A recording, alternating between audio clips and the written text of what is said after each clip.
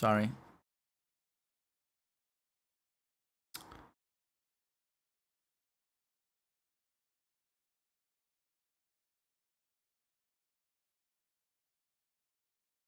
Okay. All streams are open. They are open. Windows just changed my my desktop background by itself. That's cute.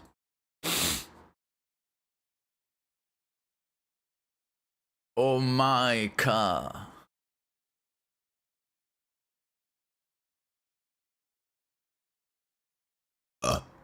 I kind of like this one, though.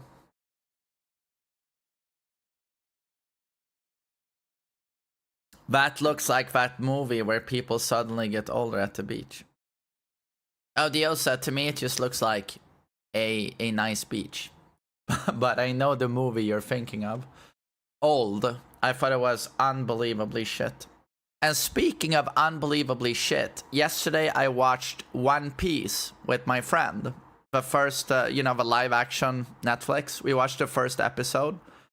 We came to the conclusion that it's the worst thing we have ever seen. I shit you not. And we gave it a very fair assessment, I thought.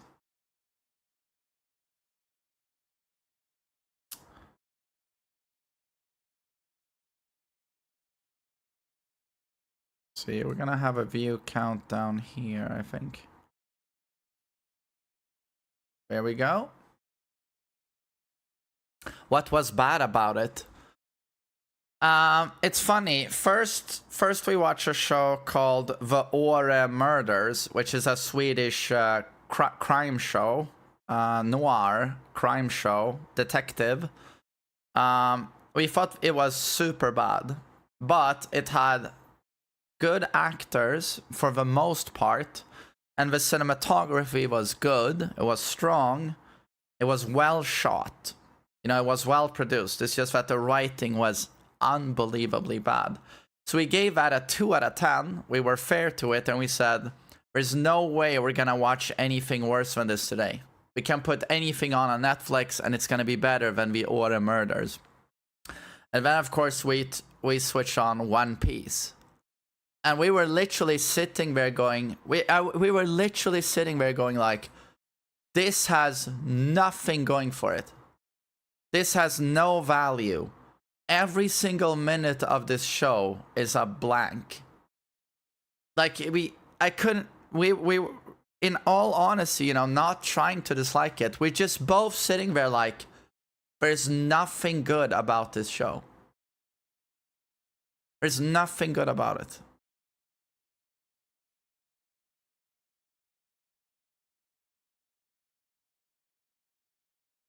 Oh, Shiv Zane, good to see you, man. Hello.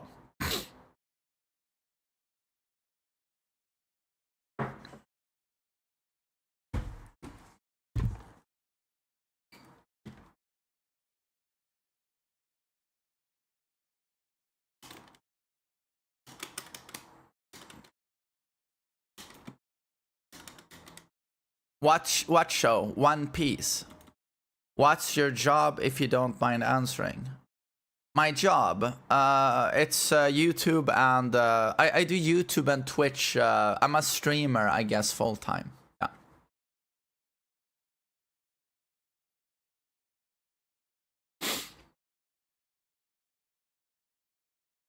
Cursed, I'm already on it. Yes, yes.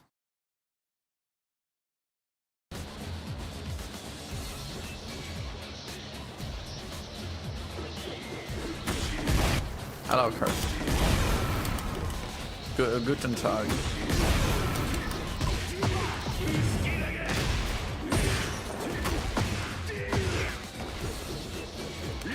I'm starting to look like that dude from Silent Hill. You mean Brad Pitt? Thanks.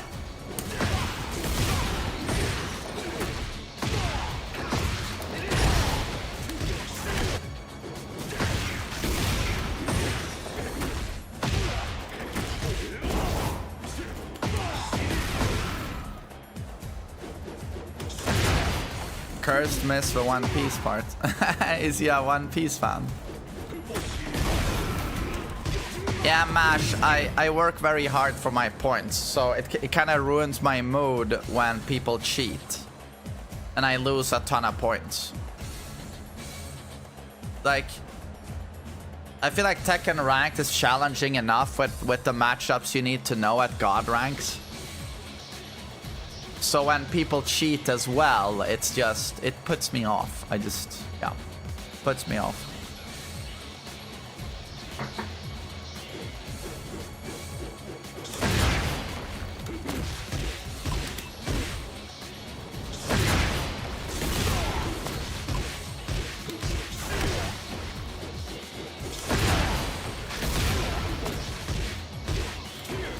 Right.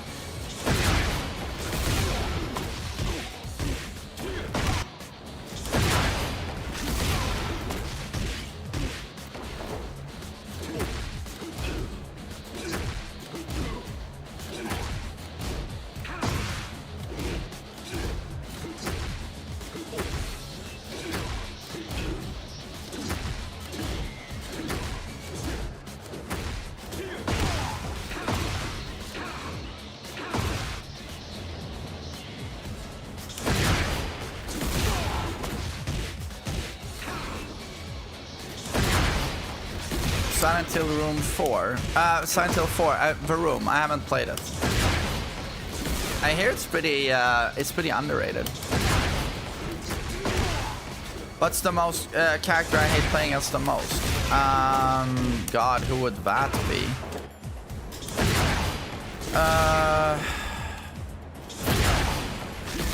Maybe probably is Alyssa. Yeah, probably Alyssa.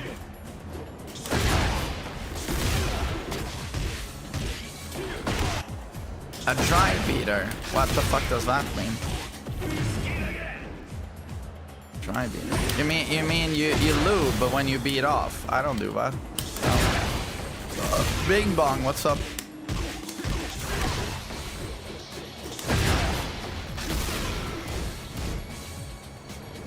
What's your double Jin double electric combo?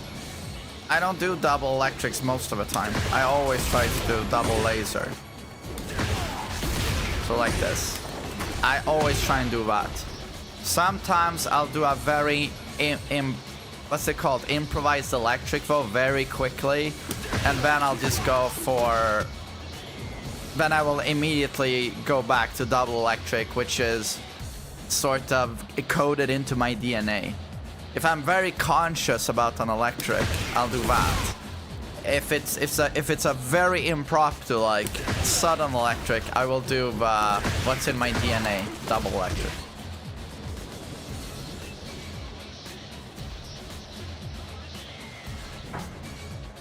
Do you FW triple electric back to one? Do I FW that? I don't know what that means. I don't do that combo, no.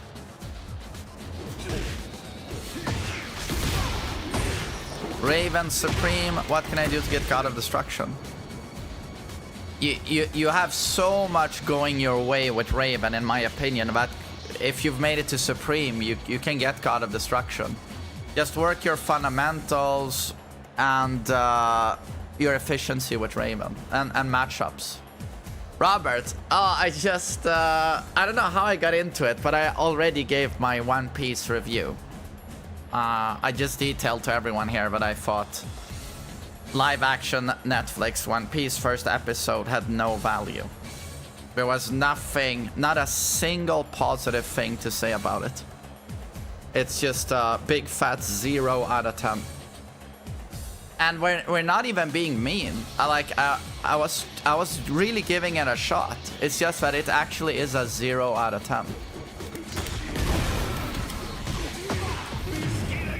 But as I told you, Wilhelm would like it, I think. If it was dubbed to Swedish, I think Wilhelm... Maybe there is a Swedish dub, I need to check. But I think Wilhelm would like it.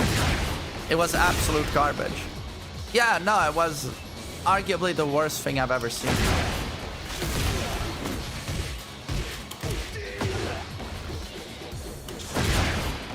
They told me the anime was better. Dude, One Piece as like, what, 95% on Rotten Tomatoes, or like 90%. Audience score, 90%. I saw some reviewers go like, oh, best show ever, and I'm just sitting there like, I don't understand the world I live in sometimes. Sometimes I genuinely don't understand the world I live in. I don't. The Astartes 2 trailer. Yeah, I've seen it, but are you saying there's a new trailer? Because the first trailer dropped like half a year ago.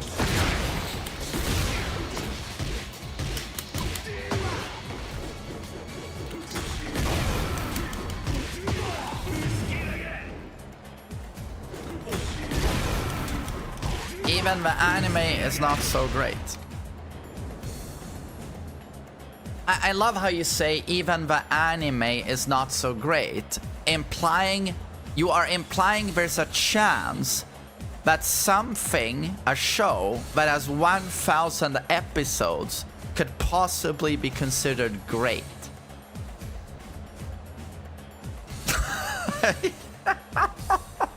Yeah.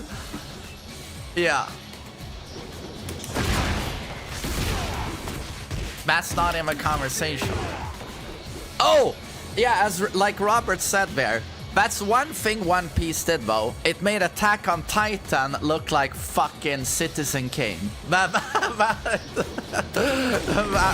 true. I'll give it that. Yeah.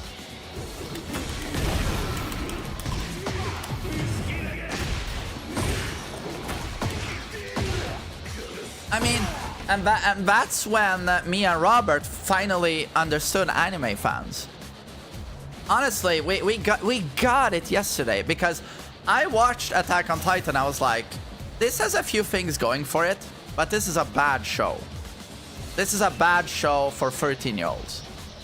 That was my takeaway. And then everyone is saying, oh, it's the best show ever, best show ever. You know, all the internet, you guys on the internet. But then I watch One Piece, and then it's obvious to me and Robert what's going on.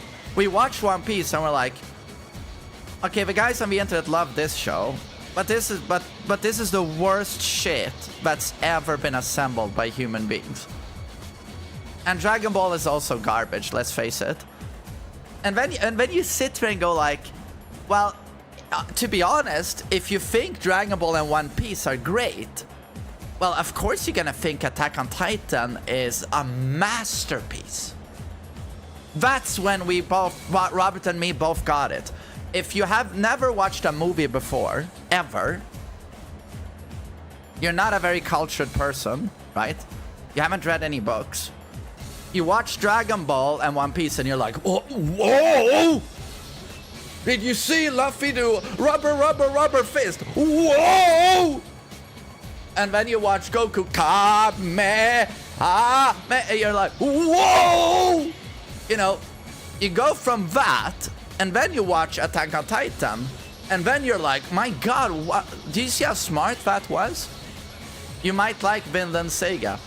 Oh, I'm happy to tell you, my friend who's a gigantic weeb, who's tattooed FMA tattoos to his whole body, Chris Crane, midsummer at his place, he's like, he knows I don't like anime, and he's like, Adrian, okay, let me tell you, you're now gonna watch Vinland Saga. And I'm like, I really don't want to. He's like, oh, come on, please, just a few episodes. And I'm like, this is how good-hearted I am and how willing I am to give things a chance. I'm like, okay, Chris, I know this is probably not gonna be up my alley, but I'll keep an open mind. Let's watch it. And then 4 episodes in, I'm like, Chris, this is just not very good. It's just anime tropes everywhere. This is very bad. And he's like, please, just one more episode. It's gonna blow your mind. Episode 5. I'm like, okay, roll it. And then we watched the episode and he's like, what you think? Whoa! And I'm just like, this was very bad, Chris. And I even laughed at some of the interactions. And he's like, he's disappointed, but he's like, okay, you know, you have your point of view. And I'm like, yeah, exactly. You love this, and that's great, but I think this is really bad. Sorry. But, you know, I gave it a shot. But yeah, Vinland Saga, I'm sorry, but it's just, it has all the same problems you see in all of those shows. I could sit here and break them down for you, but yeah, I just but I think I finally understood why people love Attack on Titan so much, anime fans. And it's because you like One Piece. That's the thing. You think One Piece is the greatest thing ever made. Or Dragon Ball. So that when Attack on Titan comes around, which is like 2 steps above that, still not a good show in my opinion, it just absolutely shatters your mind. It just shatters your mind.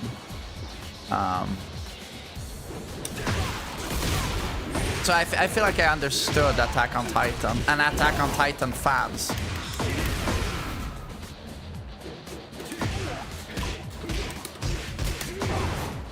You would love watching monsters. I have another anime, another friend who's very into anime. Also loves One Piece. He also always says, "Please watch Monster. Please watch Monster." But then a friend of mine watched Monster, and he said that it's not the anti-anime. It's still very much an anime. So.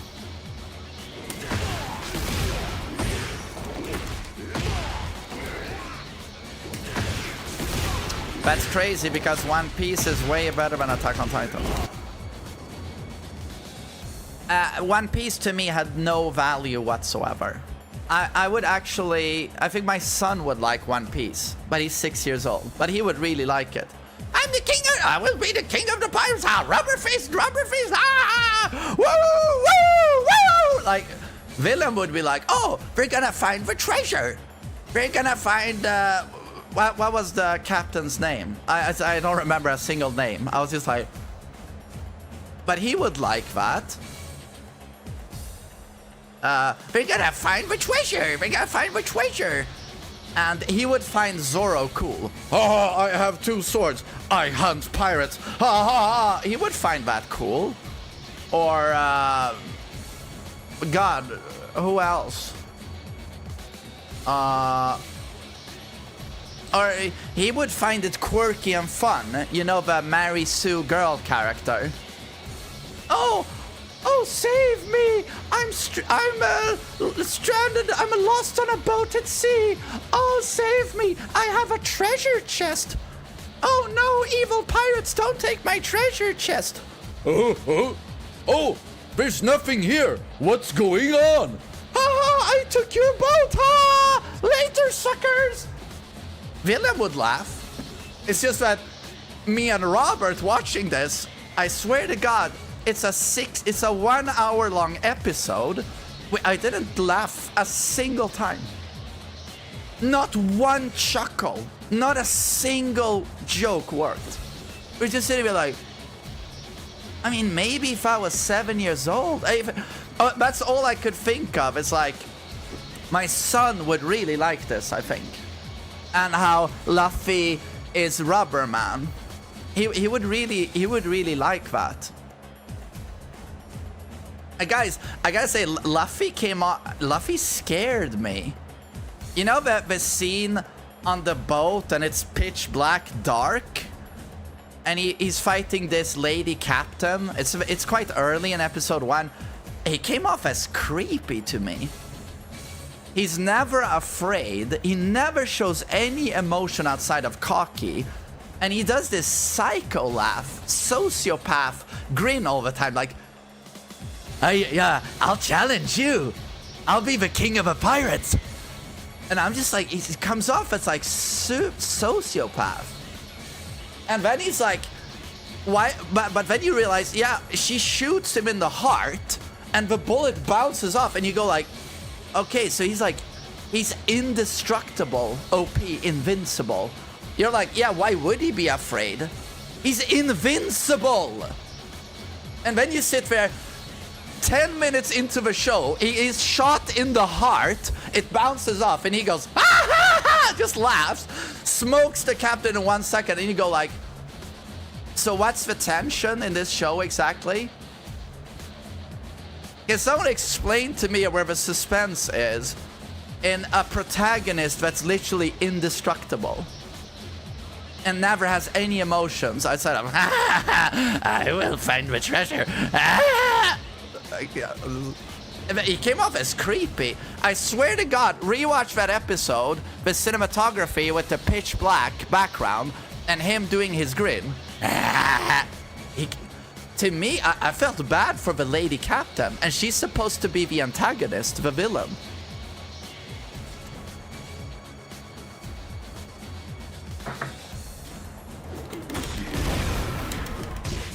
Tekken is anime. You anime fans always say that. You hate anime. Tekken is fucking anime. How about that, people? Tekken is fucking anime. No one plays this game for the ridiculous shit story. We play this game for the greatest fighting game mechanics on Earth that have a lot of compelling depth and substance to them. That's why I am obsessed with this game. It's due to the mechanics of the game, not the story. Do you understand that? I hope you do.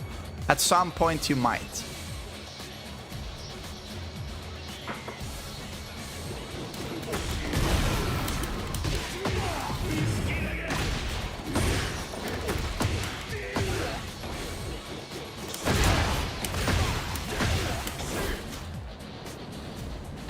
And please, I'm not just shitting on One Piece. I just said I think my son would love it, and I mean that.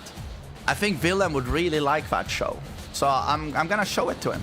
It's just that I won't be in the room because I barely survived that episode. It was like physical pain watching it.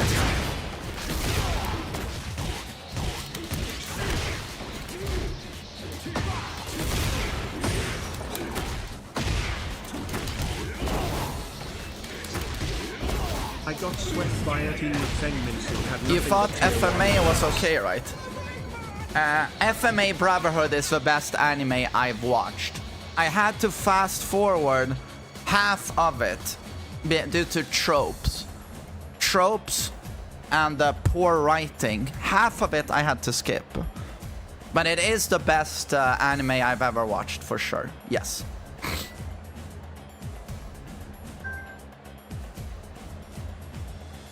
Patrick. Okay. 1 second.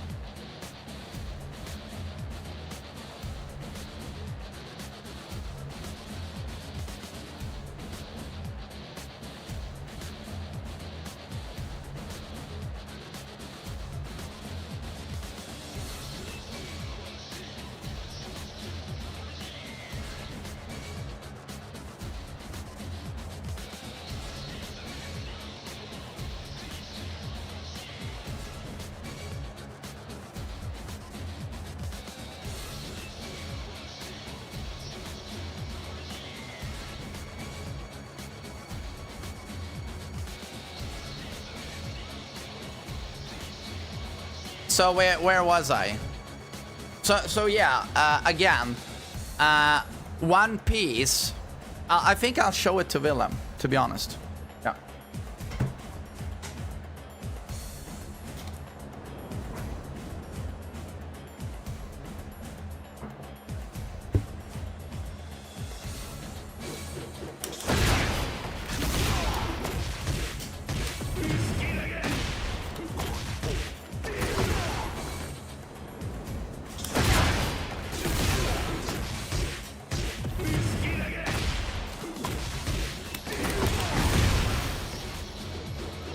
And I seen One Punch Man.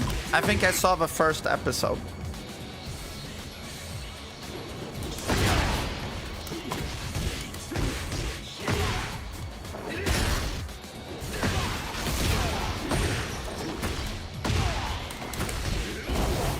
Yeah, Shana Chris. Yo, Chris. Yeah, we me and Robert watched Netflix One Piece, the first episode. We rated it a 0 out of 10 and experienced physical pain watching it. We never laughed, never chuckled. We were just sitting there both in silence. So good.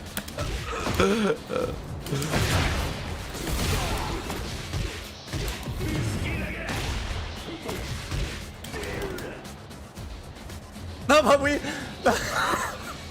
No, but I love when I put it on. I was like, well, Robert, this has got great reviews.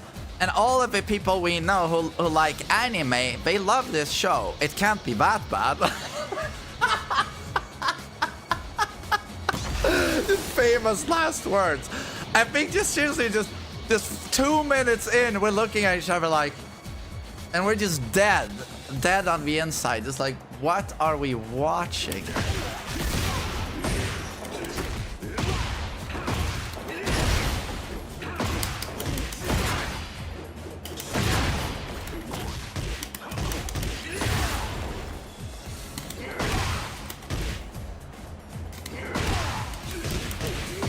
Devil's Advocate with Keanu Reeves and Al Pacino. I've seen it, yes.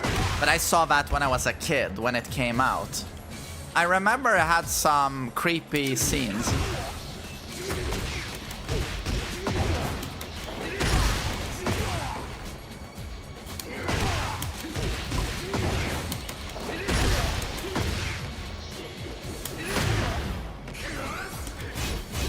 I thought your opinion is based on the anime, not the ugly-ass show. Oh, I just said before, I've mentioned 100 times, we watched the live-action Netflix adaptation. So not the anime. I'm pretty sure the anime is not gonna be superior in quality, though. I know a lot of anime enthusiasts always say, if it's IRL, you know, it's garbage, you know. But I'm not certain I would watch the anime and go like, oh, this is amazing. The anime has 1,000 episodes. I believe in what Vince Gilligan said, the creator, showrunner of Breaking Bad and Better Call Saul. He said in an interview that it is, if you make a show that has like 1 hour long episodes and you make 10 episodes seasons, it is almost impossible to write a show that survives 3 seasons or is good for 3 seasons. He said that it's almost impossible to do that. To write fulfilling character arcs and story narratives that survive 30 hours of storytelling. He said that very few shows have managed to do that, and that's almost impossible. But you are going to tell me that One Piece with 1,000 episodes is peak? Of course it's not peak. It's full of filler garbage. And it's like a Saturday morning cartoon where with every 20-minute episode you hit a reset switch. And you remove any form of forward momentum the narrative has, you remove that for the next episode, like a Saturday morning cartoon. Or you have a fight that lasts 10 episodes, you know, like Dragon Ball.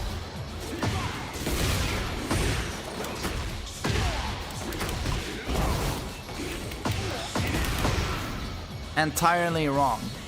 Yeah, but I'm sorry, but I'm not gonna have this conversation with you guys. You're not even listening to me. I'm giving you some pretty decent points, but all I get from my chat is, no, you're wrong. No, that's bad. No, wrong opinion. And I'm just like, well, yeah, great. You know, you're not giving me a whole lot, you know. I just explained to you what Vince Gilligan said, who is arguably one of the best story script writers ever to live. That you're going to disagree with him and say, no, you can do 1,000 episodes and it's gonna be peak. I'm sorry, but like, you're treading thin ice.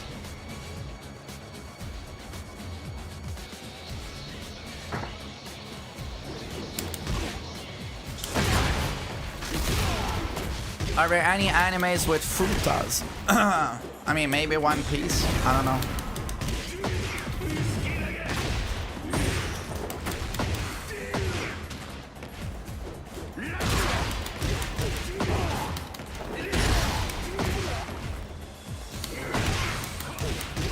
I respectfully disagree with Vince Gilligan.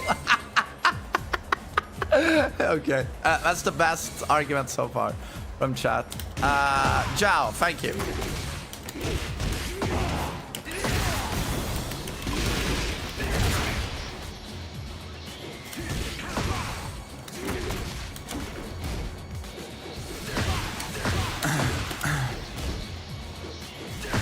Thoughts on Andor?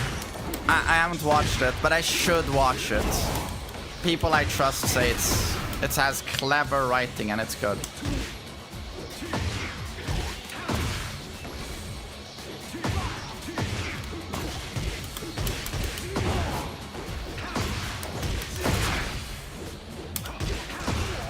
Do I like Pulp Fiction? Yes, I do. Lord of the Rings. Arguably the greatest film trilogy ever made is Lord of the Rings.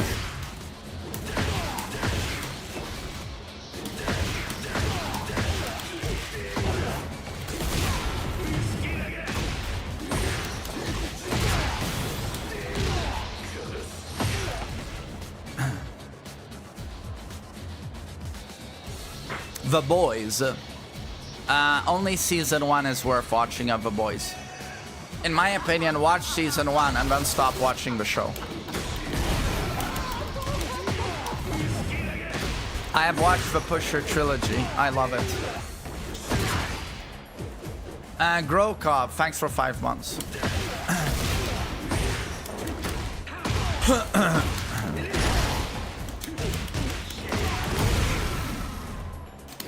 How does your wrist survive 25 years of Mishima? Exercise. Also, I would say play on an arcade stick like I do that has very little resistance on the joystick itself. The higher that resistance is, the more of a strain on your wrist. I know a lot of people like Chris Crane who has like enormous amounts of resistance, and your wrist has to work so hard to input directions. If I did that, if I had his stick, and I did my 10-hour streams, I think I would wreck my wrist. Like, I would have pain in my wrist constantly. Grokov, yeah, thanks for 5 months.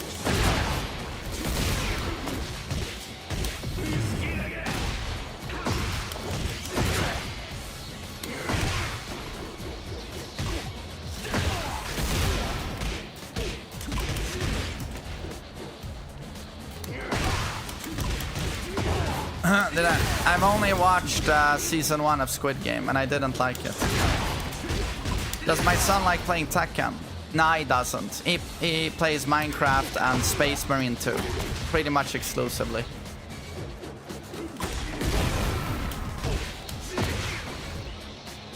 What's the worst sequel to a good first movie? Joker 2 to Joker 1.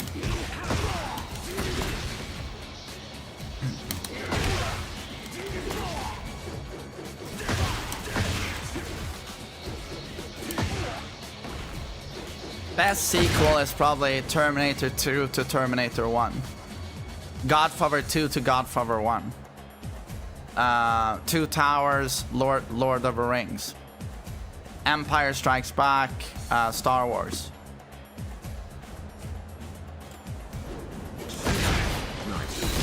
Oh, Growcab, you're so welcome. Thanks for a sub.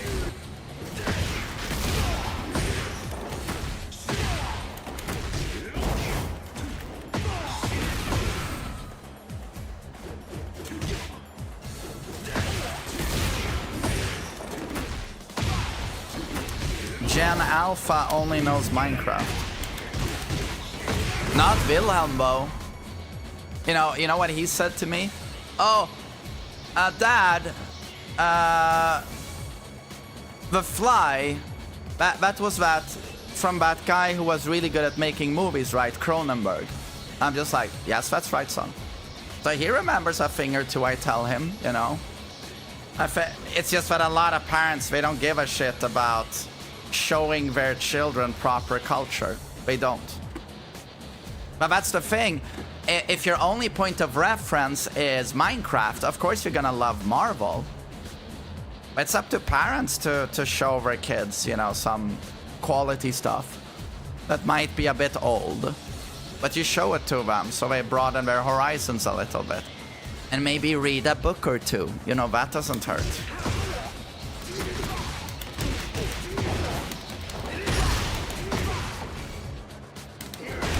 I wouldn't show Cronenberg to a 6-year-old. Oh, of course I haven't shown Wilhelm the Fly, but I tell him things. I tell him things, you know, so he knows things.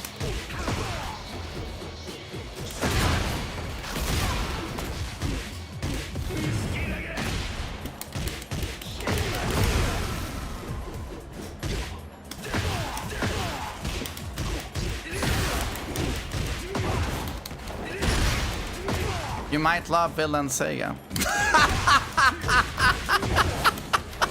You should have been here 20 minutes ago, my friend.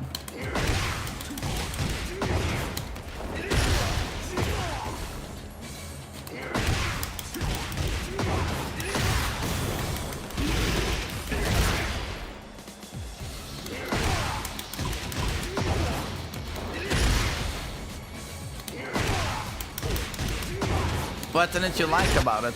Vinland Saga. Every anime trope you've ever seen. It's just one after the other, one after the other. Because all the animes of that type is just, it's the same fucking shit over and over. And I'm just sitting there like, there aren't even any characters in this. Plot device, plot device, plot device, plot device, plot device. And I swear to God, if I have to see another anime little protagonist kid, angry and in tears, you killed my father, I will have my vengeance! I'm gonna unalive myself. If I see that one more time, I'm gonna take 2 forks and gouge my eyes out. I'm not even lying. I'm gonna smash the TV. I'm gonna smash the TV.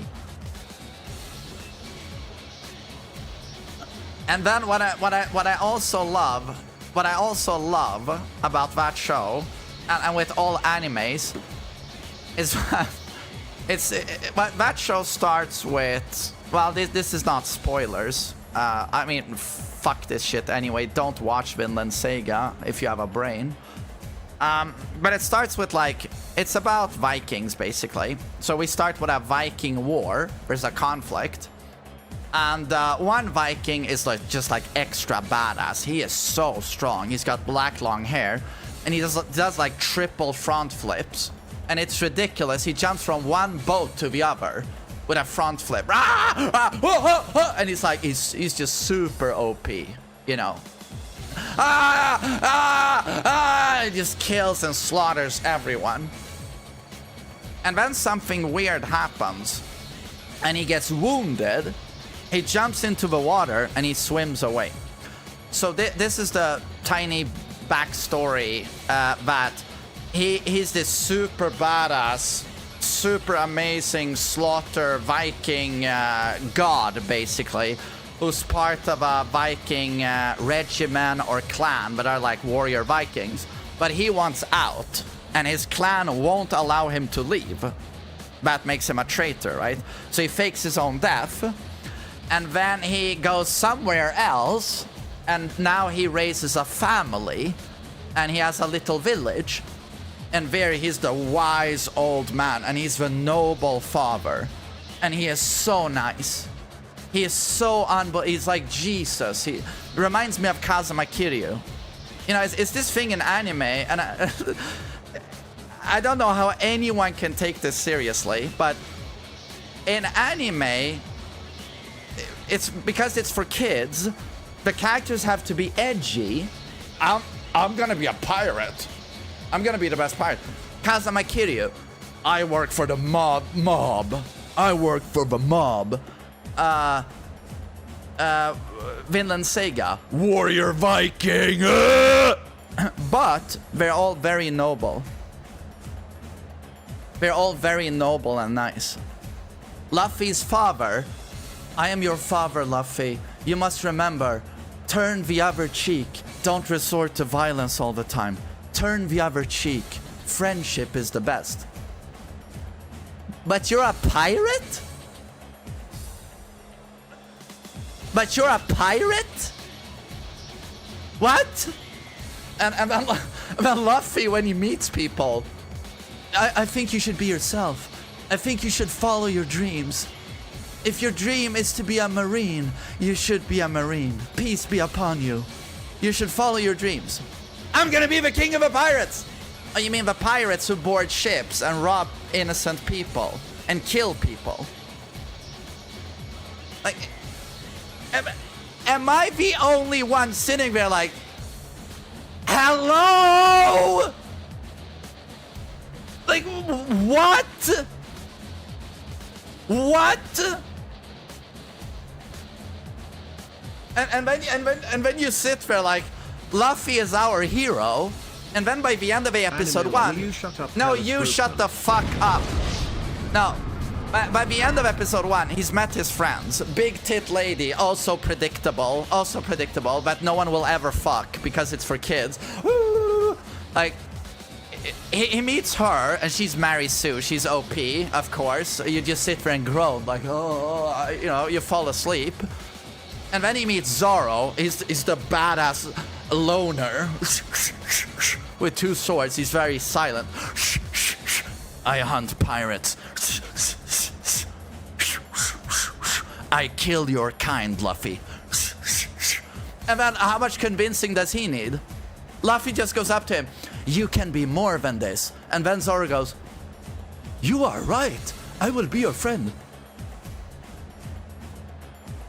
And you just sit there like, I'm gonna get a stroke. This is the dumbest fucking shit I've ever seen. And then there's a fight on the courtyard with Zebra Pants, Metal Jaw dumbass. And then there's a lot of soldiers, Marines, who fight the pirates. They come out and fight with their leader. And Zoro stabs them. He kills them. And I'm just like, these are the guys we root for? I'm just like, what? But so anyway, back to Vinland Saga. So what I'm trying to explain is that brain dead anime wants to have their cake and eat it at the same time. It's edgy being a pirate. I'm a pirate. But the protagonist has to be perfect. Because the protagonist is just a plot device. He's just a trope. He has to be perfect morals, basically. I know that One Piece is going to divert from this. Because it's clear from episode 1 that Luffy is a psychopath. He's a psychopath. So One Piece diverts from this. But in Vinland Saga, it does this. Let's see. I eat my cake. Warlord Viking with black hair is super OP Viking, but mercilessly murders thousands of people. And then he fakes his death and suddenly raises a family and has his village. So now we're gonna have the cake as well. But now he's perfectly noble. Now he's Jesus Christ. My son, violence is bad. No, I will not give you a sword. We cannot resort to violence. You must be warm and nice to people. Respect your fellow man at all times. And I'm just like, I'm just sitting there like, okay, so I'm gonna murder 10,000 people by stabbing them in the eye. And then 1 minute later, peace be upon you. You must be nice. Violence is bad. And he's suddenly like a saint. He's the nicest guy. And you just sit there like, what the fuck am I watching? Like, what the fuck? And then I remind myself, I'm watching anime. These aren't characters. They don't resemble real people in the slightest. They are just plot devices. And the characters are whatever the story needs them to be at that moment to just move along. That's just, don't stop to think, audience. Don't stop to think about anything that's going on. Just move along. But of course, you know, this is present in Hollywood as well. Have you seen a John Wick movie? My God, I love it when John Wick shoots. I love it when John Wick shoots. He shoots, you know, within half an hour of any John Wick movie, John Wick has killed 100 guys. 100 guys. I think I watched John Wick 3 and I fell, was it 4? I don't remember. I fell asleep. Do you know when I fell asleep? John Wick had just shot 1,000 people like this.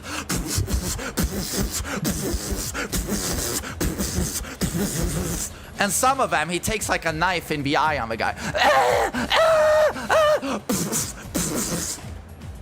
Like that. And then his friend is shot in the shoulder. John Wick's friend. Oh, and then there's a slow motion when the friend goes. And then there's a violin. La dee da da la la. Saduma la da da da. And John Wick holds his friend, and he literally goes like, "No, you can't die. Death is so bad.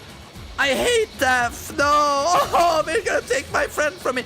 I was like, you just killed 500 guys without thinking. Those guys have parents. Maybe those guys have wives and families, kids. You just killed 500 guys. 500 guys. But as soon as your friend is shot in the shoulder, slow-mo.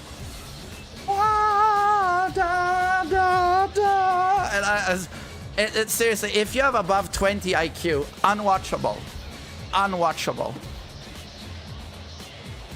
So you don't have any guilty pleasure movies? Sounds like you're overthinking a dumb action movie right now. No. Because back in my day, dumb action movies were made correctly. Don Simpson, Jerry Bruckheimer. Can watch Armageddon, guilty pleasure. The Rock, Con Air. Crimson Tide, but that's not a guilty pleasure, Crimson Tide. It's a legit, extremely strong movie. Face Off with John Travolta, Nicolas Cage. That movie's incredibly good. It's by John Woo. Broken Arrow is a great example of guilty pleasure that's actually charming. It's fun to watch. Have you watched Predator? Have you watched Die Hard? There are masterpieces out there in the dumb action category you can watch.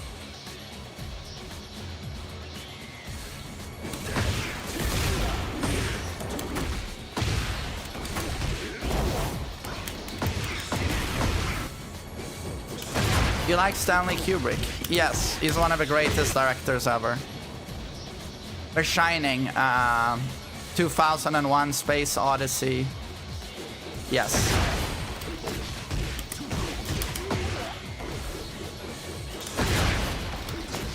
TheMainManSWE. I am indeed a boomer.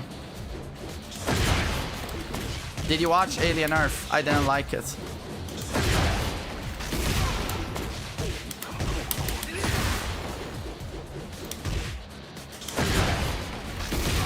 Did you like Death Note?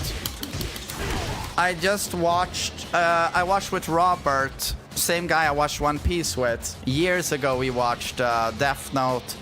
the Netflix live action with Willem Dafoe as the demon. We thought it was super bad. But it in hindsight, we did say it's better than One Piece. It's better than One Piece.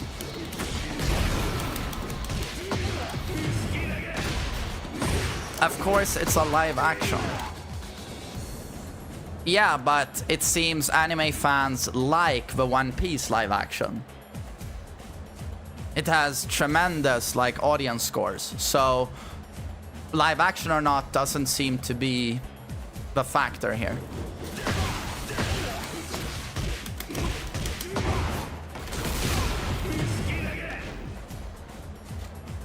No, we don't.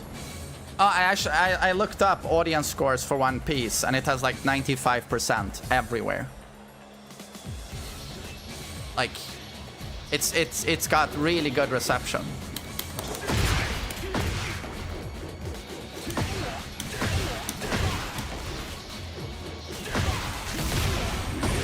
Attack on Titan you would love. I really dislike it.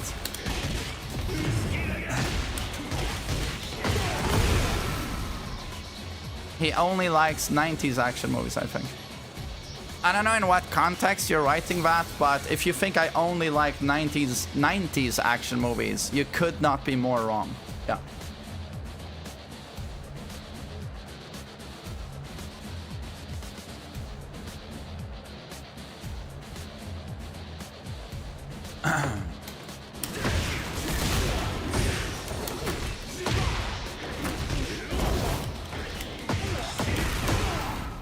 Name a good action movie within the last 5 years.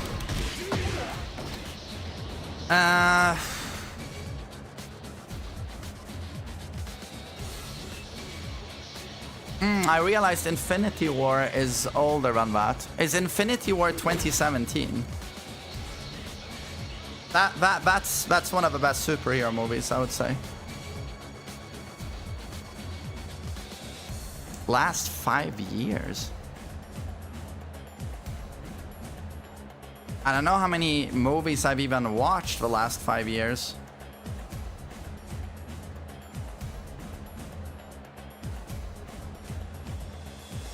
It's honestly, that's an impossible question because they don't make good action movies.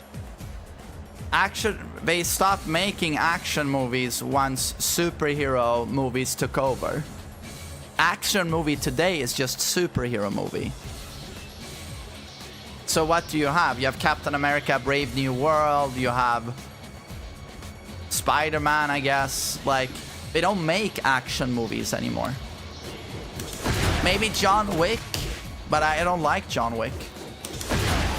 Top Gun Maverick. Oh, I'm actually a moron. I'm a moron. Thank you so much for helping me out there.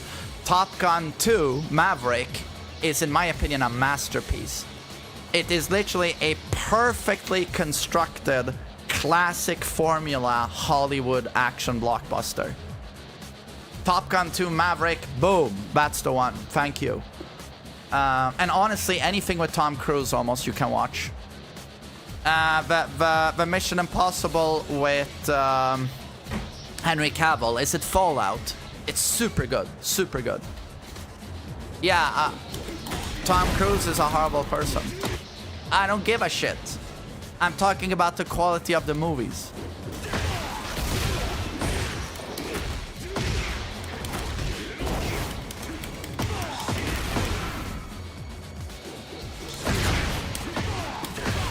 Avatar 2. Garbage. Garbage. What makes you not like John Wick? I explained it before. I find the movies to be 10 IQ. They're so dumb. The entire point of the movie is that you find it entertaining 2 hours of him shooting people in the head while doing his gun kata choreography, and it's amazingly choreographed, but after half an hour I'm like, okay, I got it. Nice. What else do we do? And there's nothing else. And 2 hours of gun kata can't do it for me. I need a story. I need to be invested. And it's also clear John Wick is invincible, so there's no tension. There's no tension because you know he's gonna kill everyone anyway, so what's that? It doesn't take itself that seriously, that's the point. It does take itself seriously, though. It does. They killed my wife, and the puppy I got from my wife, vroom, vroom, vroom, I will kill them. It does take itself seriously. John Wick as a character is boring as fuck. He's no Leon Kennedy. John Wick is boring as fuck.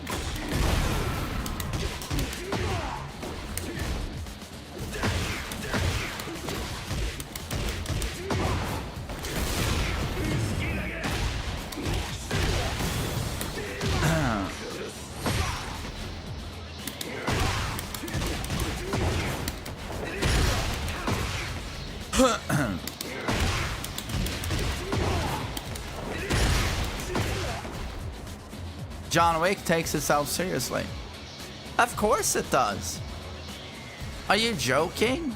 It doesn't take itself seriously? It doesn't try to have emotional moments when friends of John dies? Or when he gets wounded? Come on now.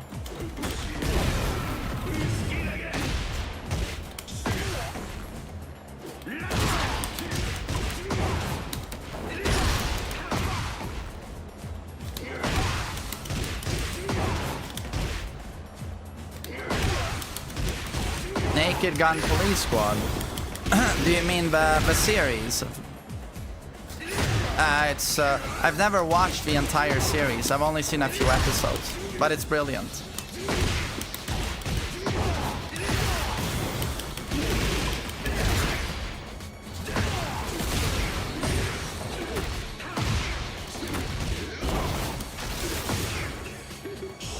I haven't seen F1. I want to watch it though. Whiplash, great movie. Ip Man. I liked the first Ip Man. I even liked the second one quite a bit. I just don't like the, you know, Chinese propaganda. That one takes me out a little bit all the time. But I like it. 28 days, weeks later, fam. 28 days. One of the best zombie movies. Last Action Heroes. Yeah, that's a good parody.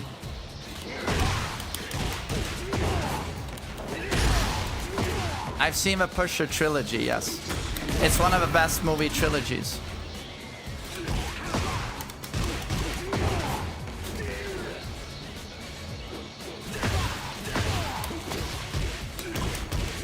Do you mean The Wire, the show? I've seen 2 seasons. Yombe, thanks for a prime. Equalizer. First one is okay. The rest is shit. You watched Lawrence of Arabia. My god. My cultured viewers. Well done.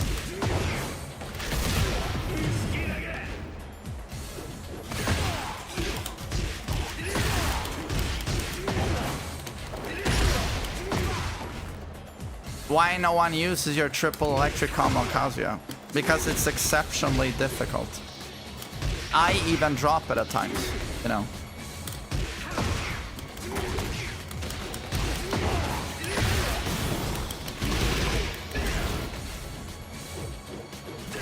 I've seen the first season of Dexter. I did not like it.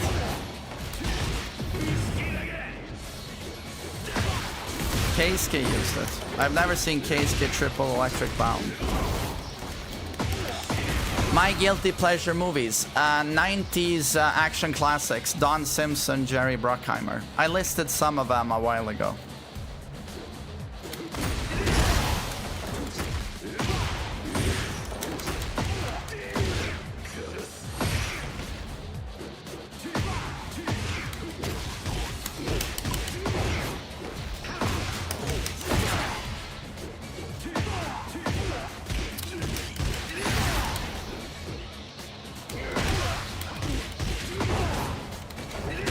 I've seen Better Call Saul, the entirety. It's a masterpiece. No Country for Old Men, masterpiece. that same year, 2007, had Baby, No when Country you for stop Old Hell Men Strip. and There Will Be Blood. Was you could watch them, I think, even just a few weeks apart. It was just what a year for movies.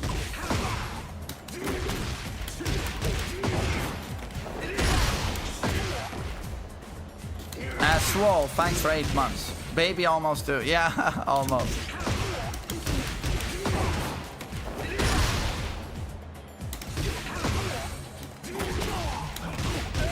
I told my friends that Spielberg is the best director, but they all said Nolan. Yeah, but your friends are dumb. They're not cultured. But that's okay. That's most people. Their point of reference is the last 10 years. You know.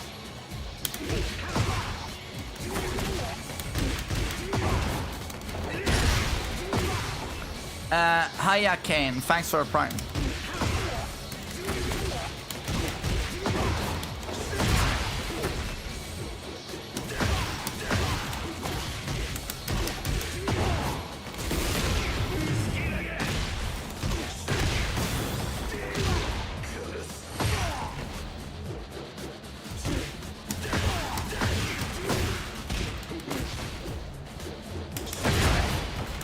What about Interstellar?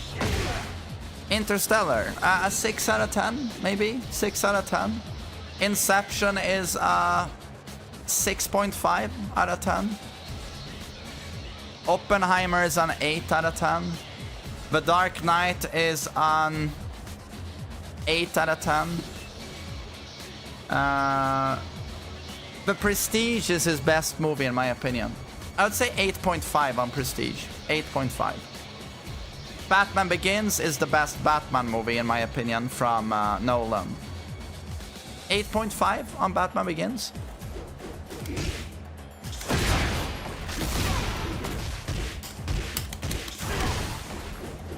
Martin Scorsese. He's a genius. He's a genius.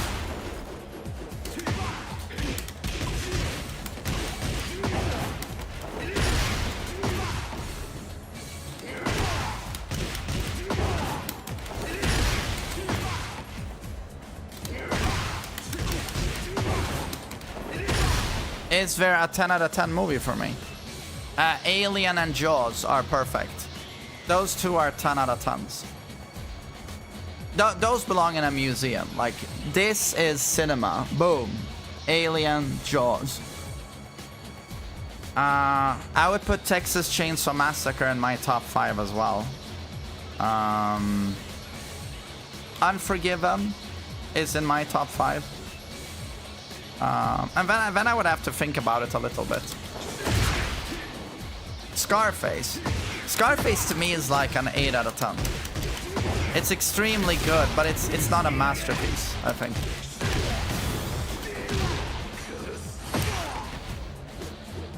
You like Aliens.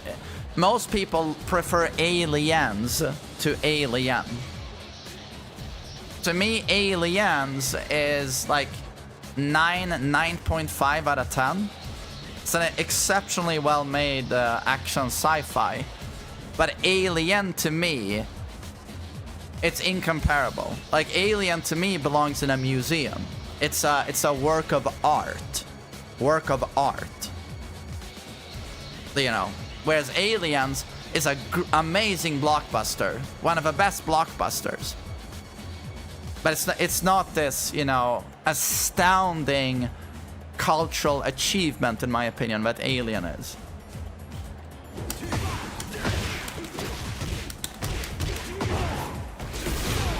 Event Horizon. Event Horizon is a mix. It's like half the movie is so creepy, suspenseful, and interesting, and the other half is schlock, cheesy garbage. It's a shame because that movie could have really been something, and I think it's by far Paul V.S. Anderson's best movie. Terminator 2. Terminator 2 is a masterpiece. I think it's Cameron's best movie. Did you watch the 90s Starship Troopers flick? Yes, I'm a huge fan of Paul Verhoeven. I don't know, has he been active since Starship Troopers? I haven't seen a Verhoeven since Starship Troopers. But that one and RoboCop, Total Recall, amazing.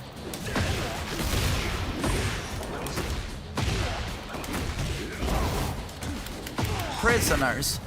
It's my favorite Villeneuve. No, sorry, Sicario. My favorite Villeneuves are Sicario and Prisoners. I've seen them both 5 times. I just can't get enough of them. Even if you know exactly how it's gonna go, you still feel the tension. That's a good movie.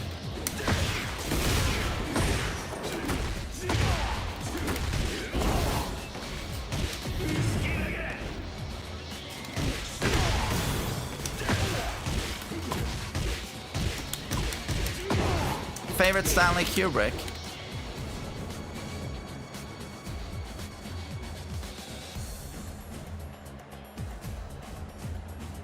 It's so hard. It's so hard.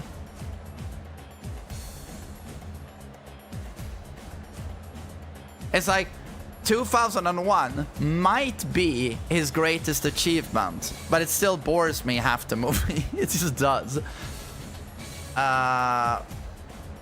But there are so many things like the monolith that just blow my mind, and it's so interesting to think about. The aliens in 2001. It's so cool, but in the end, due to the strength of the narrative, you go Clockwork Orange, The Shining, but my favorite might be a black and white Kubrick from 1957, I think it is, that I watched only a year ago, and that I recommend to you guys. It's more of a it's very straightforward for a Kubrick movie.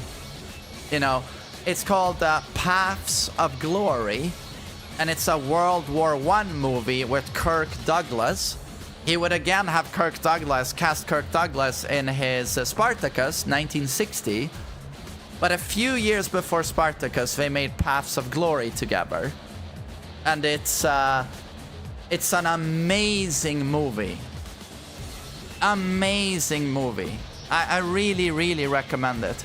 It's about a few soldiers who are sentenced to death. They're gonna get executed by a military tribunal. And you really feel that death anxiety. It's, I really recommend it. The Mist. I like The Mist. When did it come out? 2000. Is that also 2007? It's really old now. If you're talking about the one with Thomas Jane, I really, really like that movie. Some of the effects are dated now, but I really like it. It's scary as well. I really like that one.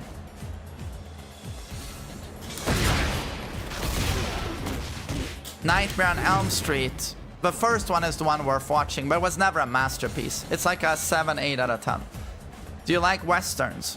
Yeah, that's why in my top 5 I put Clint Eastwood's 1992 Unforgiven. It's one of the greatest movies of all time. I think everyone should watch that movie.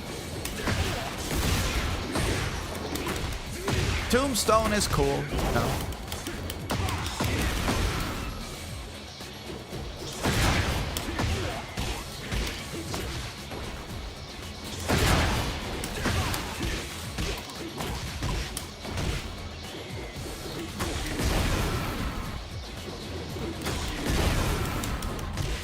I put Tombstone over Unforgiven. Oh, I would never do that. For me, Unforgiven, again, it's a top 5 all-time movie. Tombstone is a great watch, an 8 out of 10, but I get that people will prefer Tombstone because it's a more straightforward, dramatic, matinee action adventure, you know, with colorful characters and action.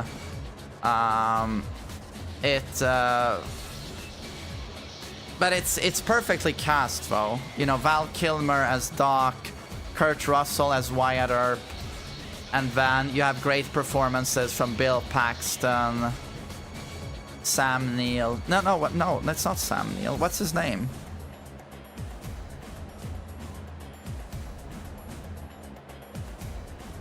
God, I forgot his name. What's his name? the mentor in Sam. No, what's his name? It is Sam. No. Sam Elliott. Thank you, Sam Elliott. Thank you.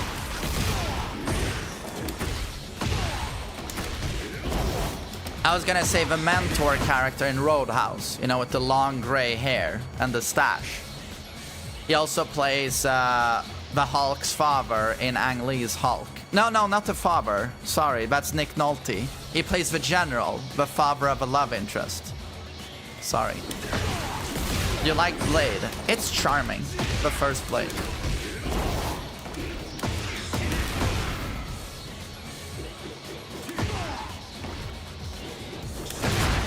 Harry Potter. Watched the first one, didn't like it. Do you like Fincher? Yes. I think it's almost a crime that Mindhunter didn't get a season 3. When did the interest in 40k start? 5 years ago, I was introduced to it by one of my best friends. He liked to paint it, and I was like, man, this is something I could do with Wilhelm, actually. We can both sit and paint, you know, and it just carried on from there. But then, in a wholesome twist and turn, I suddenly got very disinterested, and Wilhelm kept it up for like 1-2 years. He alone would have a drawer full of unfinished models, and he would keep gluing, assembling, painting. Not all the time, but once in a while. And he would want new models. Dad, I want an orc, or Dad, I would like another. I want more Space Marines. We would go to the store. Okay, which one do you want? But then that led to me, well, maybe I should get a new model. And then that's what I did like a year ago. And I just, boom! It just clicked in a way it hadn't completely clicked before. And now I'm so sold on it, but I'm just painting, buying new models. I'm reading the entirety of Siege of Terra. I bought another book, the first Dark Imperium, about Roboti Gilliman. You know, in 40k, he's coming back to the Imperium. I'm listening to Warhammer music. It's just, yeah. A viewer sent us a big box because he just heard we liked it. So he was like, oh, I want to give you and your son some stuff. And he sent us a box full of shit. Full of a lot of fun stuff. So, yeah, that was super cool.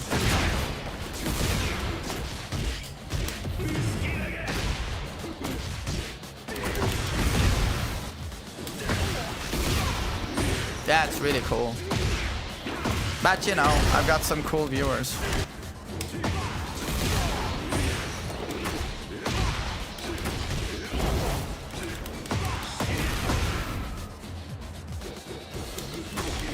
I've watched Hellboy, yes. My favorite superhero movie? It would have to be Batman Returns, Logan, probably Batman Begins, probably still Watchmen, The Boys Season 1,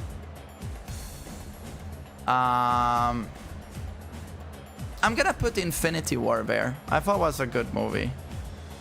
The first Iron Man. That would be my selection for people to watch.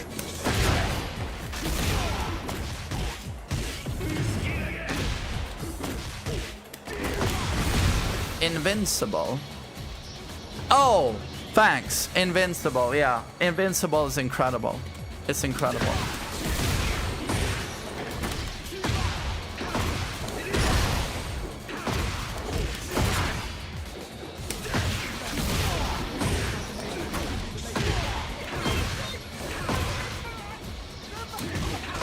Allison, thanks for 21 months.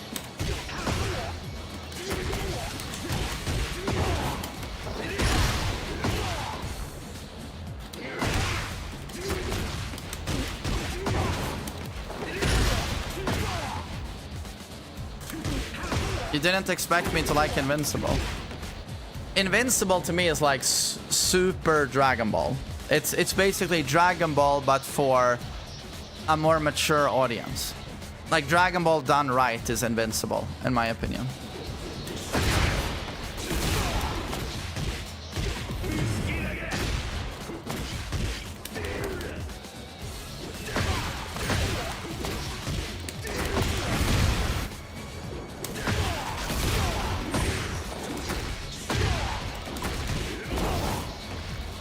Dragon Ball if gore was turned on. There is gore in Dragon Ball. Gore doesn't make something mature. It's like when you guys tell me Attack on Titan is mature. Did you see the blood? Gore is an 11-year-old's idea of what maturity is. Do you understand? Gore does not make something mature. Storytelling makes something mature. It's like saying Mortal Kombat is for a mature audience. No, it's for edgy teens. Just like Attack on Titan is for edgy teens. So Invincible, the maturity of Invincible are the moral dilemmas that come with these superpowers. Or a bit like, well, what's the character's name who has that secret base? Bald with the white hair coming down with the scar. I forget his name. Neil. What's his name? Cecil. Yeah, Cecil. He's a great character. He's a great character. Because for him, it's about the job they have to do. And we're gonna work with these superheroes, but we're gonna have these contingency plans. And those plans could get really ugly. Because deep down, he just understands the world is what it is. There are no good guys, there are no bad guys. He's a complete pragmatist. It just goes, no matter what, people are gonna die, we're gonna have casualties. How can we in the end minimize the loss of innocent lives? And that's exactly what Watchmen does as well. Moral pragmatism. That is maturity, you know.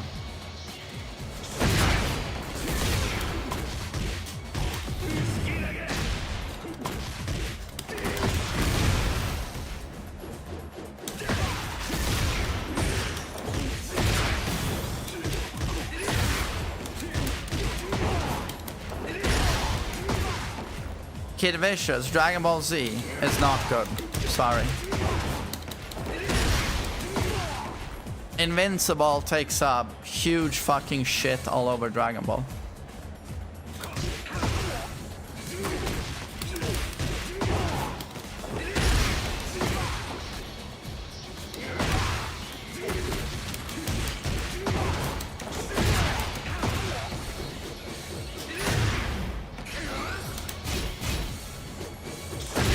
I haven't seen Peaky Blinders, but it's I know people love that show, but it's so off-putting to me when I see the memes. What's his name? Cillian Murphy. Well, Cillian Murphy, I think. What's the name of his character again? Tommy Shelby or something, right?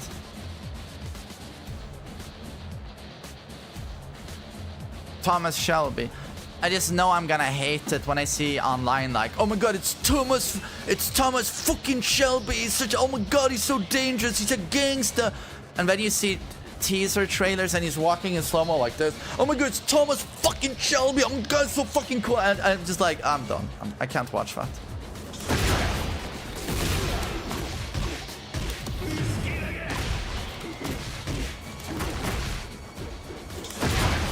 Favorite horror game? Silent Hill 2 remake, and it's not even close. You've seen Breaking Bad. I've seen the entire Breaking Bad twice. It's in top 5 shows all time. Easy.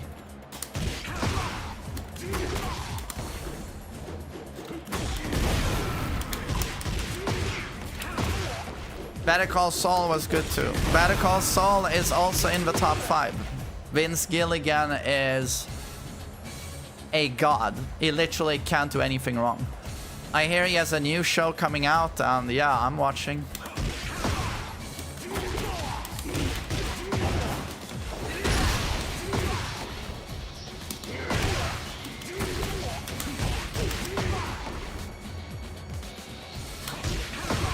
Haven't seen Breakfast on Pluto.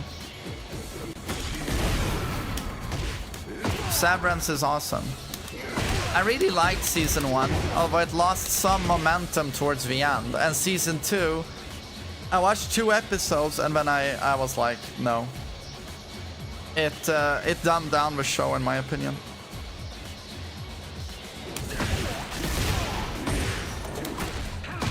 Why didn't you like The Boys season 2?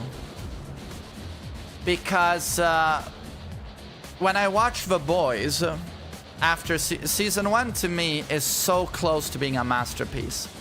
You know what? I'm gonna call season 1 of The Boys a masterpiece. I think it is that good. It's literally the greatest takedown of a superhero genre ever made. It's just, to me, season 1 of The Boys, I still remember watching it all those years ago and being so invested. I was just so invested. Loved the characters, loved the world, didn't know where it was gonna go. I was on the edge of my seat at all times. Homelander is one of the scariest characters I've ever seen in season 1. Like, still remember that scene where it's towards the end of a show where he sits down the Seven with Starlight and he confronts her on, he knows Huey, she's dating Huey, and Huey is one of the boys trying to take the Seven down. And he confronts her, and then she just stands up, well, Huey is not one of them, and she stands up, and he goes like, sit your ass down, Missy. Or take those hands down, and his eyes go red, and you just like... He's just so fucking scary in the best way possible. And he has that aura around him where anytime he enters a room, you have that constant dread of like, I have no clue what this character is going to do. He can just snap and tear someone's head off. You always have that tension in the best way possible, and it's very, very hard for filmmakers or showrunners to get you that invested or make you that afraid of a character. And it's much thanks to the writing, like Eric Kripke, I think his name is. But you know, you have to give some credit to the original comic book writer, Gareth Ennis, or whatever his name is. Although the Homelander you see in the show is very, very different from the one in the comic book. But also Anthony Starr, how that man has not received an Emmy nomination. It is Emmys, right? Yeah, I think so. No, Golden Globe. Sorry, Golden Globe. Whatever the award is, how he hasn't been nominated to me is just... it's one of the all-time great robberies. Like, in my opinion, he's a contender for top 5 villain performances ever. For me, season 1 of that show, he's top 5. But the problem with The Boys is that when you watch season 2, 3, 4, I could talk forever about the decline in quality on those seasons. I could break it down. We could talk half an hour about it. But what I see at all times is Amazon going... You see the desperation in the writers. They go like, fuck, we struck gold with season 1. It's absolutely goated. But the second the boys get their revenge, or like the second Homelander is out of this show, we don't have a show anymore. Anthony Starr carries the entire fucking thing. If you remove him, the heart of the show is gone. And that's a big statement because there's a lot of good characters. There's a lot. A-Train is a very underrated character. There's a lot of good characters. There's a lot of good performances. But Anthony Starr is literally the beating heart. He's the pulse of that show. And they know the second he goes, the show goes. And they want to milk this show. They want a lot of seasons. So they wrote themselves into a corner. What they do now is they hit the reset switch on Homelander's character arc every single season. Every single season, Homelander goes through the same arc. In season 1, his arc is, I'm Superman, I'm the strongest being in the world, but I work for a company, for a corporation. I'm a bit of a corporation slave, I'm their product. I need to be nice and greet people, but I hate everyone. I fucking hate everyone. You know, I'm fucking miserable. And then he goes for an arc, and by the end he says, you know what? I should be in fucking control. I can do whatever the fuck I want. Why do I listen to you ants? The company, you guys are ants. I don't need to listen to you. I'll do whatever the fuck I want. And he goes crazy, right? And then the next season comes along, and what happens?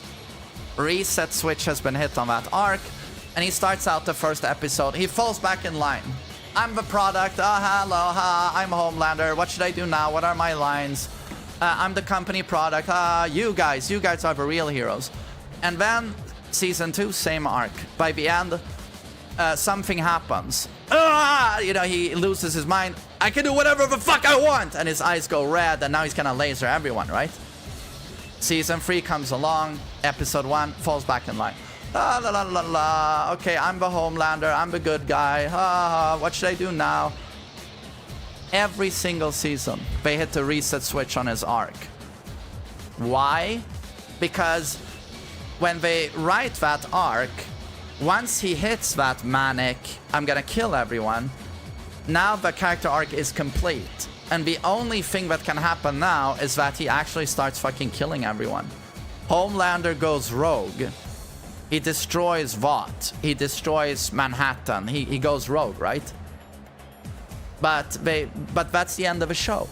That's the end of the show. So next season, reset switch. He falls back in line. And that to me is, it's painful to watch. It's painful to watch. And it's because they want the show to keep going. It's because Amazon struck gold with The Boys. The Boys is a huge reason people invest in Amazon Prime. It's a huge reason people subscribe to Amazon Prime. They don't want 2 seasons of that. They want 5.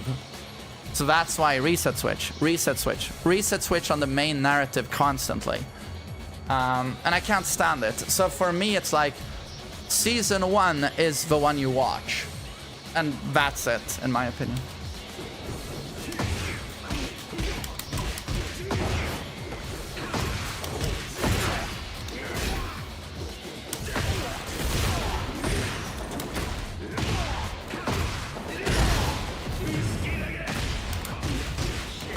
Frenchie was good in season 1, but Frenchie in season 4... I mean, I just... What a garbage character.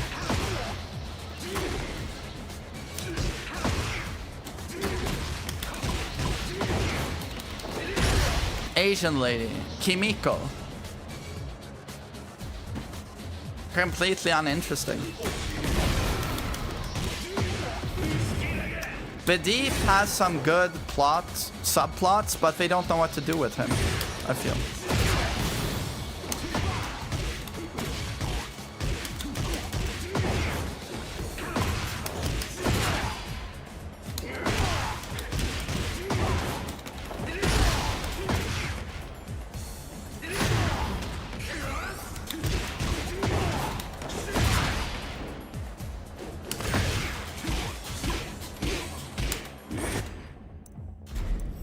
Okay, let's do player matches. Have you watched the show of a bear? I have not. I hear it's very good though. I have not watched Peacemaker. I don't hate Brian, he's one of my mains. I like Brian. Vertigonic. I'm not expecting anything today. I'll play ranked, but we'll just see how it goes. I'm just gonna get a second cup of coffee. I still can barely... I did squats 2 days ago. I can still barely fucking walk. It hurts so much. And going to the toilet, I need to hold the toilet rim to sit down. If I just slowly bend down, my legs, it just feels like knives going through them. Love leg day, by the way.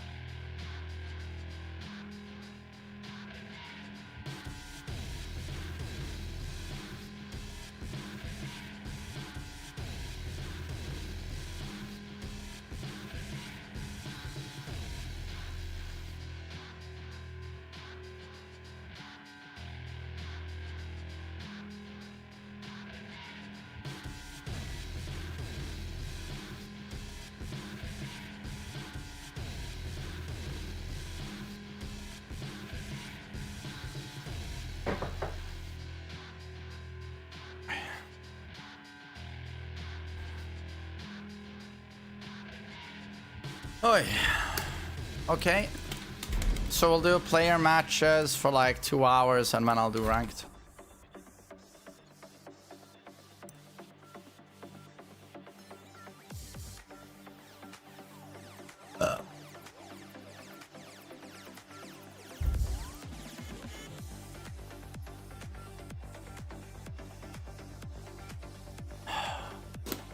First match.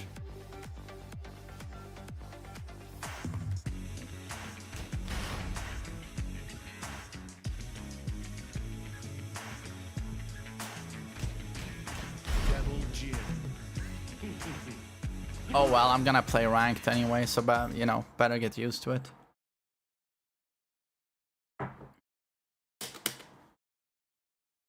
Last time I used a pod, when I played at a friend's place a month ago or something. Get ready for the next battle. Did everybody donate $10 or know someone? No, only one guy did. My viewers are very cheap. They're assholes.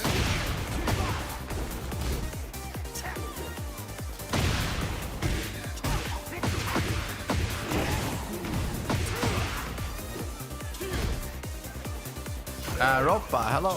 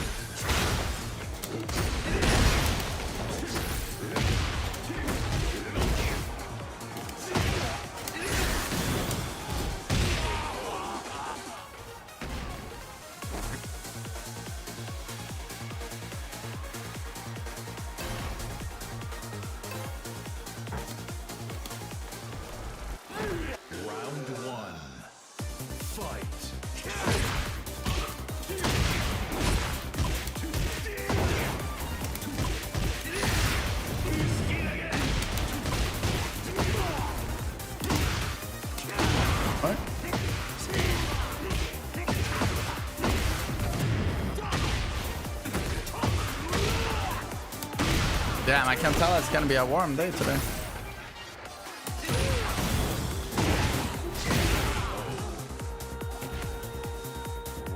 Sono, hello.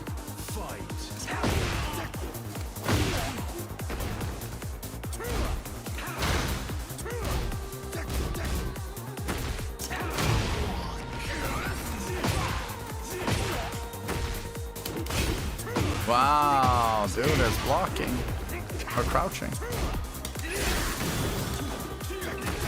Nice stuff.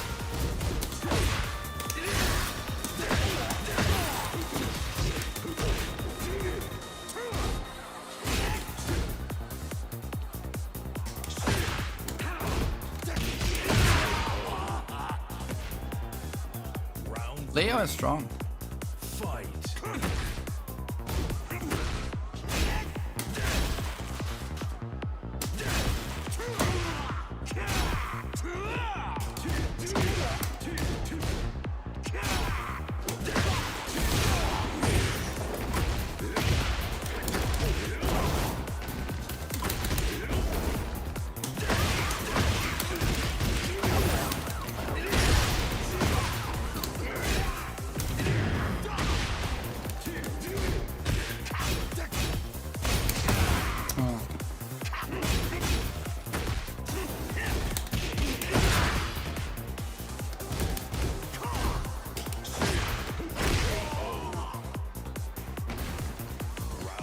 Am I intentionally skipping while sending free combo routes? No, I'm trying to do them every time, but due to miss inputs, I'm getting different combo rounds.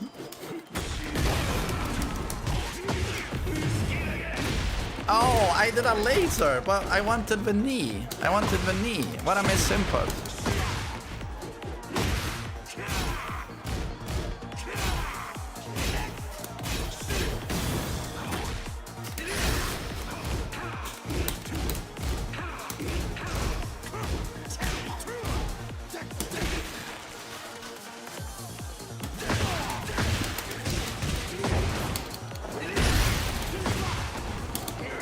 Alright, nice.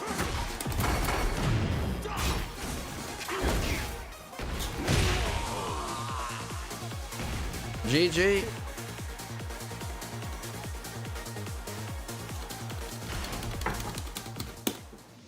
What Tekken character is like the nurse of DBD?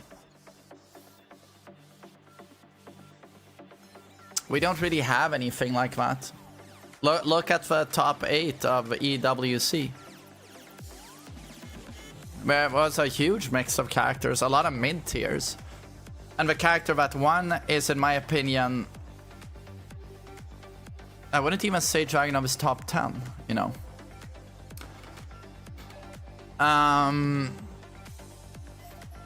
But I also don't think Nurse is the strongest killer anymore in DBD.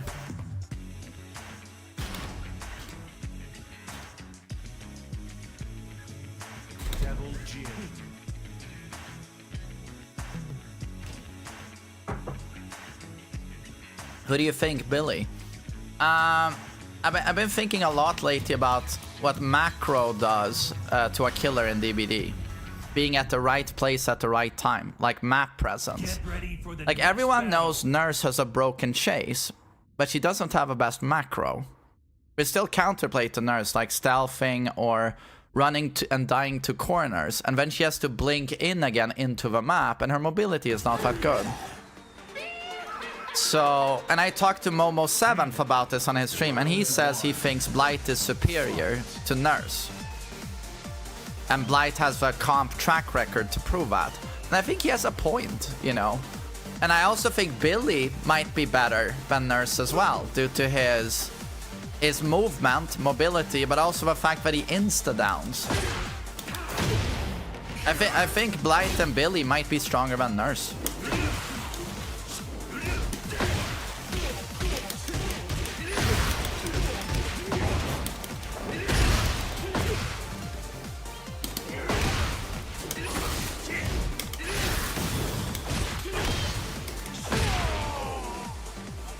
Fosh, thanks for 44 months.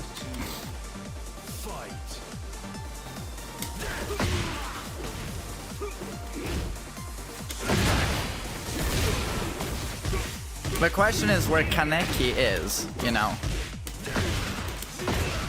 At worst, he's top 5. At worst.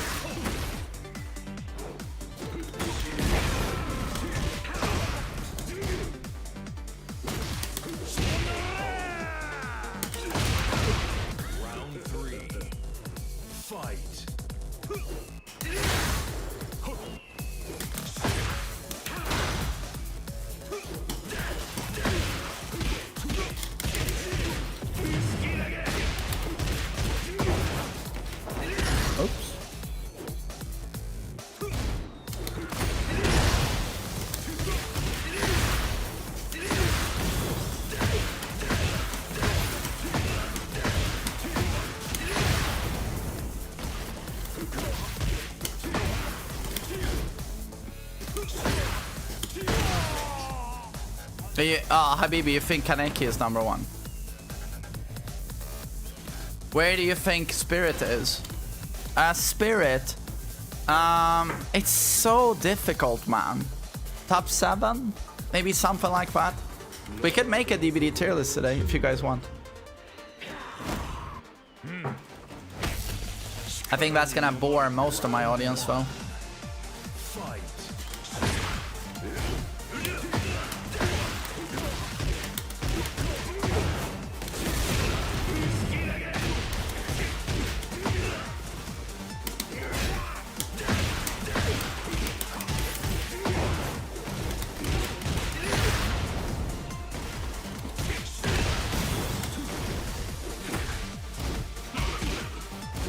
Have I done a movie tier list?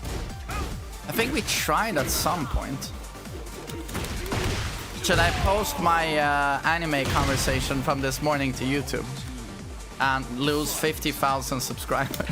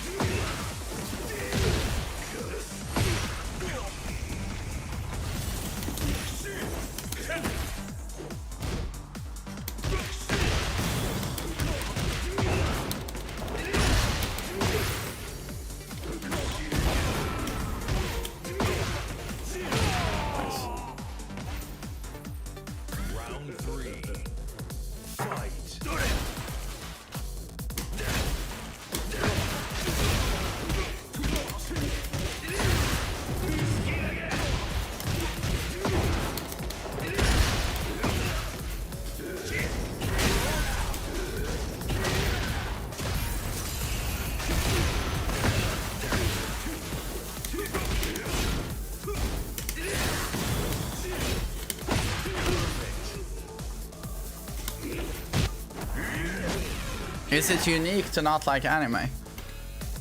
On the internet, it seems extremely unique to not like anime. Yes. Most hardcore gamers I see have Steam profiles full of weeb art, full of anime. There's something about people investing thousands and thousands of hours into video games and also loving anime.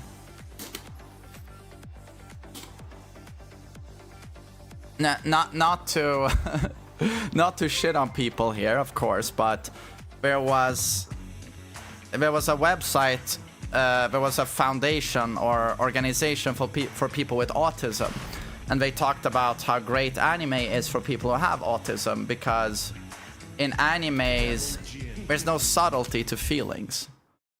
Every feeling is worn on its sleeve. I am happy. Ha ha ha! I am sad. Ah, wah, wah. Like there's no subtlety to emotion. So they meant that that's why people have autism love anime. It's because there's no difficulty reading social interactions. I thought that was interesting. That's definitely not true. Is it not? But wait, which part?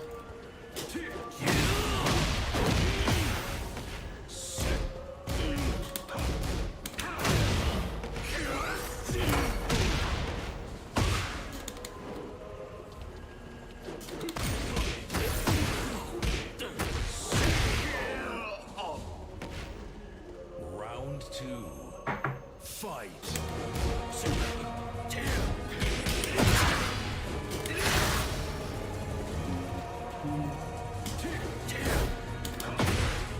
Yeah, isn't it interesting? Isn't it interesting?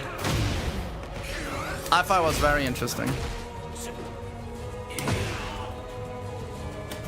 That's also why anime is good for kids. It's the same lack of subtlety in the acting. Kids also have a hard time reading social cues, you know, social skills.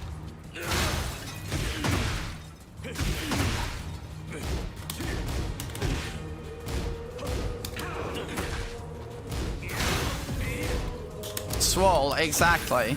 But that's, it's not only anime, like in Japan they do that for most of their movies as well. They never left, Hollywood left that in the 50s. They actually credit Marlon Brando with inventing the modern style of acting that's very less is more, very realistic. Especially his performance in On the Waterfront when he plays a boxer. That movie is seen as the shift. But before that, Hollywood would also do stage acting, you know, where you do over-the-top emotions.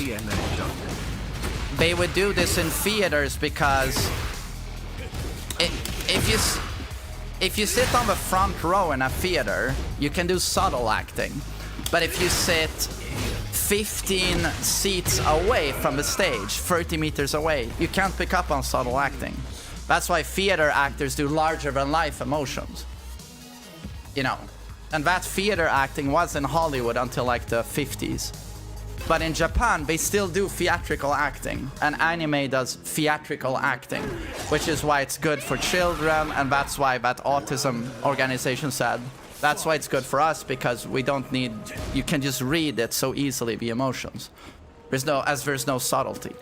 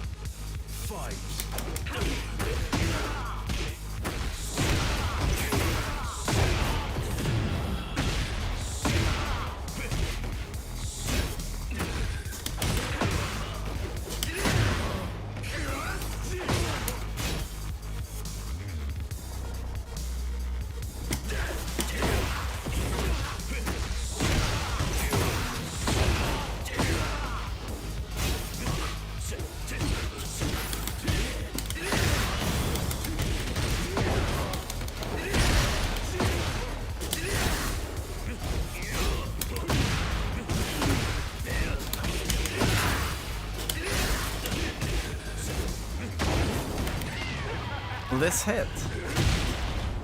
What is forward 3, 1 plus 2 on block? Is it like -3?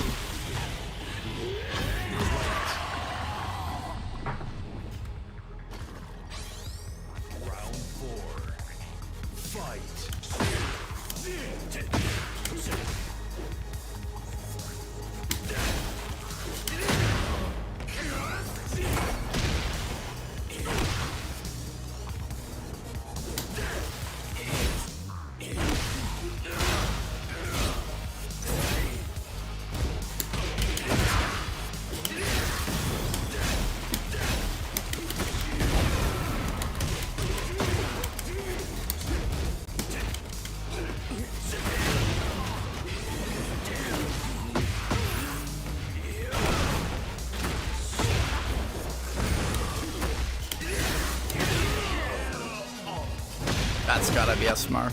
Well played.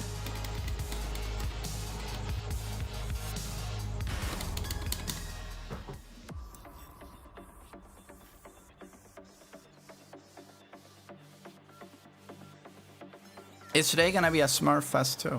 Most likely. When I do player matches, it's a lot of Smurfs.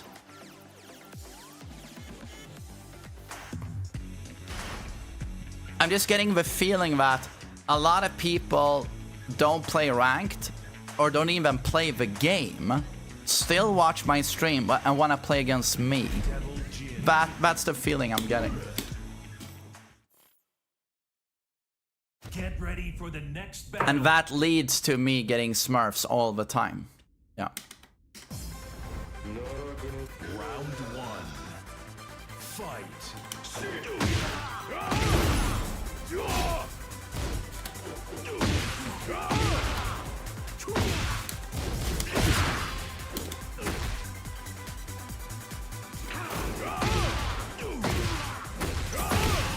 But do we do the DVD tier list or no? Did people want to watch that or? Because that could be fun. Round two. Fight.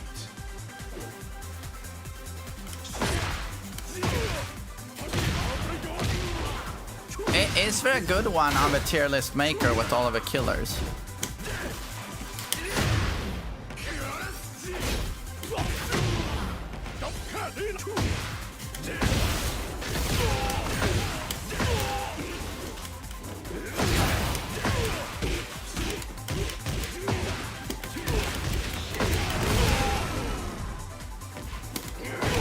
Round three. Fight.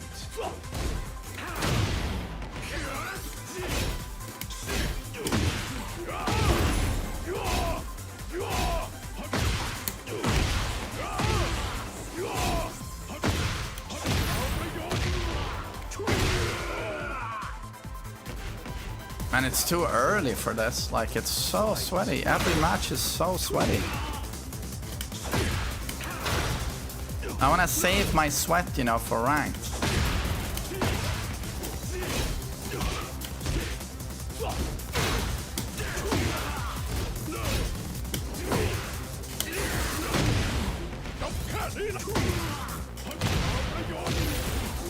I mean, it basically is ranked. It basically is ranked. So sweaty.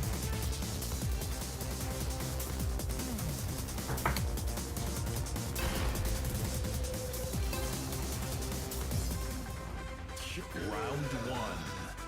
Fight.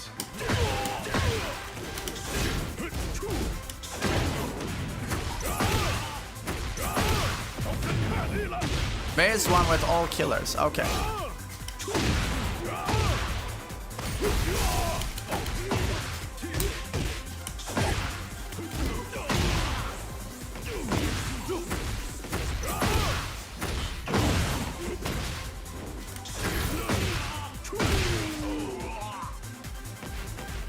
Round two.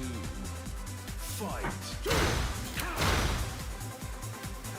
The Dragon have switched to an alt account. Does he have a second account?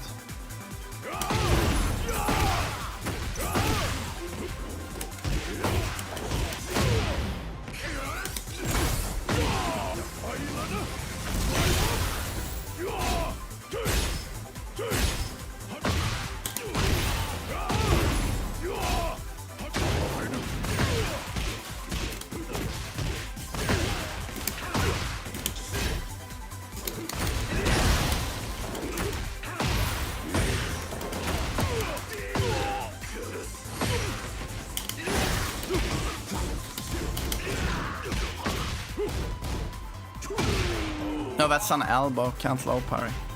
Round three. Fight.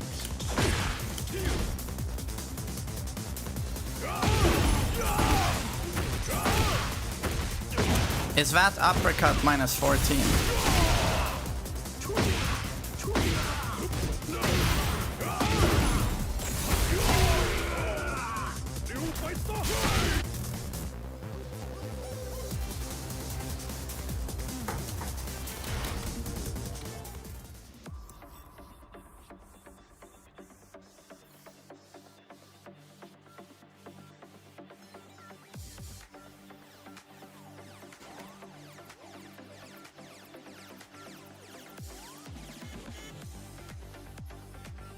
No, wait, do we do a tier list? Oh my god, I hit X. I hit X.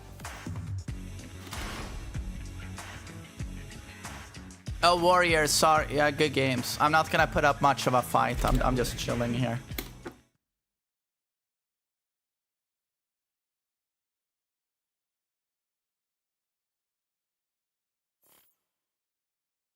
Get ready for the next battle.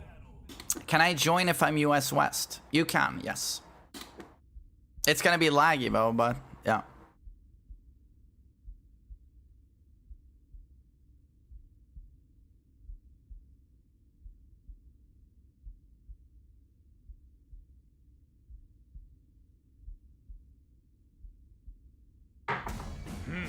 Do you think Dragunov's still OP after those nerfs?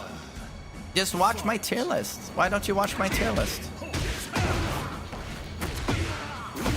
You can just click on a the Dragunov chapter on my tier list, and you hear me talk about that exact thing.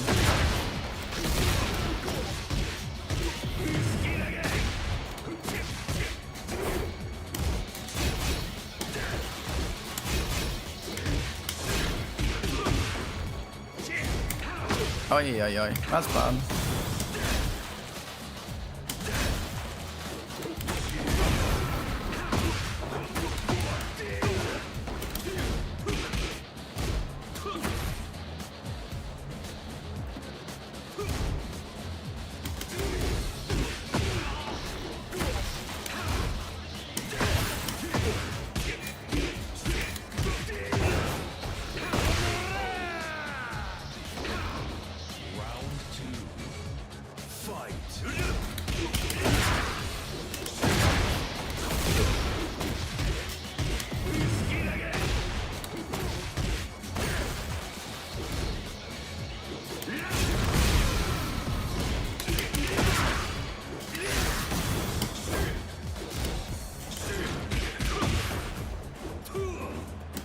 Oh my god, do I still do coaching? Please remind me to resume the coaching tomorrow. Thank you very much. Please do that, someone. Tomorrow we have to do that.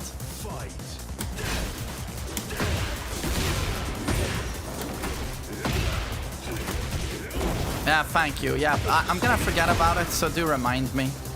We need to do that tomorrow.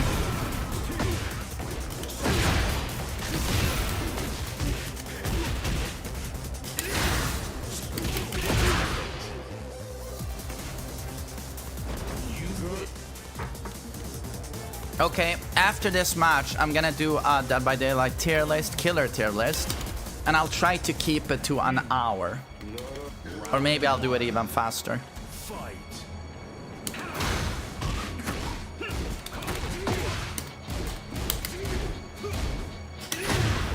Luher, I'll do player matches after that, okay? I'll do more player matches. I started the stream so early, dude. There is still time.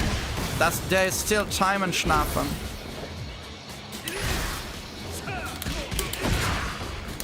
I should do more 1, 2, 3 in the back. You can't do pickup after 1, 2, 3, right? Yeah, up the ass. You don't get free ring.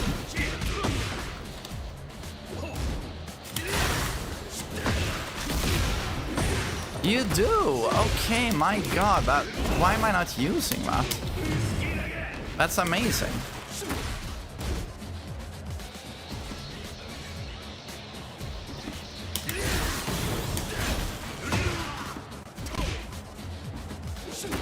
Oh, nice timing. I tried stepping.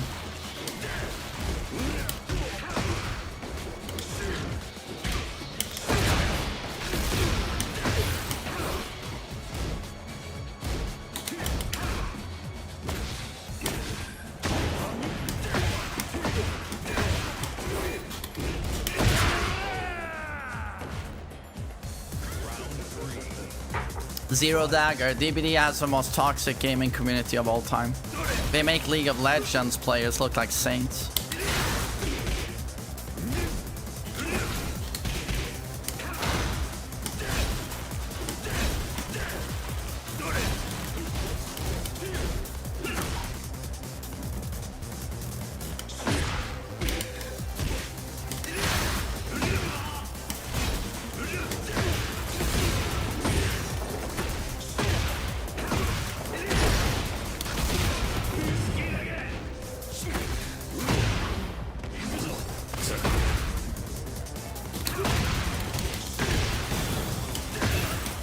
Oh, the lag.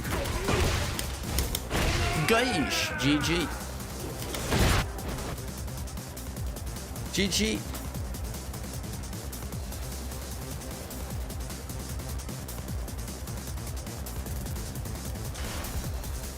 I'm so bad.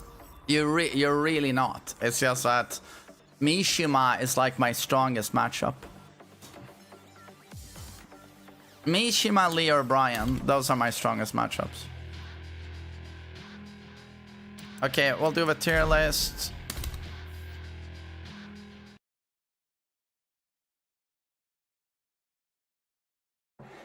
Let's see. DVD community definitely not more toxic than Rainbow Six.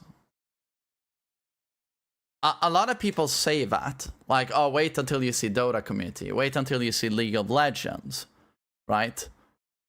But no, dude, Dead by Daylight is something else. Dead by Daylight is something else, man. It's like this pretty cool content creator, YouTuber, Spook and Jukes. He just made a video. He's gonna stop making videos where he sort of exposes toxic DBD streamers. Why? Because they're threatening his family, you know. He has a wife, he has kids. They're talking about his 4-year-old on Discord. Like, it's, I mean, I know things like that happen in other gaming communities, but when you've played Dead by Daylight for a while, it's like every single match has like BM. And it's like, I think it's due to, there's a very, very high degree of incels playing Dead by Daylight. Incels. Almost to a higher degree than most other comp games. And also, like in DBD, they don't expect you to play the game. You know, in Tekken, if you try and hit the opponent might say you're cheap, but he's not going to question the fact that you attacked him because that's part of the game. In DBD, either side expects you to not play the game. You're gen rushing. You're tunneling. Yeah, that's playing the game. They actively don't want you to play the game. I actually think it's due to tribalism. I think that's what makes it like human beings at their absolute worst in Dead by Daylight. It's because we are two different teams. It's just maximum ugliness, you know. DBD killer tier list maker.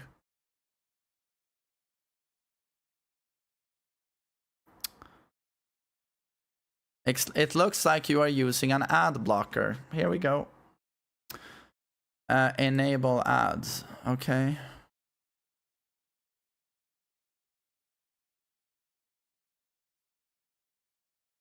Pause on this site. Okay.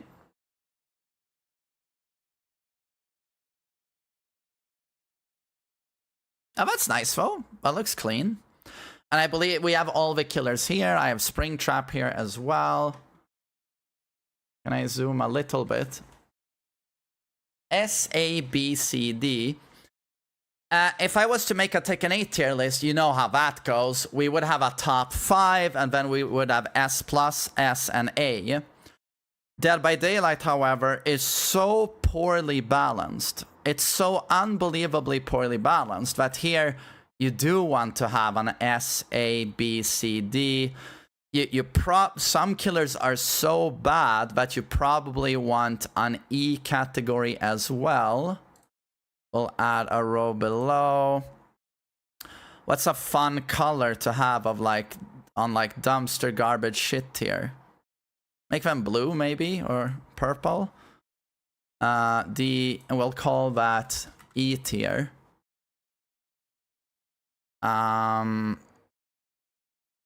Question is, yeah, we'll do something like this. I'm not gonna have an S+ or a top 5 here. So we'll just start with the S tier.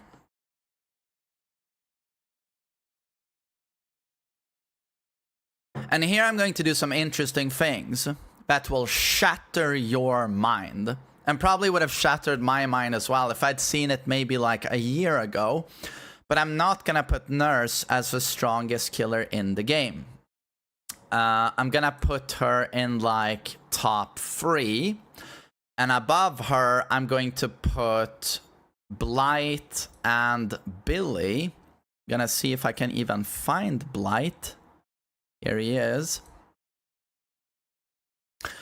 So the reason we often put and see Nurse as top 1, the best killer in the game, is because of her unlimited chase potential.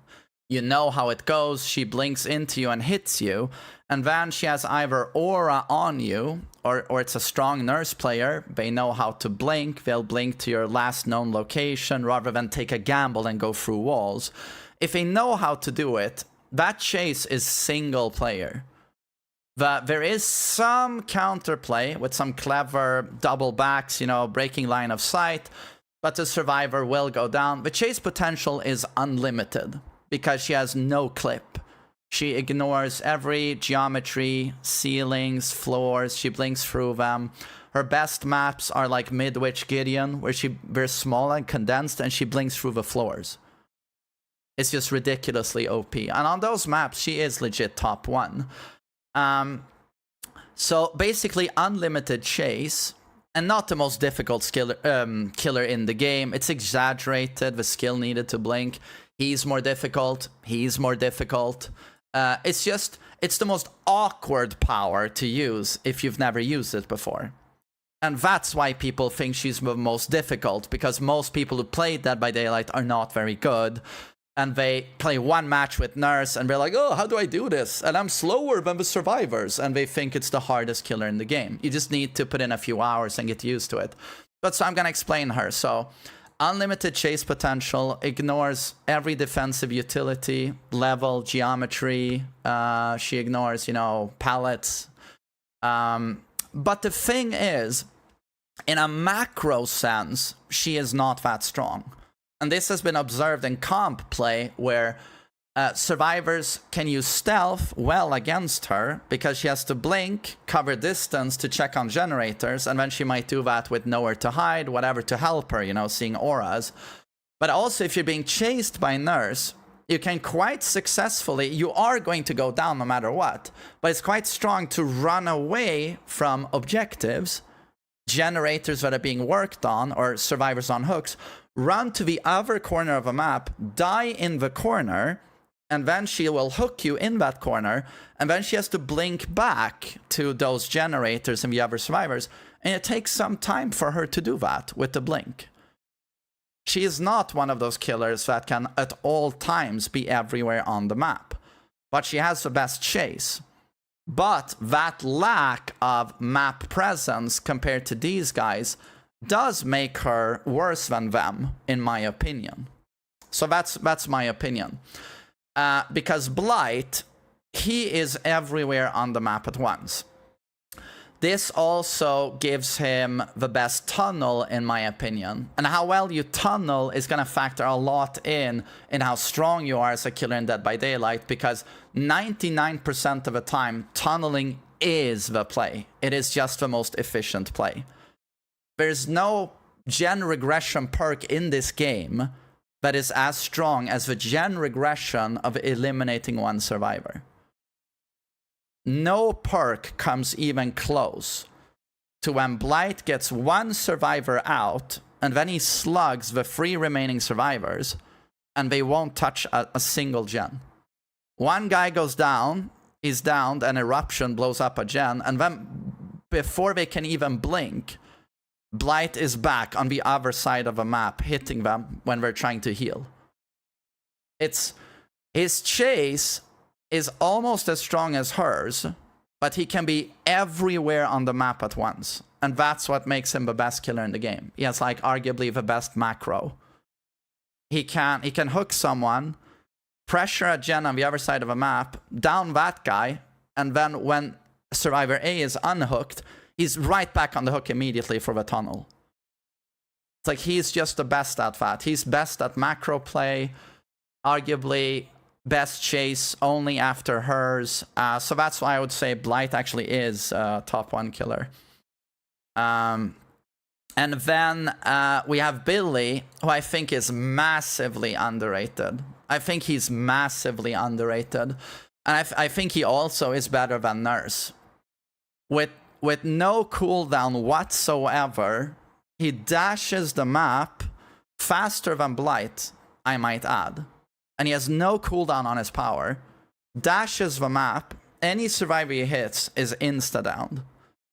Once he finds a survivor, he doesn't have to hit them twice. He insta-downs them.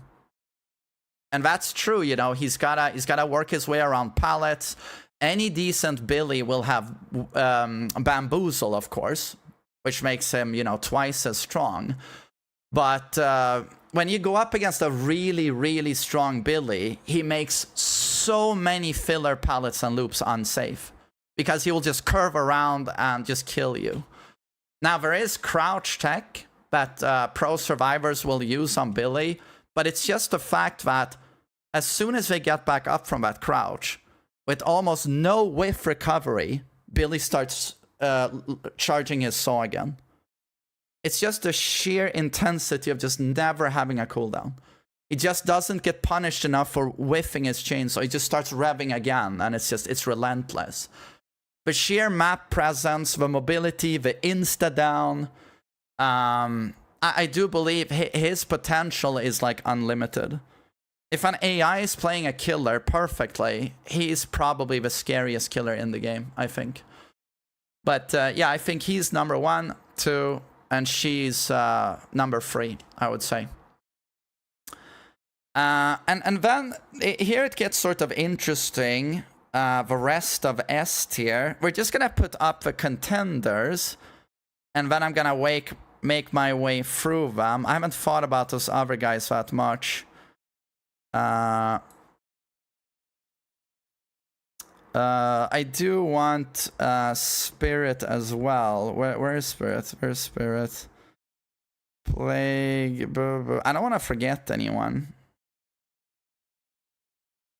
I think Oni is like extremely strong. We can talk about him as well.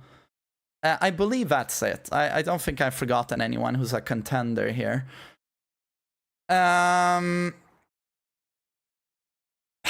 Okay, now it actually gets really difficult. Now it does get really difficult.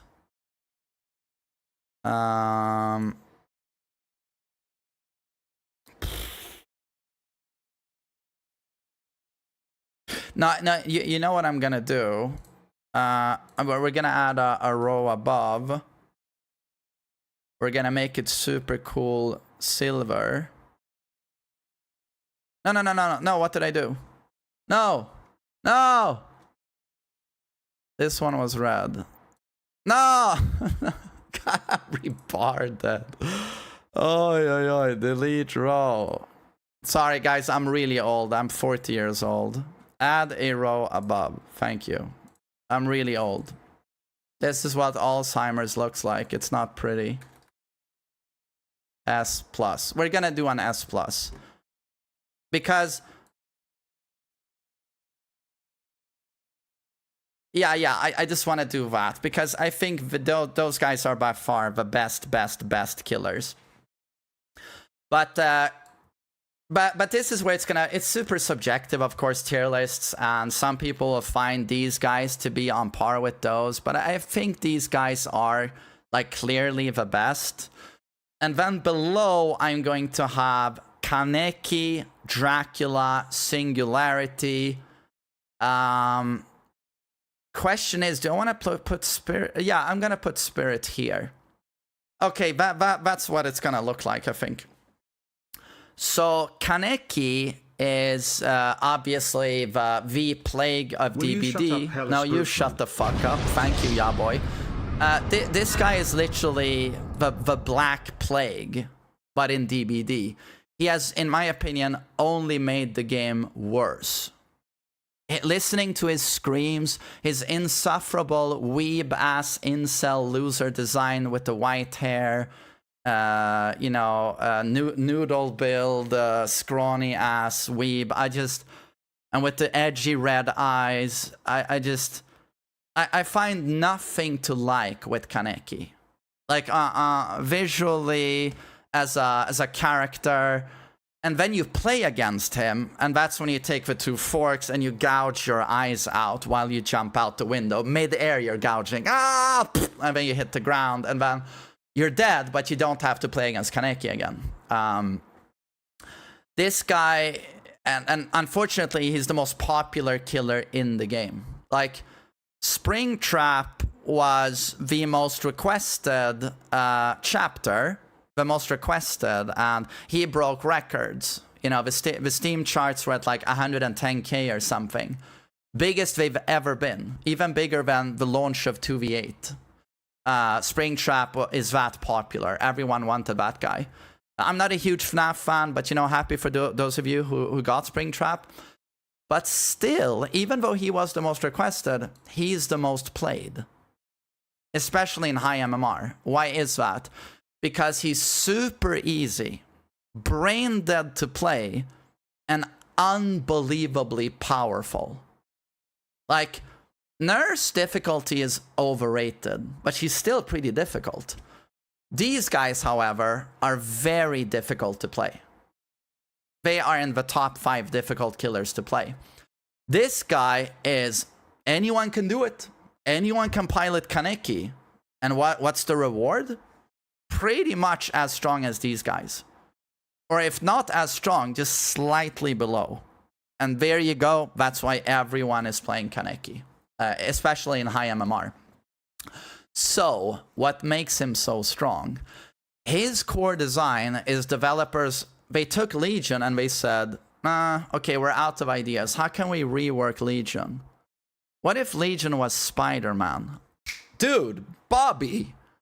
Let's see what we can do with this. So basically, he gets his... he jumps... When Kaneki starts out, he starts with 2 charges.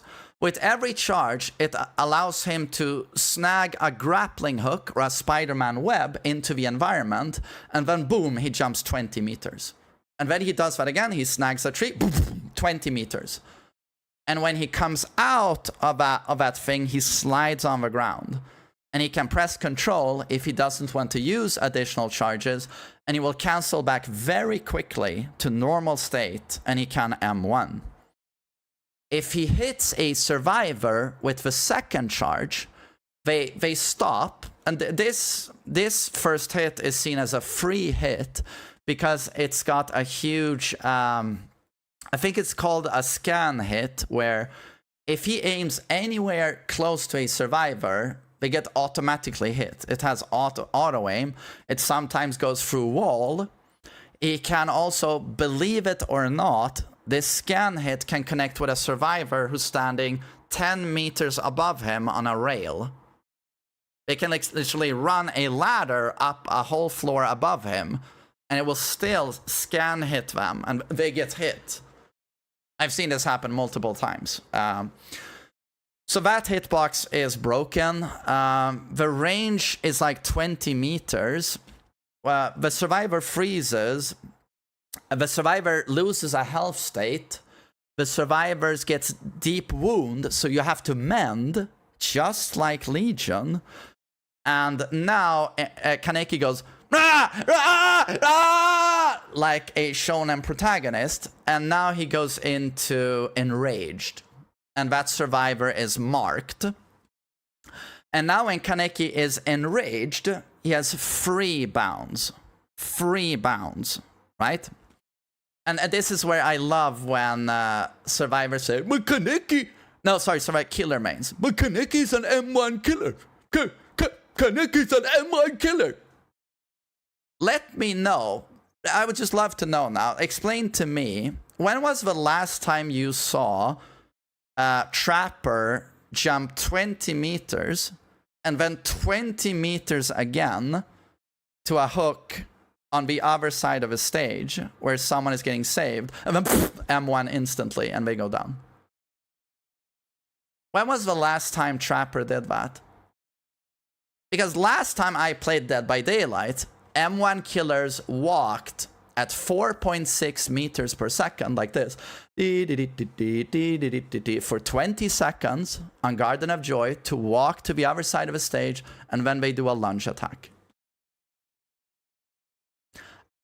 I don't know in what world or how dumb you have to be and so unbelievably clueless to think that this guy is an M1 killer.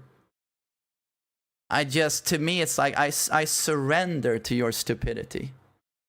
I never want to hear a take from you again on Dead by Daylight. Yes, thank you. So yeah, so when he's enraged, free bounds. Now, if you're not at a loop, you're in open ground, he will jump 20 meters, press control, you will hear that sound, and now, within half a second, he can hit you. If he catches you in open ground, again, you're wounded and in deep wound, jump to you, right? Press control, you go down. If you find a pallet, say you drop that pallet, he can now use his M2 on you, and he vaults, you've seen this, he vaults the pallet very quickly, and with almost no recovery, he can loop around and hit you.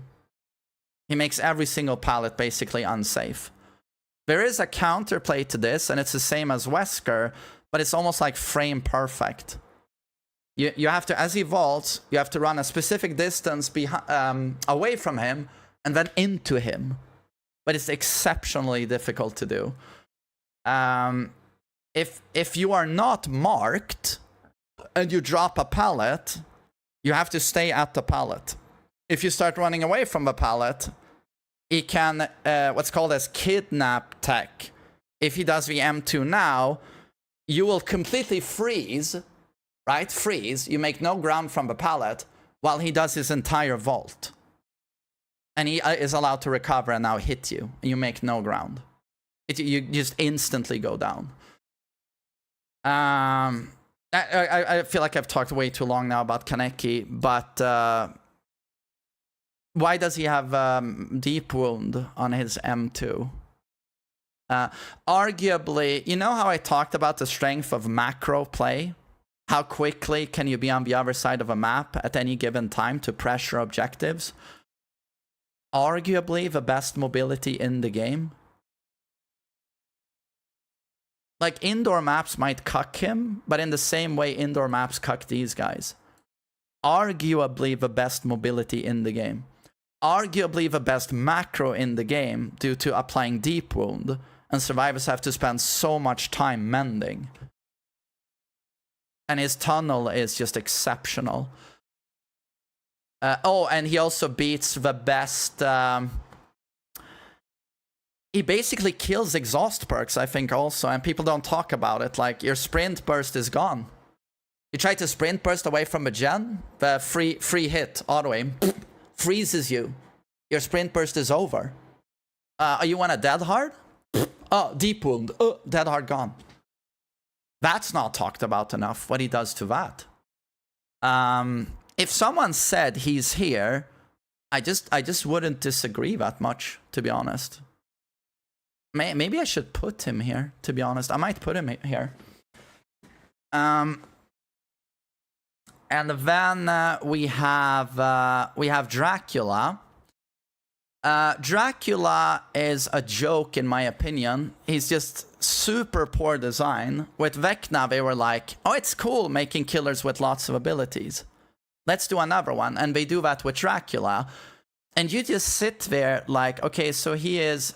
It's Spirit, Pyramid Head, and Wesker baked into one killer. I don't understand the design of this character. Oh, bat form. Okay, global presence. Insane mobility, flying around as bat form. Can even teleport in bat form to windows. Vaults. Okay, so what does he have outside of that? Oh, he goes to vampire form, and now he has a projectile that injures. A projectile that injures. That, you know, smokes pallets. He can zone with it at pallets. short walls, just like Nemesis Whip, it will go through them. Not fickle walls, though. But okay, so he has a projectile as well. Okay, that's great. And now he can go into wolf form to fuck up tons of loops, because he can double bound, like Wesker, around corners and loops. Okay. Oh, and this guy has an add-on, a Bamboozle add-on. Oh, you don't want to waste a perk slot on Bamboozle? Oh, you can have it as an add-on. Just do your Kagune Leap and Vault. This guy also. Oh, let's have an add-on for Bamboozle. What could go wrong? Brilliant game design, guys. Brilliant. Yeah, this guy is crazy. The thing is, I'm going to put him here instead of here, because bat form, you can't try and trick him, you know, with double backs, because if survivors go invisible, it's like Spirit, you hear them and you see scratch marks. But you can try at least and juke him a little bit. You can stealth. The projectile, a God mode survivor, I think there are opportunities to try and loop him, but he's kind of perfect. But I still think he's not on par with those guys, in my opinion. Yeah. And then we have Singularity. Singularity, I think, is like super slept on. Singularity drops his cameras, right? And unless you have access to an EMP at all times, there's literally no counterplay, in my opinion. Arguably the best slug in the game. He's just so insanely oppressive. I feel like it's one of those killers where if a Singularity player is strong enough, there's just nothing survivors can do, almost. He can almost hold them hostage. If a Singularity wants to slug, I don't know what you're going to do. So, yeah, he's everywhere at once. And he has a super strong chase as well. So he puts down his cameras, he holds the generators hostage. If you sit on a gen, he marks you, right? He shoots a ball on you, and you get that thingy. And then you use an EMP and get rid of it. And then he shoots another one, boom, and now you're marked again, and you don't have an EMP. And it takes forever to print a new one. And as soon as you're marked with that thing, he teleports to you on your location. He has haste running behind you. He has built-in Spirit Fury, Brutal Strength on steroids. He vaults super fast, a superior anatomy built in, enduring built in. What are you gonna do? And if you get to jump a window while he's chasing you, he just aims at your back again, shoots you again, teleports you again. And his chase is godlike. And he can be everywhere on the map like this. And he can hold the exit gates almost forever with the right build. Just cameras both of them and he won't let you out. I feel like he has like unlimited potential. I don't think he's as crazy as these guys, but it's like unlimited potential. And then we're gonna go Spirit. Spirit is a classic, but she falls down the tier list due to the killer power creep. You know, she was always, when you watch like old tier lists, she's always like top 3, top 4. But then what happens? Bagoosh. There's just such a power creep lately with killers. We're just adding super strong killers. But so she's been power crept a little bit. Her biggest problem is running around at 110. And it's so funny, they decide she's 110, right? But he's 115. 115, 115, 115. And you're like, why? Why is she specifically 110? And those guys are 115. It just makes no sense. Like, who's 110, who's 115? Why is this guy 115? Even if he was 110, he would be insanely strong. Insanely strong. So Spirit, basically, the drawback is running at 110, but then you use your power, which is her phase, and for a couple of seconds, she runs at supersonic speeds, and she's invisible. And now she hears the survivor and it's scratch marks, but almost unloopable. The counterplay is listening to the audio. You can sort of hear which side she's coming from. This is very hard to do. And on a lot of filler palettes, it's literally a 50-50. It's just a 50-50, you guess. I think she's going to be here. Other counterplays like Iron Will.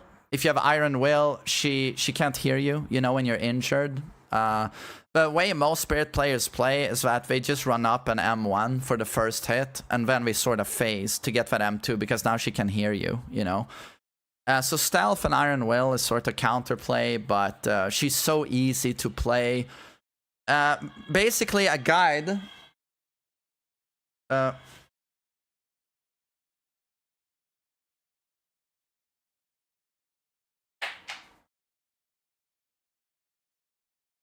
This is not a joke, but you know what the guide is? My tutorial to playing Spirit? Buy this. This is a quality headset that has like really good, you know, 3D surround audio. That's my guide to playing Spirit. Pay at least $50. Don't go $15. Pay $50 at least, or $100 for a headset. Now you're the one of the best Spirits. You're top 10 Spirit player. So yeah, that's Spirit. Now I want to talk a little bit about Oni. Like, I don't know if I'm gonna put Oni here, but Oni is a very, very interesting killer. He's a very interesting killer because when this guy has his power, what is it called, like Blood Fury or something? He's actually the strongest killer in the game, in my opinion. Like, when he pops his power, he is so madly fucking broken. He demon dashes the map with, like, godlike mobility. He one-shots you with that. When he just... In power, when he's just walking normal at 115%, 4.6 meters per second... He just holds his M1 for, what, half a second, and now he insta-downs you. He can also use that M1 now if he charges it to break pallets. Like, he's... when he is in power, he is pretty much the strongest killer in the game. But, and this is a big but, and this is the big but, juicy ass, Skull Merchant, we're gonna talk about her. But this is now why he's not here. He's M1 until he gets his power. He doesn't start with a cooldown. He has to earn his power. Although it is true to say that he will get his power eventually. You know, he does have a cooldown. It's almost invisible, though, because it's so slow. But it does work itself up slowly, you know. But everyone knows this. He has to hit on M1 to get blood orbs going. He has to have people injured and walk around and hold M2 and manually collect blood orbs. And eventually, if he hits like twice, he gets his power. And now, you know, he gets the ball rolling. But that's a big problem for Oni, because if you play M1 killers... Oh, he's an M1 killer! No.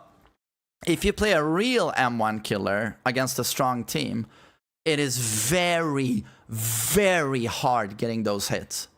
Especially on certain maps. Like, if you go against like elite survivors, they can delay an M1 hit like easy free gems. Which is why a lot of killer players actually on Oni, you'll go like, why does he have Bamboozle?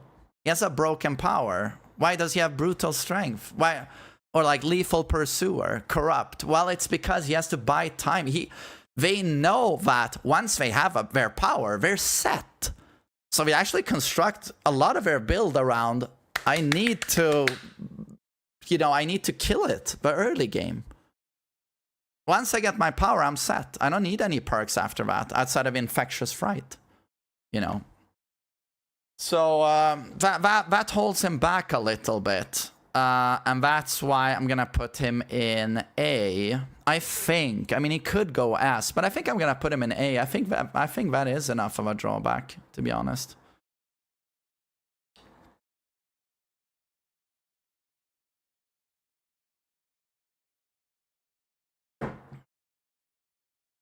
Now you know what? He's gonna go bottom of S. Once he gets the power, he can literally... One use of that power, just one, can end the game. His potential is too high. So I'm gonna put him in S. You know what? Let's just now put up some killers that I just see down here and talk about them. Let's just do this.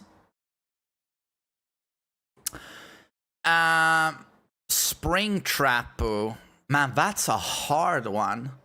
I think Springtrap appeared stronger than he was early on. You know, everyone says he's Huntress on steroids. And I agreed. But the more I've played against him, I'm just like, I don't think he's as strong as Huntress. That might sound insane considering the character has map presence with his teleport. And when he's not holding his axe, he's 115. Huntress has no teleport, and she runs around at 110. But I think I think I'm gonna put him in B because he does have his teleport. You know, the doors next to the gens. But the thing is, it also fooled you early on because you know he was bugged at the start. He was like invisible coming out of those doors for like 2 seconds. I think they fixed that now, right? And he comes out of a door and he's undetectable. But a problem with those doors is that the survivors can use those doors. And early on, survivors weren't doing that. But now survivors are doing that, and they're also allowed now global map mobility. They can go to any gen they want. And against a coordinated team, that's actually extremely abusable by a Swift on comms. Extremely abusable. And a survivor at a door can also use the camera system to find Springtrap.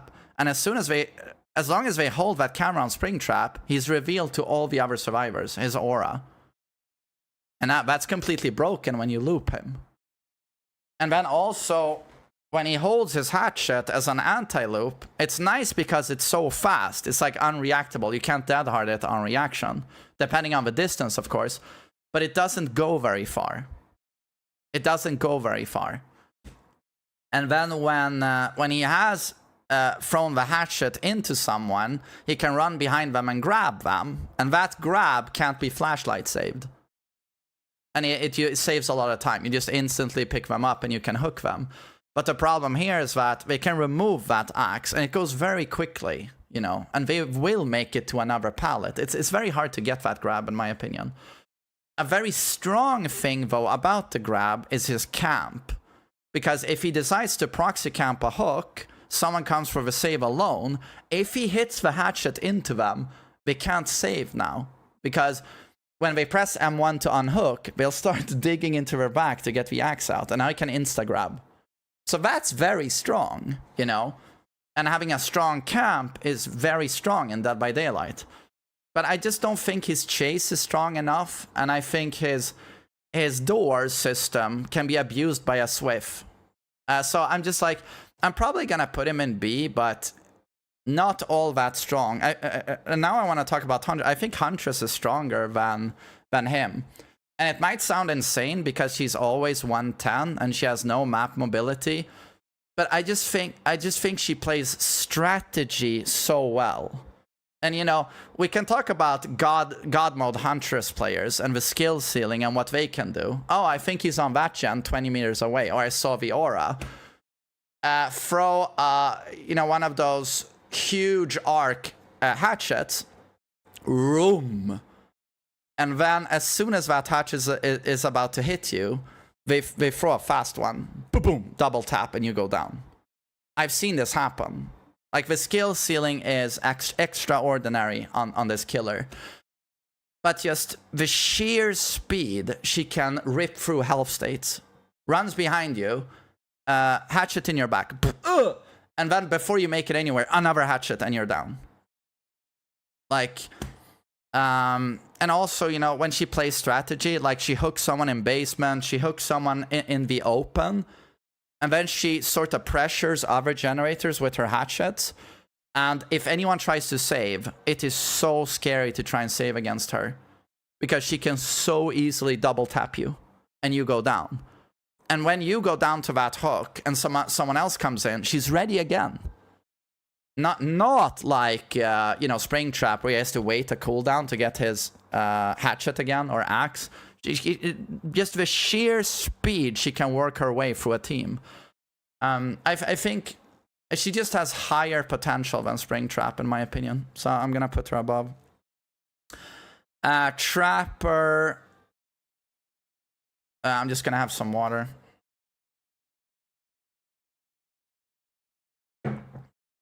I think Trapper is arguably the worst killer in the game, and this is no news, you know. It's just me repeating what everyone else says. He's an M1 killer that, for some reason, doesn't start with all of his traps. You know, these guys start with their power, right? I mean, he just goes zoom, oh, insta down, insta down, insta down. Ooh. But this guy starts with 2 traps and then has to pick up his traps. I'd love to talk to the game designers. I'm just like, guys, would it break the game if he starts with 5 traps? Would that break the game? He would still be the worst killer in the game. It just would make him less awful to play as. I don't know. I find it funny in the game design. But so he starts the match. Yo, Annihilation, thanks. He walks around. He picks up his traps. He puts down traps that the other survivors can see. Or maybe one guy in the Swift, if they know what we're doing, keeps track of where Trapper is, and they see, he put traps in that zone. And then, or you can also see him bend over, put down the traps. And then one survivor walks there and dismantles the traps, disarms them. Maybe he has bloody coil, so the survivor takes damage. And then he's the designated now trap guy, because he doesn't heal. Because the traps won't down him, so he just walks around and disarms. He's the disarm guy now. No one else does it, because no one else wants to get injured. Yeah, he has a power that's on the ground that everyone can see. You do get downed if you walk into the traps, but...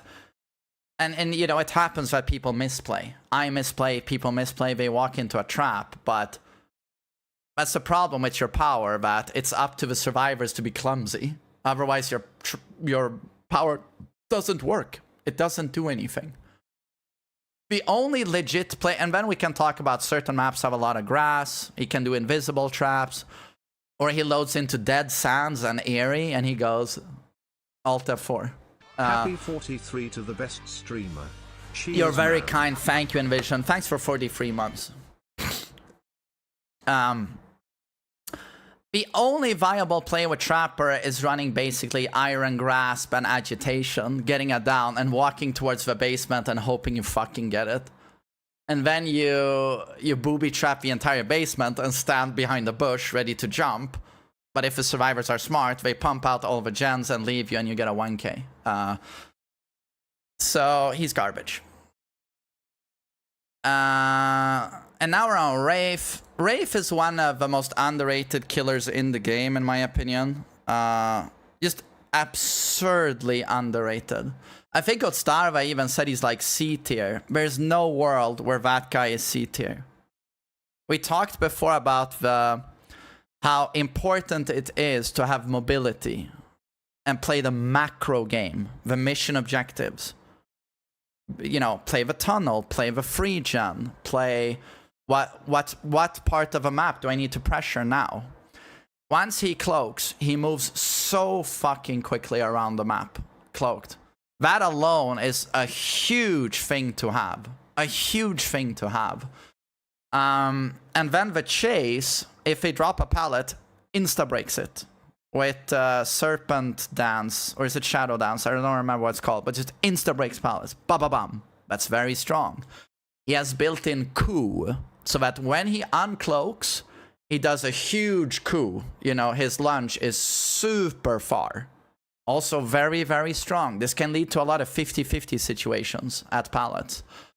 But so... And of course, if he runs Bamboozle, he's pretty fucking scary.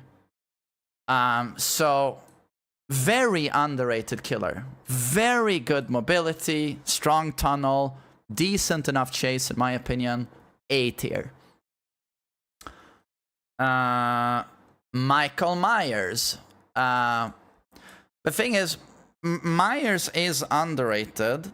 If you play him base kit, he's down here, right? But are we gonna ignore Tombstone? Pretty much every time you play against Michael Myers, when you play Dead by Daylight, at least in high MMR, you are going up against Tombstone Myers. And that Tombstone Myers will be using Play With Your Food. Or batteries, is it batteries included or batteries not included?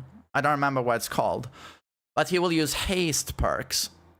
And now this killer is legit disgusting. Batteries included, thank you. This killer is now absolutely disgusting.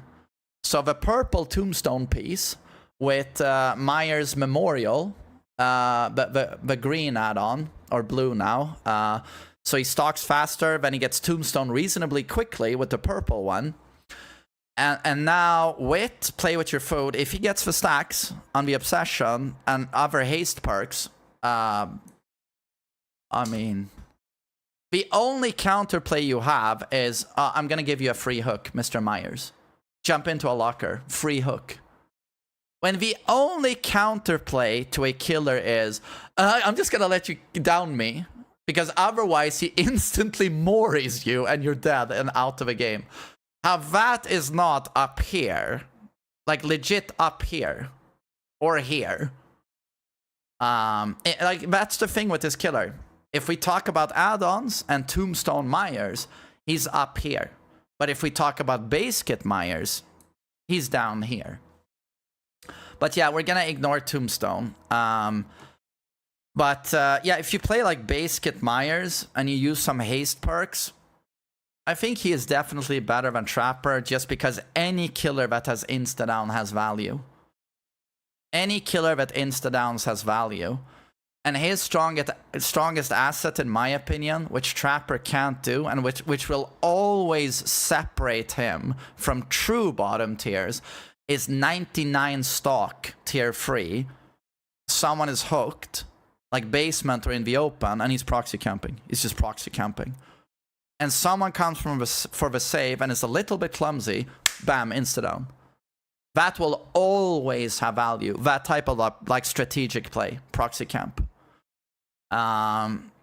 So yeah, I'm gonna put him in D because in the end he is an M1 killer. He's got a better lunge in tier 3. He's got a slightly faster vault, but at the end of the day, he is M1. But again, if you play high MMR in this game and you play against Tombstone Myers, which you will, he's gonna be all the way up here. So that's a distinction that has to be made. No other killer has that much of a dramatic increase in strength just through one add-on. No other killer will do that. And then we have Hag. I don't know. I think Hag is pretty fucking bad. Not gonna lie, I think Hag is pretty bad. I very, very rarely play against Hag, and she can knowledge check you with add-ons because she's so rare, and she has add-ons that are very weird, like traps will body block you, she won't teleport, and she makes no sound on her jump scare, like very weird stuff. But at the end of the day, she runs around at 110, and she places traps like Trapper, but she starts with all of her traps, like 7 of them. She puts them down, and if you walk on it, she teleports to your location and can hit you. But the thing is, survivors can use flashlights to remove the traps. They can crouch walk onto the trap to not activate it, and now we can remove it by holding M1, and it's quite fast. We just remove that sign on the ground, and it's just, she can't do anything. I think she's garbage. I legit think Hag is garbage. Yeah.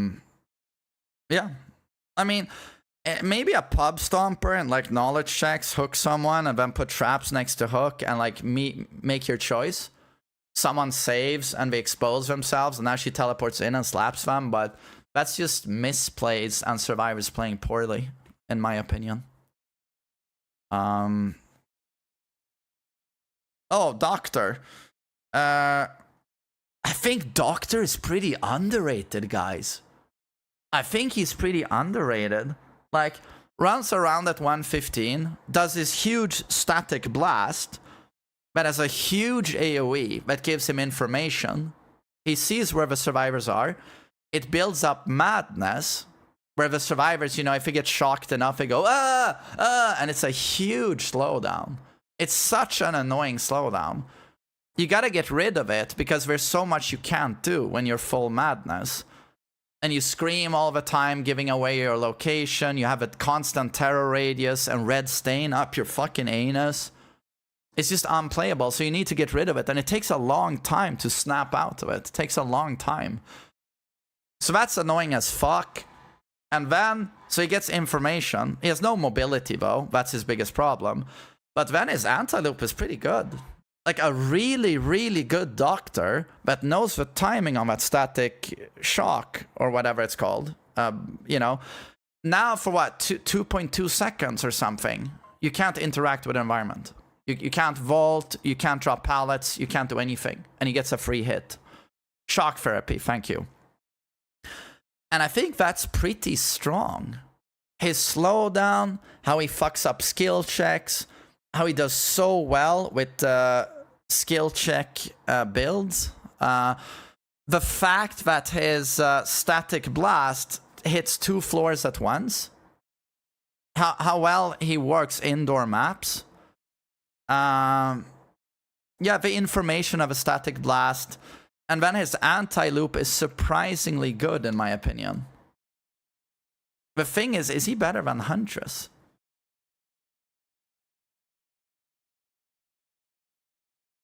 Yeah, you might call me insane, but I think he might be better than Huntress. Or am I insane? It's very difficult. I think Doctor is underrated. I think he's underrated. Maybe Huntress is better. Fuck, it's difficult. No, I think he's better than Huntress. I think he's better than Huntress. Being 115. Being 115. And the slowdown. I think he's better. But Boobers. Boobers, in my opinion, is kind of trash. The only thing this guy has, in my opinion, is his camp. And it's so strong. It is so strong. To the point where a lot of cheese players online, they actually play him, and they use Lethal Pursuer, Corrupt, Deadlock, Noed. And what they do is, with Lethal and Corrupt, they find a survivor super quickly, and then they down that survivor, hopefully very fast, if the survivor is not very strong looper. And now they hook him and they camp. And they proxy camp. So that they stand like 6 meters away. So the self-unhook, the anti-camp doesn't trigger. And now they just wait. They wait out the time, because Deadlock will slow down the gen progression so much without the killer doing anything. And then if they got that down at 5 gens, they are guaranteed a draw now. Guaranteed a draw. At the very least, they get a draw, because they have a Noed backup as well.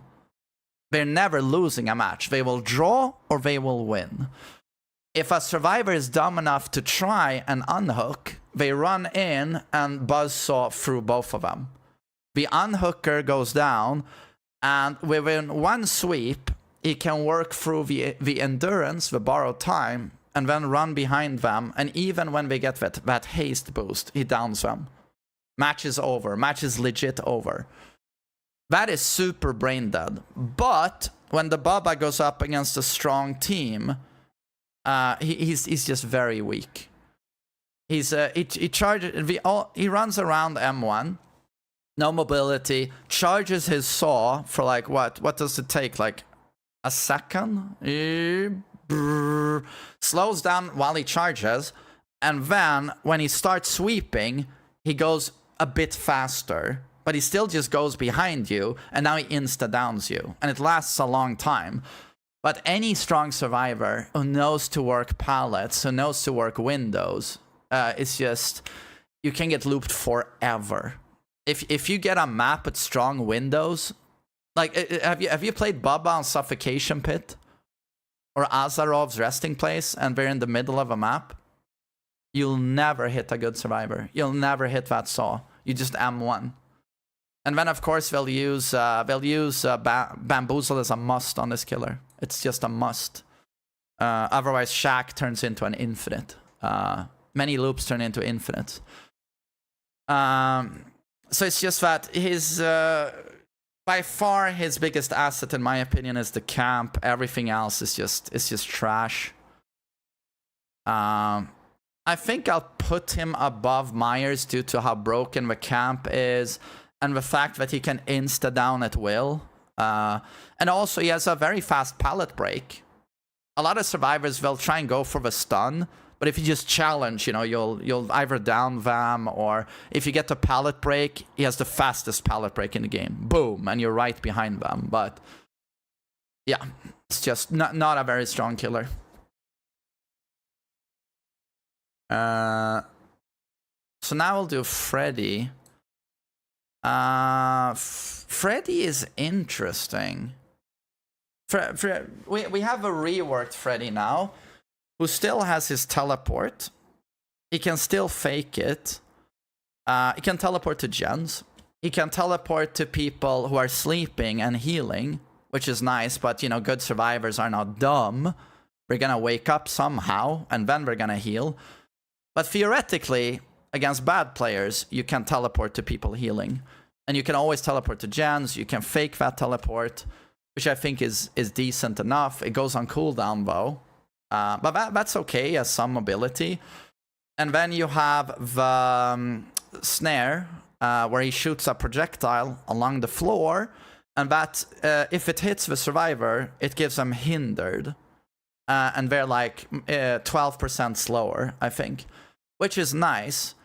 And as long as they are under the effect of the snare, the slowdown, they will always medium vault.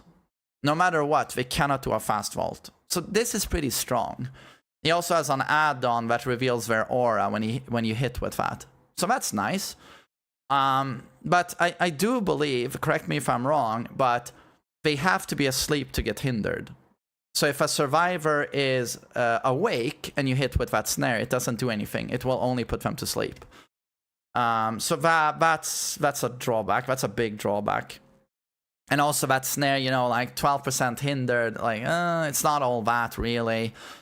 And also he can put up fake pallets now, base kit.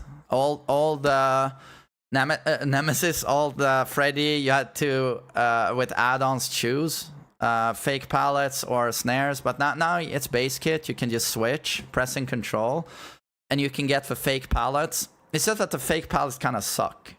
Like, he can blow them up now, so that if he, you know, he activates them and they go zzz, boom, and in a small AoE, they explode and deal damage.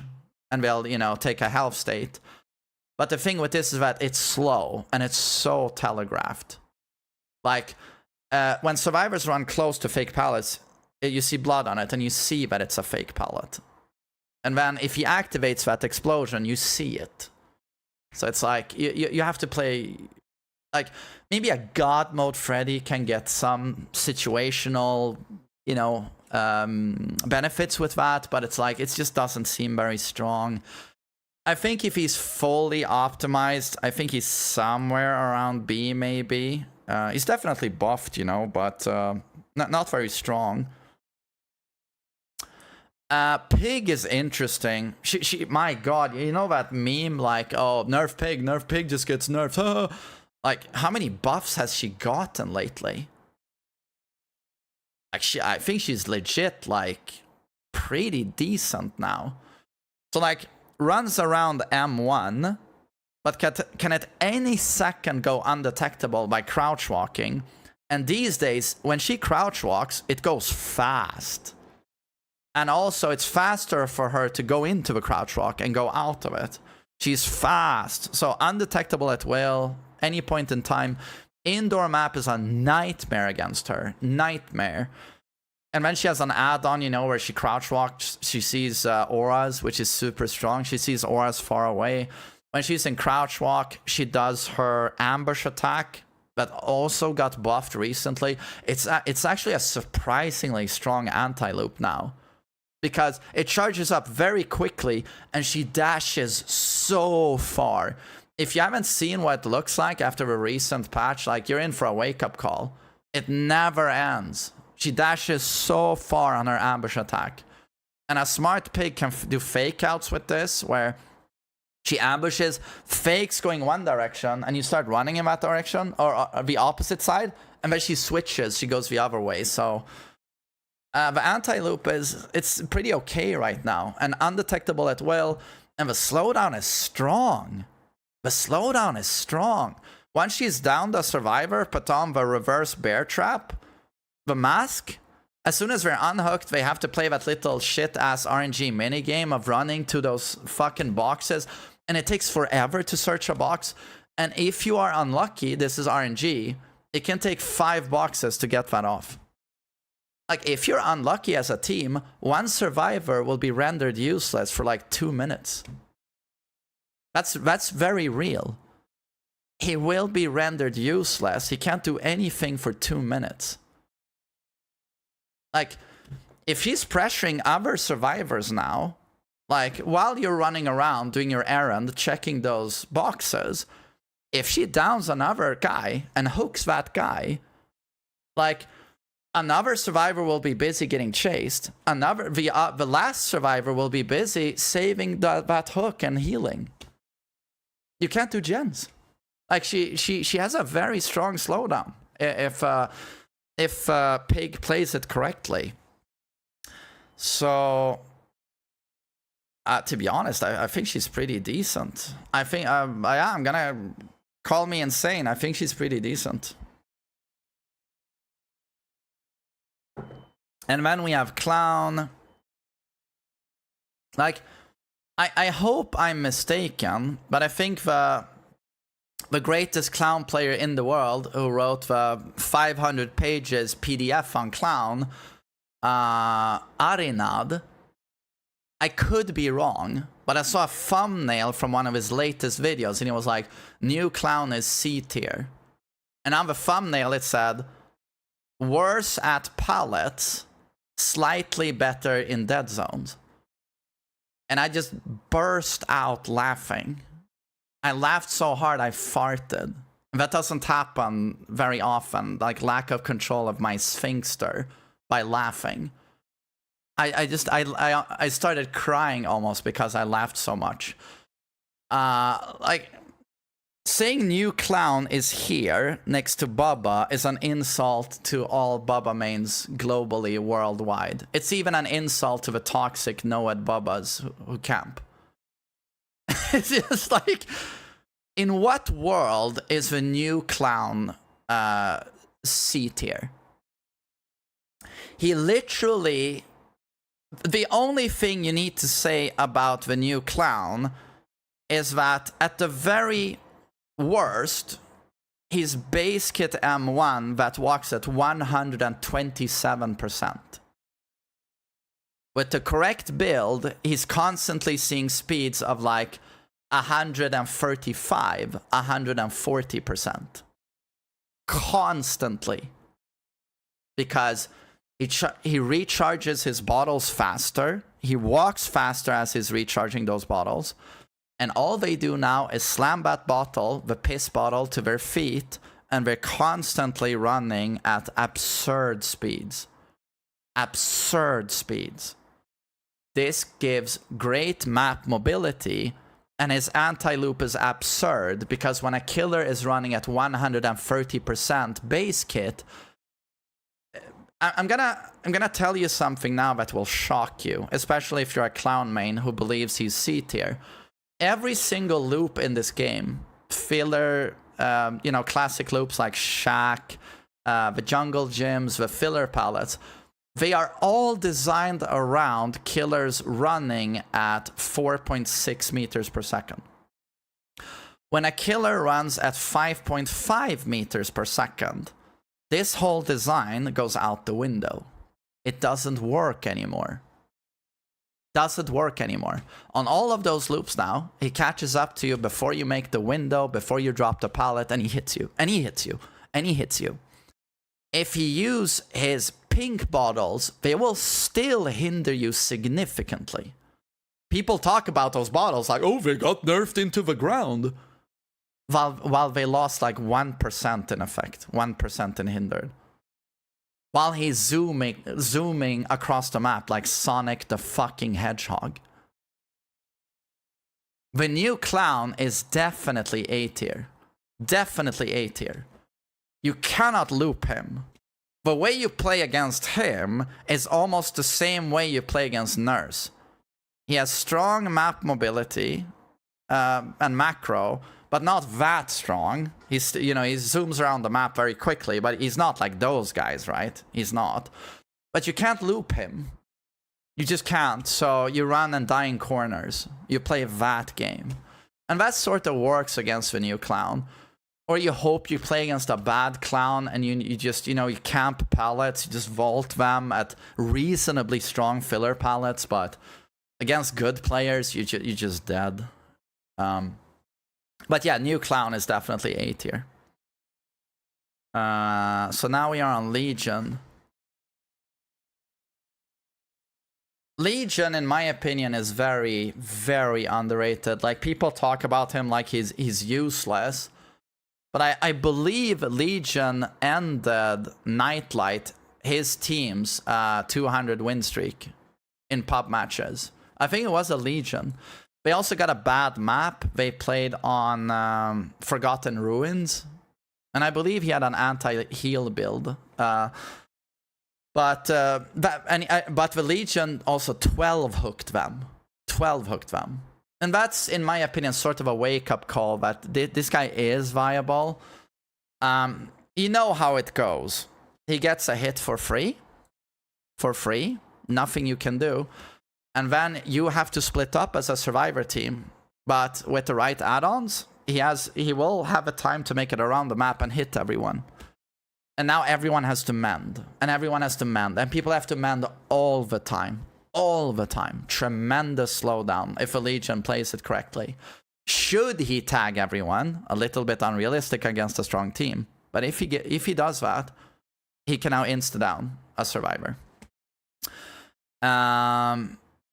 But also, like, if the new Legion who recovers very quickly from his power, say he goes into frenzy, hits someone, press M2 again to go into M1 mode, he goes out of it very quickly now.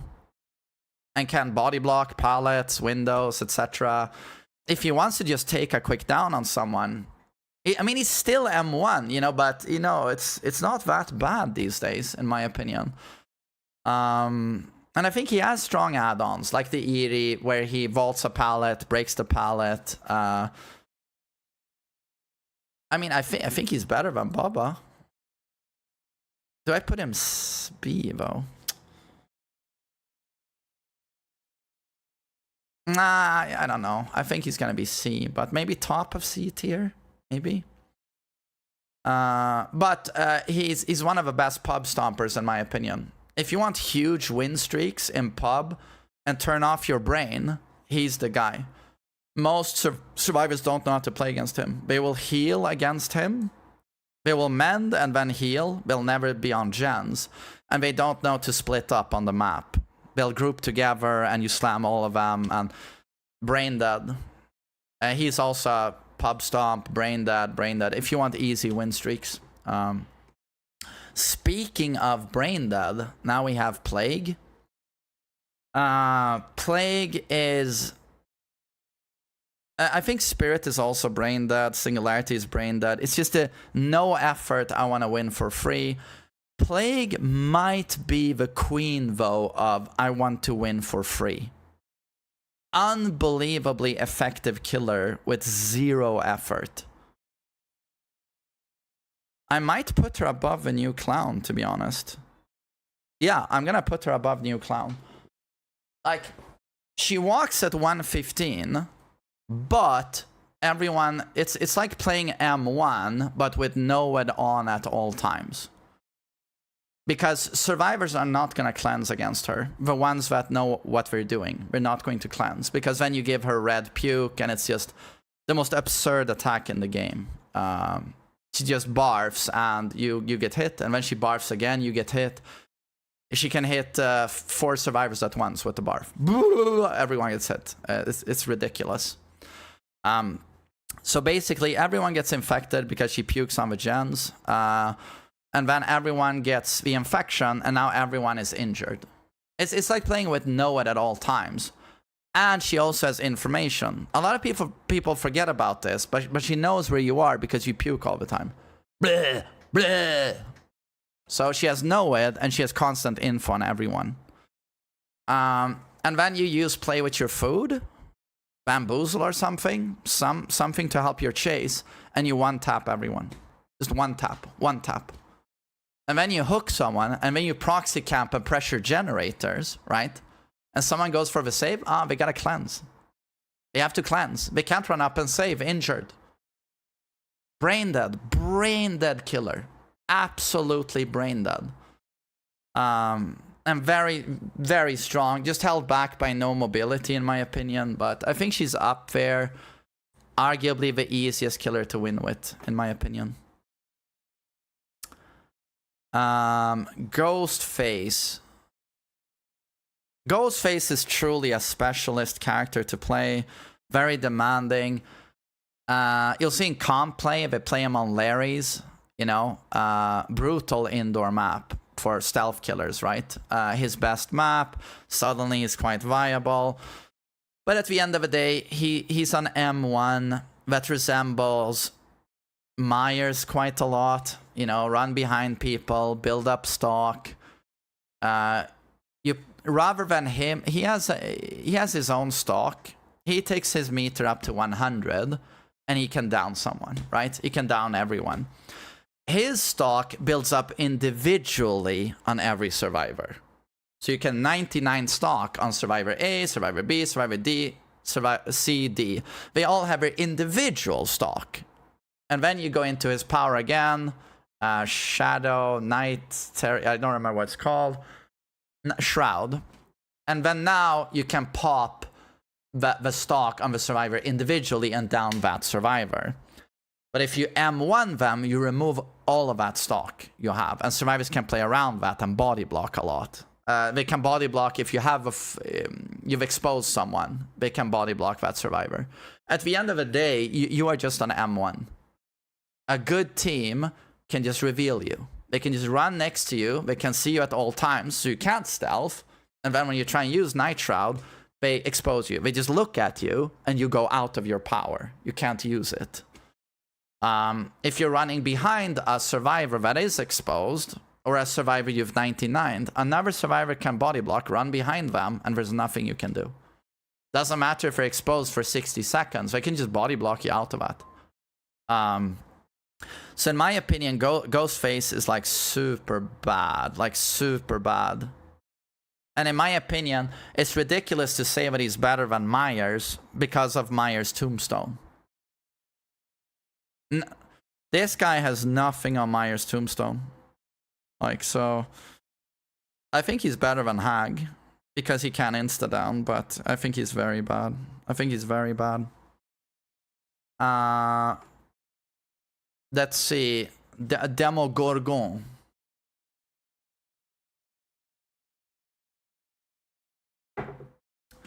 Demogorgon, for me, was always like the benchmark for what a mid-tier killer is. Some decent mobility and some decent anti-loop. Like, does everything to a decent degree, and that's it.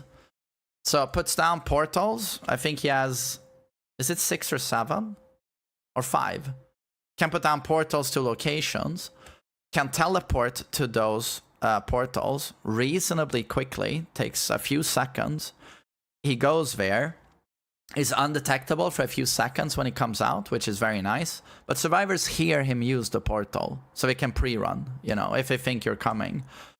Survivors can also remove those portals. Takes a bit of time, but they can remove them, which is a problem. And then he has an anti-loop. He holds M2, and he goes into shred mode. And I think he runs that like 95%, like slightly slower than a survivor. But he can zone with this. He can hold this to make survivors zigzag, so he can zone. But then if he pulls the trigger on it, he jumps like 8 meters and takes a half state. So it's a pretty decent anti-loop and goes in a straight line. There are, however, some pro play techs on this where they can like crouch tech it at certain distances, but it's still decent enough. I think he's in a reasonably strong mid tier. Man, it's pretty hard to place him though.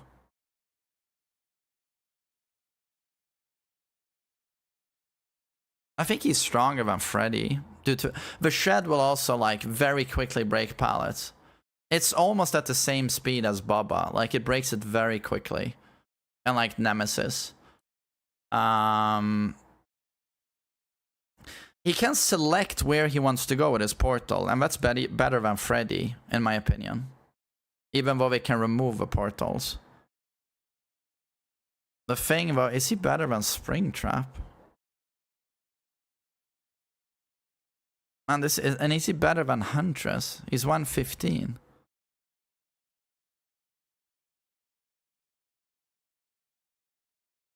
It's so tough.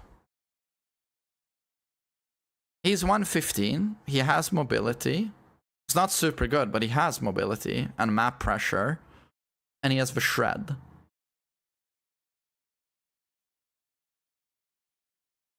Yeah, I mean, I would say he's better than Huntress, to be honest. Is he better than these two? Now you're talking mobility versus slowdown. Slowdown.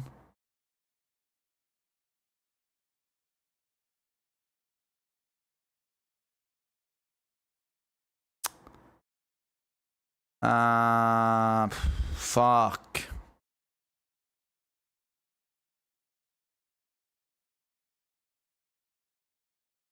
Man, it's so hard, man. To be honest, I'm gonna put him below Pig because Pig's slowdown is so good. Undetectable at will. And her anti-loop is pretty decent now. But it's very debatable, you know. Deathslinger, I think is pretty shit in my opinion because he walks around at 110 and all he has, and it's okay, you know, but he shoots 10 meters instantaneously, can shoot through small holes, but now he grabs a survivor, right? Winches them towards him and he M1s. So he has good synergy with M1 perks. And he applies deep wounds, so we have to mend. So he does cuck dead hard and stuff, and there's some slowdown in having to mend. But survivors can body block this, and if they drop a pallet, he can't drag them to the pallet and M1 them above the pallet. It just doesn't work.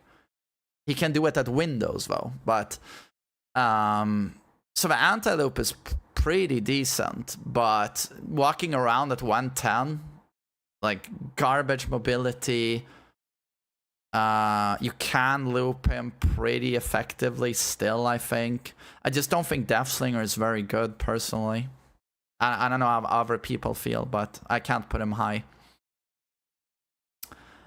Pyramid Head has changed a lot, and I think he's gotten very good buffs. So Pyramid Head, he's 115. He has a projectile, punishment of a damned. Well, you know, he starts off dragging his sword. And I puts down a trail that will, if a survivor runs into it, you can crouch walk. But if you run into it or walk into it, you now have Torment. And Torment, if you're downed, this is extremely strong. If you're downed, tormented, he doesn't have to go through the hassle of picking you up slowly, and now they can flashlight save, and he has to take the time to walk to a hook, which sometimes can take 10 seconds. Doesn't have to do that. All he has to do is walk up to you down, hold control, and you go to a cage. Boom, and you can pressure yet again someone else. This is very, very strong. And also, this also doesn't activate hook perks. So all the anti-tunnel was based on you being hooked, like decisive strike off a record, it doesn't trigger. And I believe if a survivor saves you from a cage, it doesn't activate. I don't think they can shoulder the burden you. I don't think they can babysitter you with Steve Harrington perk. I feel like all of that goes out the window. And that's tremendously strong. They did just now in this patch will give you 10 seconds of endurance, like borrowed time, when you come out of a cage. But he can still wait out those 10 seconds down you, and now he can fucking hook you. So that is exceptionally strong. Still probably the best tunneler in the game. Not as good as Blight due to the sheer mobility of that killer, but the tunnel is insanely strong. The cage is still insanely strong. The clever survivors will do everything they can to not get tormented though. They'll treat you as they treat artists. Once you start dragging that, they'll rather get hit. They'll just run away from the loop because of how strong that torment is. And when he has his projectile, he can zone with. It shoots like 8 meters base kit. It goes through walls. Just very strong projectile. Good synergy with aura perks, like I'm all ears, to hit them after they vault. Projectile is very strong. With the right add-ons now, the projectile can go extremely far. It can be thicker. He has an Eerie now where the projectile breaks pallets. He can literally, I shit you not, stand 8 meters away from you. And if you vault a pallet and he shoots into you, he will hit you and break the pallet at the same time. Like it's pretty damn strong. So he is, and I think also his camp is strong. His camp is strong. You know this. Someone saves and he shoots and he hits both. He takes your endurance, you being saved, and he injures the person unhooking. That is very strong. So I think I'm gonna have him top of A. I think he has a lot of potential. Twins is extremely strong, extremely boring, extremely ugly. No one wants to play you. It just has to be said, it's played by basement dwelling sweat. Like the really smelly kind of sweat. I don't want to be mean, but it's just true. Like a Smash player. You go to a Smash convention, it just smells like a locker room, even though no one's been exercising. It's just, I want to win for free. I play a very rare killer that knowledge checks everyone. Like, it cannot be overstated how hard it is for a solo queue to play against this killer. Like, Legion can knowledge check, but this is knowledge check on steroids. If they don't do the exact counterplay they need to do, boom, they've lost. They've lost. Even then, you kind of need to be on comms to beat this killer. Because the counterplay to this killer is extremely systematic. It's extremely coordinated. The survivors have to run in duos of 2, so they can always back each other up. Like, okay, you got hit by Victor. Okay, brr, I can now body block. I can heal you. Because if survivors run around injured against this killer, it's just game over. Victor runs around, down, slug, boom, you lost. You lost. It's impossible. Have to run in duos, have to back each other up, have to body block. I need to heal you. Now you need to heal me. Otherwise, it doesn't work. It just doesn't work. If we're talking about like pub matches, this guy's like up here. But I think against strong players, she's still very strong because she can like recall Victor very quickly and just mindlessly fire him out all the time. And you can't juke Victor. If a twins is shit, which most twin players are, you can actually juke Victor and just, you know, soccer kick him and get him out of a way, and eventually just shoot him out again with no cooldown. But if you play against any half-decent, like, nurse player, you can't juke Victor. The hitbox is so huge when he does his bound that you will get hit. And then you gotta run with that shit on your back, or he gets recalled and she shoots him again and you're down, and blah, blah, blah, blah, blah, blah, blah, blah, blah. So I think it's a killer with, like, very high potential. But yeah, it's like, for pubs, it's up here. Against really good players, though, I think maybe A, like, still very strong and brain dead. But yeah, so it depends on your point of view. Trickster is unbelievably brain dead. Unbelievably brain dead. Trickster is basically, if I catch you in, have you played Haddonfield against this guy? And he catches you on the road where there's nothing, and he holds the M2 button. Da da da da da da. Wah, wah, and yeah, you're dead. He just holds M2, and he aims somewhere around where you are. Tap, tap, tap, tap, tap, tap, tap. And he just works his way through health states faster than anyone. Ba ba ba ba bum. Injured. Ba ba ba ba bum.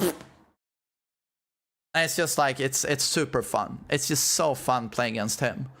The counterplay to him, it's a bit like Nurse. Break line of sight. Otherwise, you just can't do anything. So he's very, very map dependent. Used to be 110, is now 115. I don't know why. And his camp is only second to Bubba's. No, you know what? He has the best camp in the game. Have you guys seen the best trickster in the world? I don't remember what he's called, but he broke Hen's team's like 200 win streak. And I don't want to take anything away from him. He's a really good player. But do you know what ends that match immediately? He hooks Vakak. No, sorry, Vasek. Thanks. He hooks a survivor in the open on a hill. I think it's on Coal Tower. It's on Coal Tower on a hill. Obviously, he picks that position. You know, he's smart. He knows what he's doing. He's playing trickster. So he's very in the open on a hill. And then he pressures other survivors. And when someone goes for the save, what does Vasek do? He holds a button. Main event. And now he has infinite ammo, and he's like a machine gun. And this fucker who's trying to save is 5 meters from the hook, and he's running, you know, as fast as he can. And Vasek is like, you have to watch this replay, it's on YouTube. He's like 10, 15, no, I think he's 15 meters away. And he goes main event, and he goes, like this. And the unhooker runs, starts the unhook animation, health state, and that pauses the unhook animation. And then, goes for unhook, and Vasek has now, because he can fire as he's running, now he's made it all the way up the hill, standing behind him, M1. And now he's down at the hook, and now boom, second hook state on the guy on the hook. Curtains, the match is over. The match is now over. So, what I just described is probably the strongest camp in the game. The strongest proxy camp in the game. And that cannot be underrated, having a camp like that. That is very, very strong. And again, like, any filler pallet loop that doesn't have walls, no counterplay, you're dead. All you have is like walls.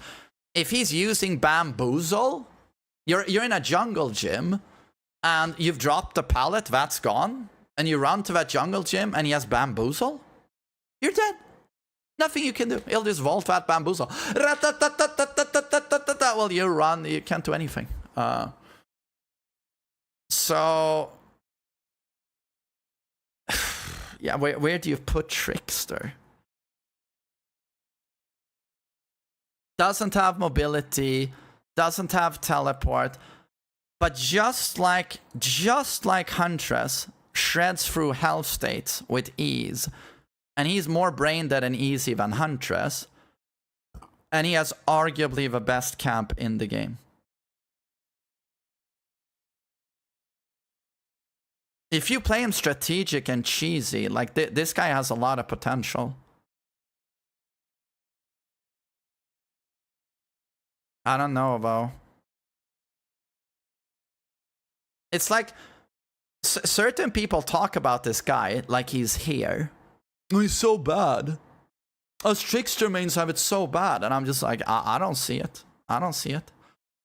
Nemesis. This one is so funny to me because I'm a Nemi Wesker main. And I don't want to downplay anyone. But I find it funny when Scott Jund, I don't remember where Ots places him, but Scott Jund is like convinced Nemesis is up here. But he also puts Kaneki in A tier. And I'm just like... but yeah, he puts Nemesis up here because I think his exact wording, and I you know, maybe... I don't remember, maybe he put it differently, but he says, one of the best chases in the game. Brutal anti-loop that you can't do anything against. And I'm just like, you can see it that way. Although I would say that the tentacle, you know, crouch tech at loops, you know, where it's not an entire wall, you know, short wall loops, you know, you can tentacle over them, but you can't crouch tech here. Also, Nemesis struggles against very round loops, you know, a very small rock loop that you're just running around like this. If you're a Nemi main, you know what I'm talking about. You're just running and you can't really hit the survivor at the pallet. And they just refuse to drop the pallet. They just run around. That scenario is why I see a lot of Nemesis mains use Enduring. Something like that. Because you have to sort of eat pallets. But that's also a struggle. Also, he has to hit survivors 3 times. That needs to be talked about more. If you want a tentacle, you need to hit the survivor 3 fucking times. That is really, really bad. And not only that, there are 4 vaccines that load onto the map always. And survivors can all use that fucking vaccine to remove that infection. And now you gotta hit them 3 times all over again. All over again. 3 fucking times you gotta hit them. That is insanely bad. And also, that anti-loop that is so strong, you know, so strong. It is pretty strong. I'm not gonna downplay it. Drag tech is very strong on a tentacle. But it's like, you're in a bad position when you use that at a window. You know, Shack window, they vault that window, and you hit them and infect them. And now they speed boost away and they chase over. Like, I'm just like, yeah. And then you have no mobility. You have no mobility. And then you have zombies that sometimes put in a lot of value. They go to generators, they scare survivors off. Maybe you have Ruin paired with that or whatever. And you get some slowdown. But survivors can flashlight the zombies. Survivors can kill the zombies with pallets. One survivor can lure them away while the other work on gems. Sometimes those survivors do wonders on indoor maps. Sometimes I get body blocked by my own zombies playing Nemesis. Sometimes my survivors load into a corner and they just stand there. Sometimes they stand up on a hill and they just scratch their anus. Smelly fingers. And they just stand there. Eating poop. They just stand there. I just go, I wave at them. Hey, hello. Want to help out? You know, you see the survivors on this gen below? This little hill you're standing on? How about over there? No. I don't know in what world he is A tier. I can't see it personally. Question is where I put him, Bo. No mobility, 115, has to hit 3 times. Tentacle has 6 meters of range. When he is tier 3, when he holds it and zones with it, he now is as fast as a survivor. There's no slowdown. 100% as fast as a survivor, and now it goes 6.5 meters. But still, 3 times. The vaccines are there. Zombies are... Are zombies the worst slowdown mechanic in the game? And it's just complete RNG. And no self-respecting competitive player is ever gonna rely on RNG. You don't.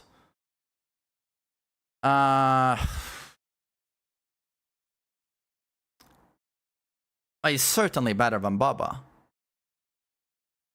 I think he's better than Legion. Bottom of B? I don't know. I'm gonna put him there for now on. For now, he's going to go bottom of B. Pinhead. Pinhead is pretty underrated in my opinion. And one of the hardest killers to play in the game, in my opinion. You need to be able to find the box. So you need to know the box logic, where that spawns. And you can use some perks to help you here. But if you know how to find the box, super strong. He's just an M1. Okay, walks around at 115. If you find the box, boom, chain hunt. Chain hunt. Very strong. All of the survivors are tormented now by chains. And it's super annoying. Someone has to find the box and solve it. He can teleport to the person doing the box, but then he doesn't get a chain hunt. But now he gets a chase, right? But the best is, if he knows where that fucker is, he can now shoot his M2 power, his possessed chain, and interrupt the solve of the box, which takes quite a few seconds. And now he can down that survivor and get an additional chain hunt. This slowdown is very strong. And the box also comes. I came. It also spawns like all the time. All the time. You solve a box and now it spawns again. So one guy just always has to run and solve the box. That's nice slowdown. Paired with the Eerie add-on, where you don't always see the aura of a box, you need to stand close to it. If you use that, it's actually very strong. Very strong. And his anti-loop is the possessed chain, where it's a very hard, it's the hardest skill shot in this game to land. It's very awkward. But if you get good at it, it's a pretty good anti-loop, where especially paired with what's it called? Is it impaling wire? I think it is. Where if they try and they need to hold M1 to remove the chains, or they run next to an obstacle and a wall and it removes the chains. But if you have impaling wire add-on, if they do that, it spawns an additional chain. And you get guaranteed a lot of slowdown on them. And they can barely walk. They can drop pallets, but they're just walking. They're very slow. So it is underrated, it's strong. It can also be shot at, you know, you can sort of summon that chain like on a floor above you to try and hit people on generators, to take them off generators. If you use Engineer's Fang, which is an Eerie add-on, that chain won't slow them down and nail them to the ground. Instead, it will take a half state. Like, it's very strong. It's very strong. But due to the lack of mobility and the skill shot not base kit injuring, like, I think he's going to be like top of B, but he's not going to go into A tier. And then we have Artist. Artist is so rare. It's like a specialist character. I very rarely see Artist, but anytime you see Artist, you almost always lose, because it's always a very devoted player, like a specialist. They are the only ones who bother with her, because she is pretty difficult to play. But what she basically amounts to is that she runs around the map at 115, and anytime she's behind you, she can shoot one of her crows into you. She basically puts down crows like this. She can put down like 3 of them in total, I think, like in front of her while running, almost like here, here, here.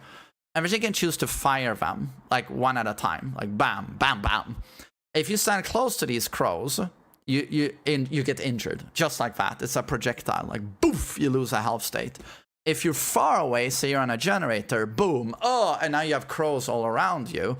And you need to hold M1 to get rid of them, or go into a locker, like in and out. It instantly removes them. If you don't do that, she sees you. She sees those crows around you, and now she fires again. It's going to take a health state. Or if you're injured, it's going to down you. And she does this globally. It's a global projectile. So she's worse on like 2-floor maps. If it's a single floor map, like she no matter where you are, she can fire that shit into you. So she can check gens really well.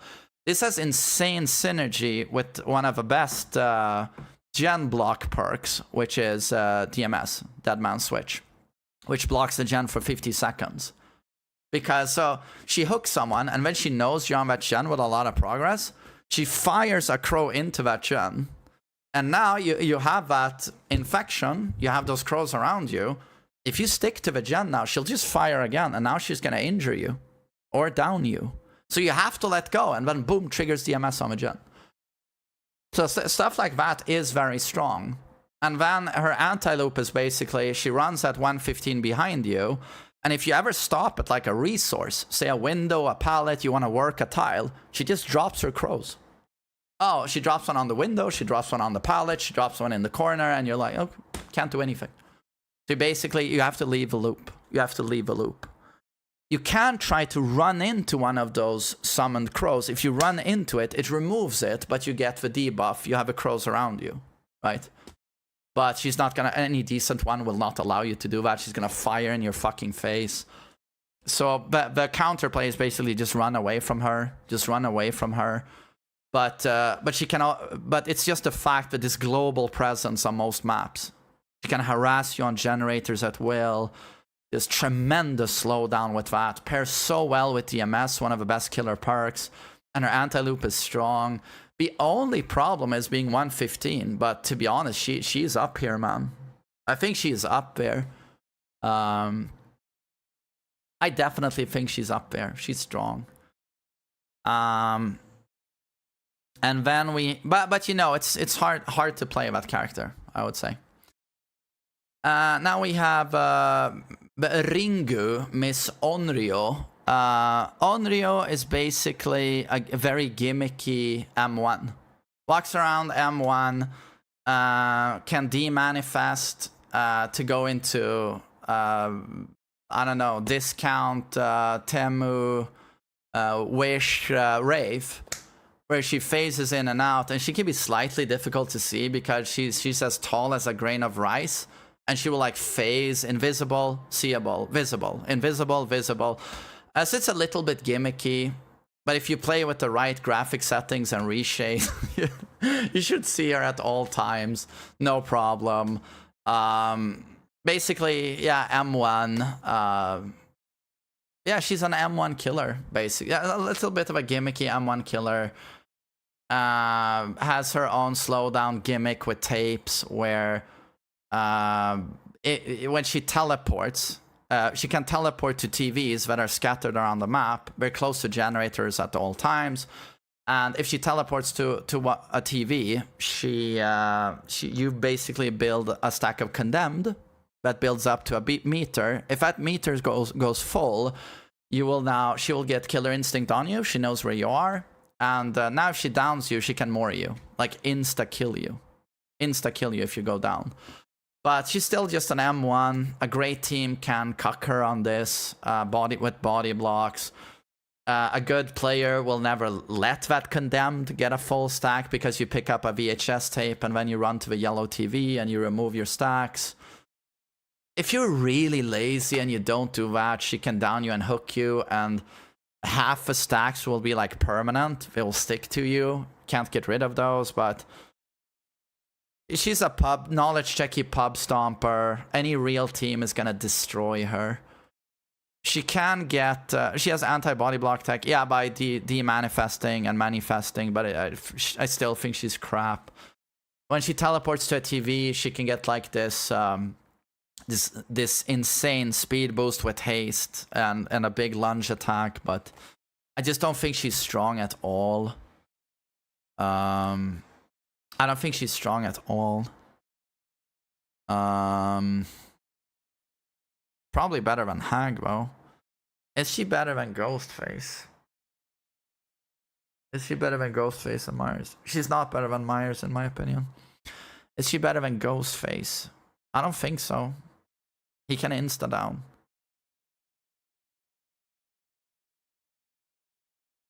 I mean, she has slowdown, I guess. I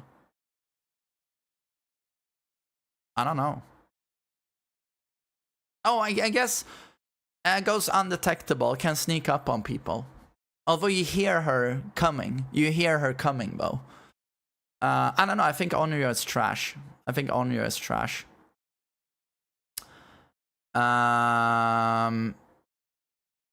She has a lullaby, right? Dredge. Dredge is interesting, very map dependent because he relies on lockers. Some maps have no lockers, some maps have a ton of lockers. Can teleport to lockers, gets killer instinct if someone is nearby. That's pretty nice. He can use lockers in chase. Oh, you're running to Shack, I'll just come out of that locker. Problem here is that survivors can lock the lockers. This is a completely unique mechanic to him.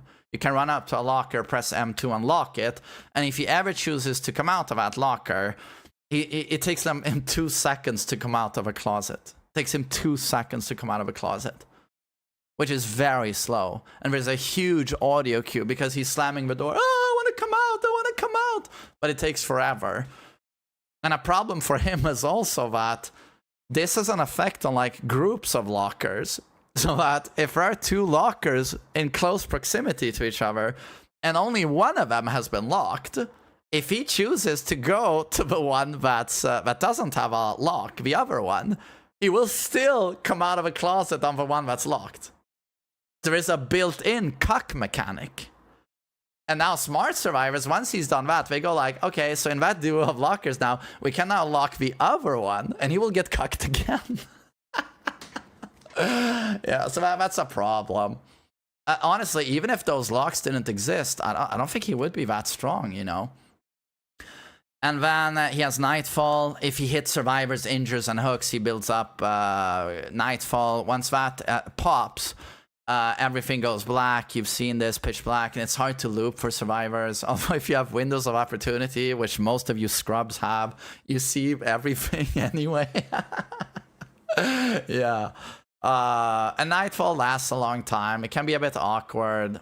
You can't hear him coming when he's in Nightfall, but I don't know, it's decent. It's decent. And then he has an anti-loop. Anytime he wants to like teleport, you hold a button, and now he puts out a remnant. So that's like a very shadowy figure where he holds the button, he puts out his remnant, and now he walks a bit slowly, but he can still walk. And now he basically makes his... Oh, sorry. He makes his way around the loop now. He's walking. And the survivor can now choose to... if he goes to the remnant, Dredge presses a button, and he instantly, within 1 frame, turns into the remnant, right? And he can M1. You know how this goes. But he moves so slowly when he does that, so that if a survivor isn't completely zoned into a corner, all they do is like, okay, leave this loop, go to the next one. It's just not very good. Everything is like okay-ish, but in my opinion, Dredge is just not very good. I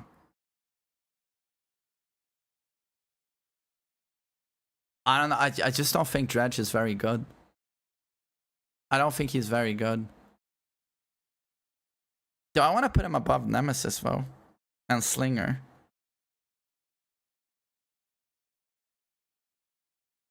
I don't know if I can do that. Where anti-loop bodies him. Is he a fucking C tier killer? Is he a fucking C tier?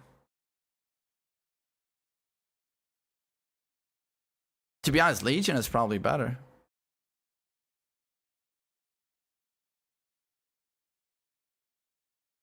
I don't know. It's I think Dredge is pretty bad. Pretty bad.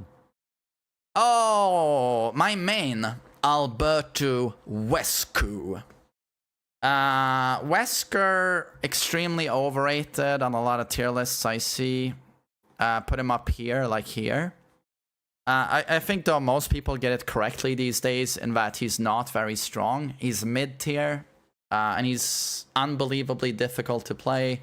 He's super bugged as well, where you land your bound and they slip out to your grasp. You get scammed constantly on this guy. But basically, he runs around 115, And he can now hold M2 to go. And now he can bound, and it's 2 charges. He bounds, boom. He like very quickly zooms straight forward. There can be no obstacles in the way. He zooms, roof. If he hits, he can do this twice. So he can go boom and then wait some time, especially with egg, his best add-on. His best add-on by far is egg. He can do his first bound, and with egg he can wait a long time, multiple seconds. And then he can bound again. And he can move slowly in between the bounds, right? So 2 bounds, and they cover quite a bit of ground. If he hits a survivor when he does his bound, they are in the middle of the screen when he bounds, no obstacles in the way. He grabs them, and then he throws them. And they go pretty far. If they hit any obstacle or any wall, they will take damage, hopefully, if you don't get scammed by the bugs. Take a health state, and they also eat an infection. This infection... it takes like 30 seconds, I think, once they've been hit to build up slowly. If it goes full, they eat a 4% hinder, I think. So they're hindered 4% at all times. And now also, they are sort of exposed to the bound. A healthy survivor who has a full West Ouroboros infection will be insta-downed if you bound into them and slam them into a wall. Insta-down. And you just grab them and you can hook them. So that's good. An injured survivor, again, you slam them into a wall, you grab them, and they can't flashlight save on that bound into wall, grab, and now it's lore accurate. Wesker with the shades, flashlight saves don't work. So that's also nice. The slowdown used to be better, the infection used to be stronger. There are first aid sprays scattered across the map with 8 charges in total to remove the infection. He is so cucked by a lot of maps on his bound. His bound also allows him to bound into a pallet that's been dropped or a vault, and he will fast vault. This guy fast vaults twice as fast. So Wesker's vault... it used to be good with unbound, but not anymore. They removed the you need to do a normal vault now. So you can no longer fast vault a drop pallet into unbound 10%. So he can't really do a whole lot with his fast vault. It has some utility, but not a whole lot. It's so cucked by a lot of maps. I don't think Wesker is very strong. I think the reality of Wesker is that if you're a very, very gifted player, he's here. Because a lot of loops, if you're very good with mechanical skill and execution, you can do these flick bounds around them, like, and just tag survivors. Some really strong Weskers, they can even, you know, they don't even have to 50-50 a lot of filler pallets. They just flick that quickly around, and the survivor has no time to react, to drop the pallet, you know, either left side or right side. So with a very skilled player, you know, with hug techs, etc., but still inconsistent even for God Weskers. But I would put him top of B tier if you're a very good player. Some Wesker players, like 1 in 1,000, are so unbelievably good with his character that there's an argument for him being here, but you have to be so good. And the strongest thing he has, in my opinion, is when he zones with his power. Like, say you are at a shack that's like corner map, right? And a survivor is running on the outside of the shack, the wall that's pointing into the corner, right? They're running along the window, but they don't vault the window. Now the Wesker bounds into them and then aims the bound, as you can do. You aim into the corner, and Wesker throws them into the corner. And now they're infected, they lose a health state, and now they can't do anything. They've been thrown into the corner, you're holding back as Wesker, you're walking back towards the shack, and before, even with the speed boost from being injured, before they can make the pallet, the window at shack, you can hit them again and they're downed. Strongest possible scenario for Wesker, but most survivors not gonna allow that to happen anyway. For some reason, he is not allowed on add-on that when he vaults a vault, that he gets a built-in bamboozle. Like modern killers get that. He doesn't get that. So yeah, I think like if you're super good, he can be here, but even getting him here, you have to be really good, in my opinion. But you know, top a beat here, I would say. Certainly better than Nemesis. Certainly better than Nemesis. Nemesis is better than Slinger. Fuck.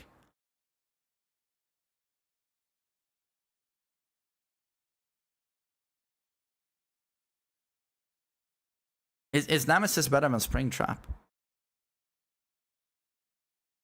No, he's not. I don't think so. It's difficult. And then we have Knight. I gotta say, what even is Knight anymore? What even is Knight anymore? Can anyone keep track of what this fucker does? What I think he does now is he has 3 different guards. He can rotate between them, choose which one he drops. Big burly guy breaks pallets quickly. Jailer, key guy, has the longest chase. He can waste the most amount of time when he's chasing a survivor. And the assassin is the one that runs quickly behind the survivor, faster than them, and has the highest chance of actually hitting them and getting a health state. But he doesn't chase as long as the jailer or the big guy. I do believe that's it. He runs around, he kicks gens, he puts out guards to patrol the generators, and we have gigantic AoE activation radius when they patrol, and you always have to take a guard and they're chasing you. And it's obnoxious, but if you vault windows, the guards can't hit you. If you pick up the banner, you get a speed boost, and the guards can't do anything, they despawn. I just think he's shit. I just think he's terrible. He's very annoying and unfun to play against, but I think he's terrible. He's just straight up terrible. Yeah, I don't know. I mean, if we're talking annoying, God tier, but if we talk strength,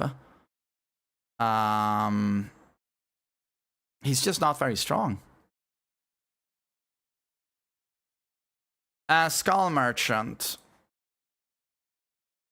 I'm going to have to concur here. Worst killer in the game. I just have to concur. Worst killer in the game. Trapper can at least get a snowball going. Trapper can at least against really dumb teams, or even even a really good team can slip up and just, you know, find themselves in the position where, I mean, it's going to be rare against a good team, but it can actually happen that one guy is on hook, and then the guy who goes to save runs, and oh, there was a trap unexpectedly in the grass in a place where you go, of course he hasn't put a trap here. And now Trapper can snowball. Trapper can snowball.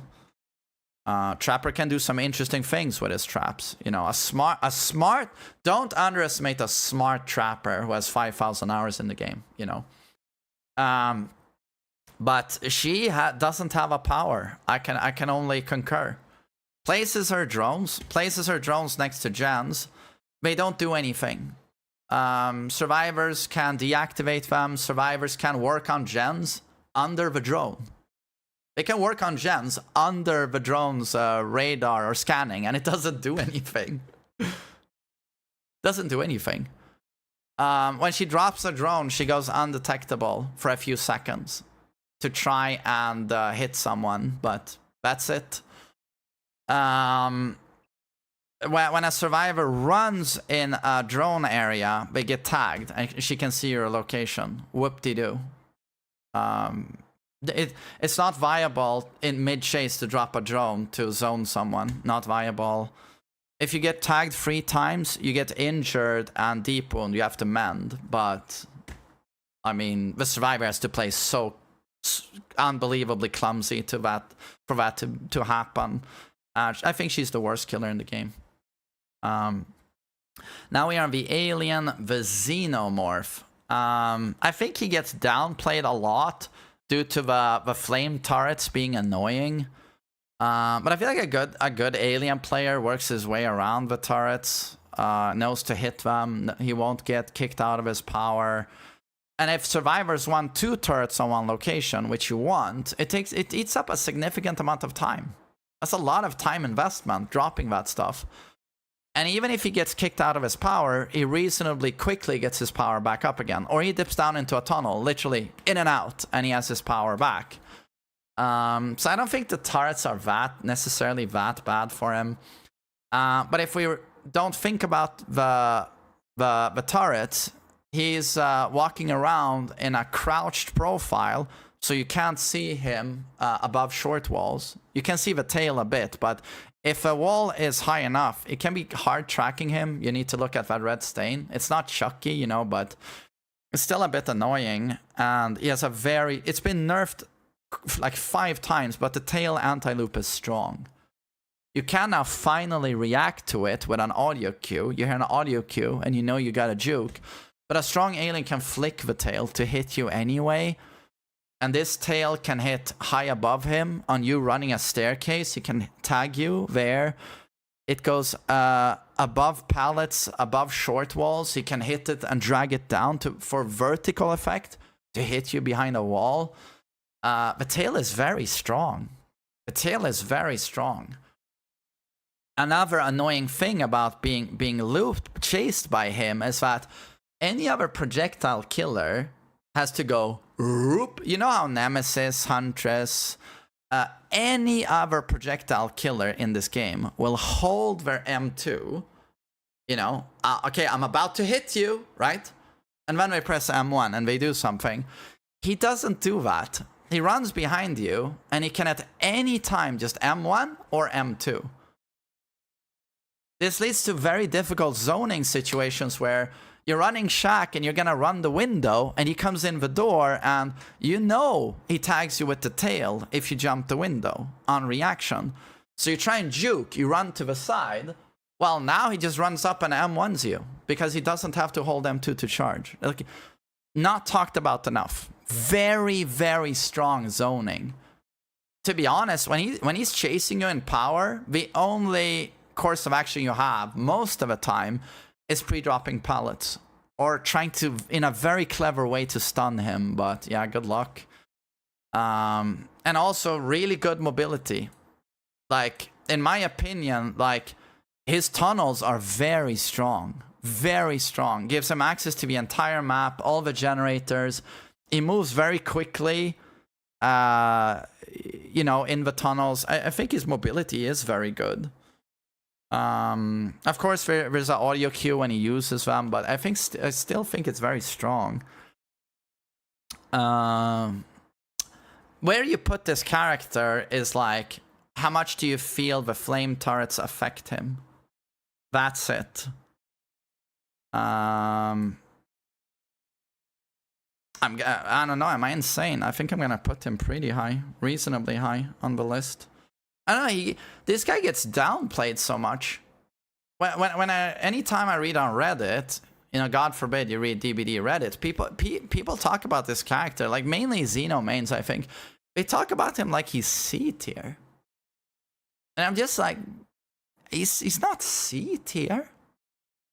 He's actually pretty strong. He's pretty strong. So I don't know. I think he's downplayed a lot. I mean, speaking of downplayed, oh, Chucky got nerfed into the ground. Chucky is the worst killer in the game. Chucky is trash. And when I play against Chucky, and I'm just like, what exactly is so bad about Chucky? I mean, give me a second here to elaborate, if I may, right? So, undetectable at will, about as big as a snail, right? So you can't see him.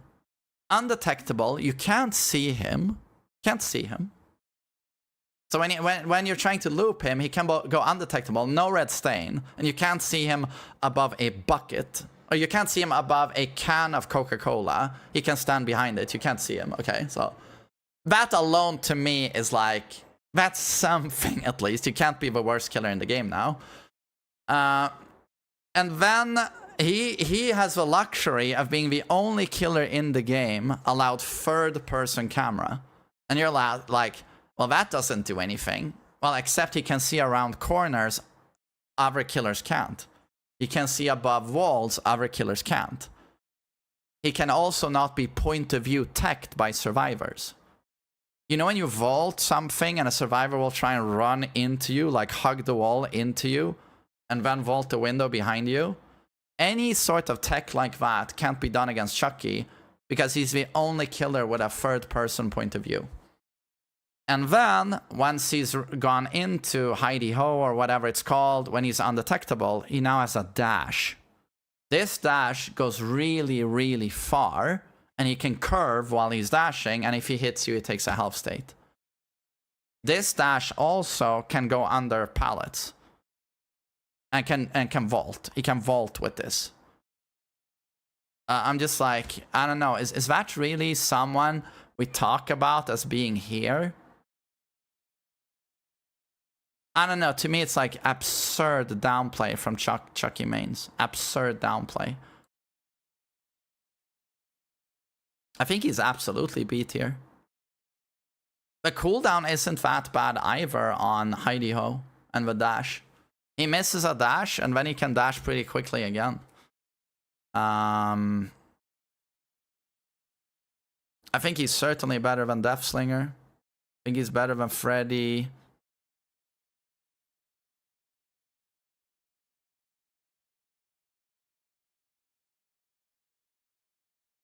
But, of course, he is 110.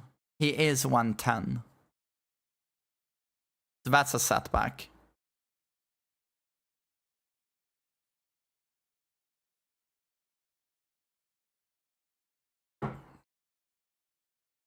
So his mobility is very poor. It's very poor.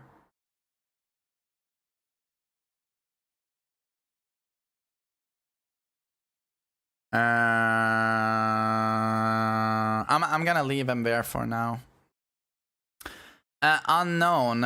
Unknown I think is very bad.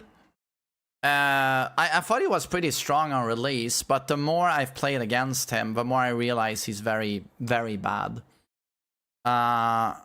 He's M1, runs around 115. He can shoot his projectile, which is like a grenade, an AoE grenade, but it travels pretty slowly.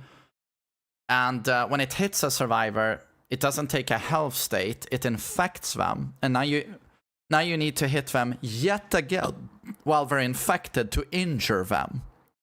But you have a long cooldown, and during that cooldown, the survivor, if they look at you enough, they remove their infection. And survivors can do very clever jukes to make you not hit them. Like double back, or switch direction quickly, zigzag. There's so much counterplay to you. Or you try and, in a very small loop, you hold your projectile to hit them again, and they haven't gotten rid of their infection in time. They can just run into you to have you fuck up that projectile. And there's all kinds of counterplay to be done. And then he has a teleport in that he puts out a clone. I think it's like 3 max, 3 or 4. And he can instantly teleport to these clones. But they can be removed by the survivors. It takes like 4 seconds. They hold M1, they can remove those. I think he's bad. I think he's bad. I don't know. I think he's gonna be somewhere around here, to be honest. He's good at holding a free gen bow with those clones, I think. He has free gen potential.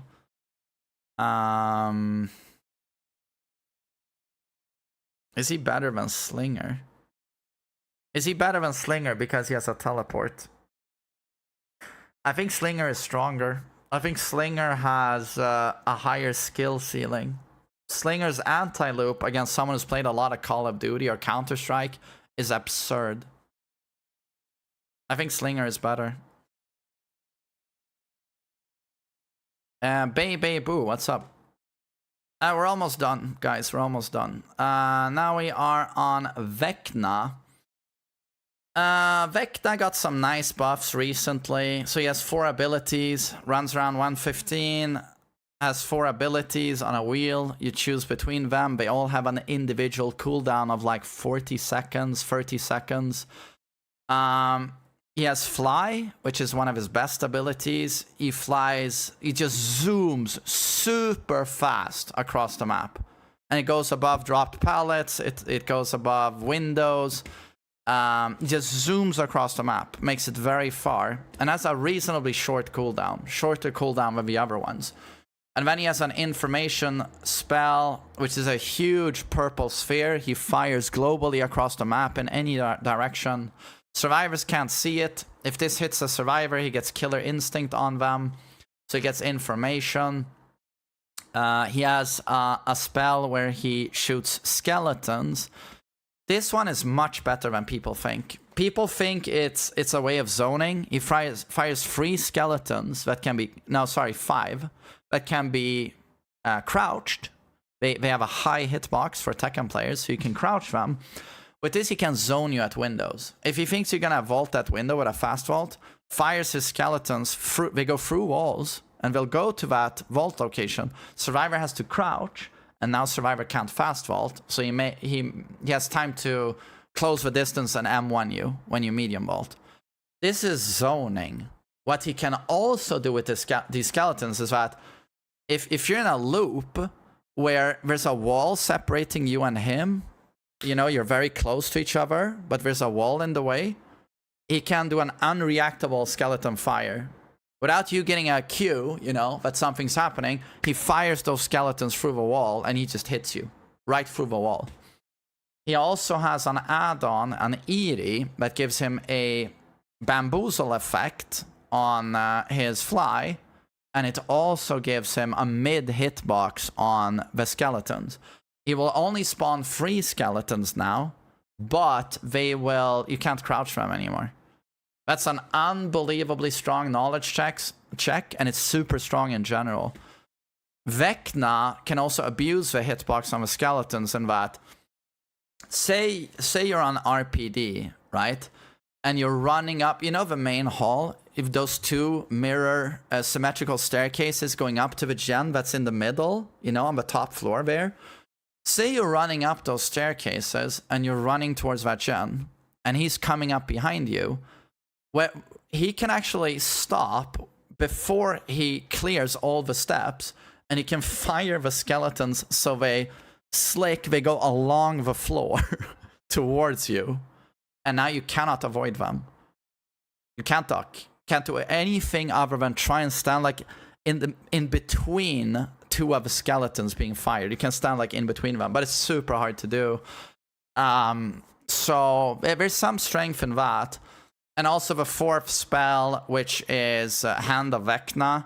He can hold a pallet. Like, if a pallet hasn't been dropped, he can block it so it can't be dropped for like two seconds. If a pallet is dropped, he can hold it back up again for 2 seconds. This is very strong, obviously. The counterplay to this is pre-dropping the pallet. Just pre-drop pallets. I don't think he's that strong if he goes up against a very strong team, but he's seen so many buffs. His Eerie add-on is so good. I think if you're really strong with this guy, he is up here. The Fly is so strong now. The Fly is so strong now. He might even be above Pyramid Head if you're really good, I think. I think he's very strong right now. Yeah. To be on, the new clown is around here, though. I would put him above Pyramid Head, to be honest.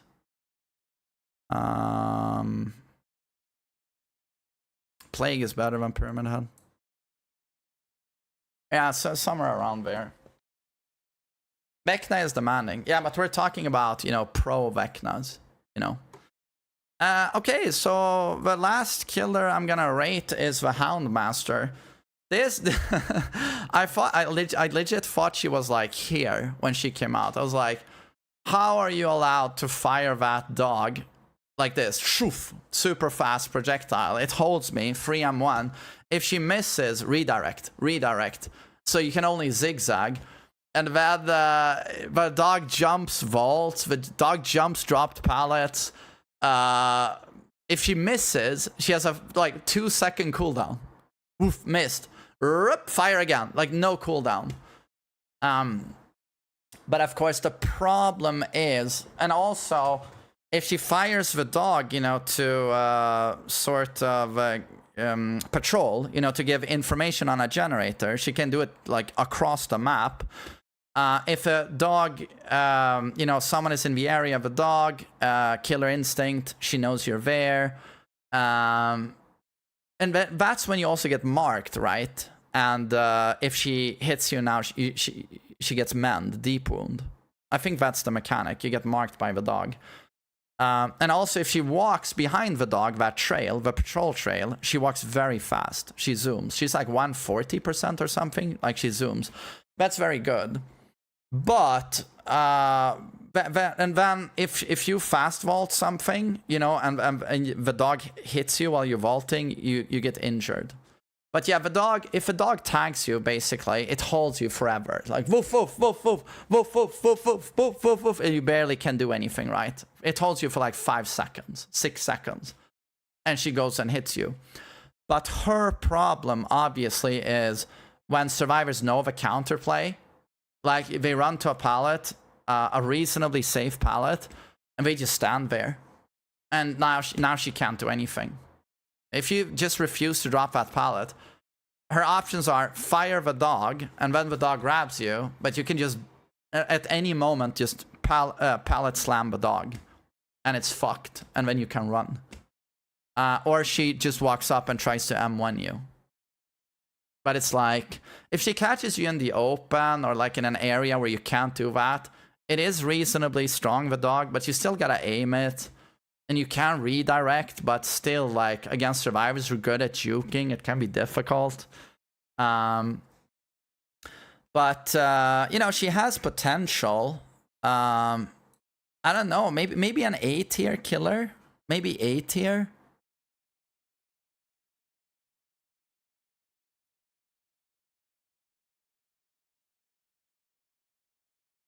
Because you still have a patrol. You still zoom behind the trail of a dog. The dog can give you information. If she catches you in the open, where you don't have pallets or anything, the dog goes so far. It goes so far, and she has no cooldown, and she can redirect. If someone is very good with that projectile, you do get fucked there. But the pallet counterplay is so strong. The pallet counterplay is so strong that if survivors have a very good like lineup of resources, it's very difficult. Very difficult. Maybe like B tier-ish. I think she does get counterplayed significantly hard. Maybe put her somewhere around there, I think.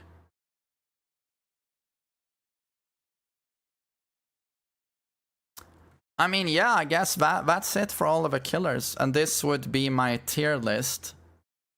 And I think it's a pretty decent one, to be honest. I'm pretty happy with this one, I think. So yeah, I guess I'll post this one to Dead by Masku. To Dead by Masku. Hey, Sluxu, what's up?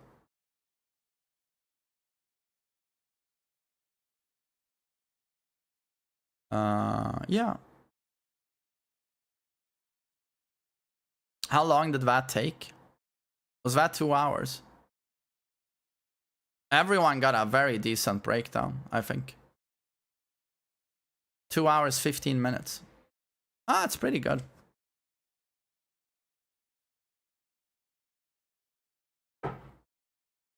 Pretty good.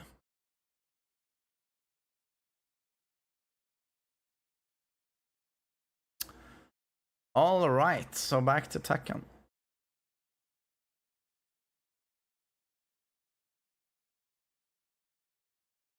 Most fuckable killer. I'm gonna go with Skull Merchant. You can fuck Hag. No, I would fuck Clown or Skull Merchant.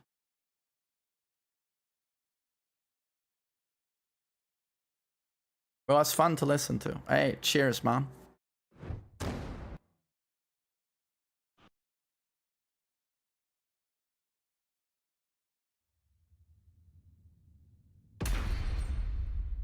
Why did I never see you play top tier killers?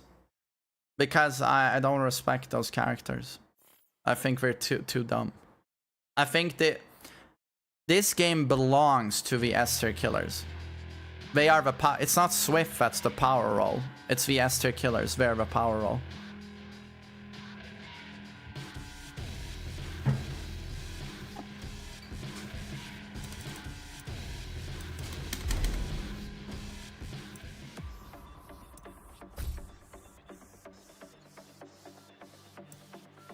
Okay, so anyone can join.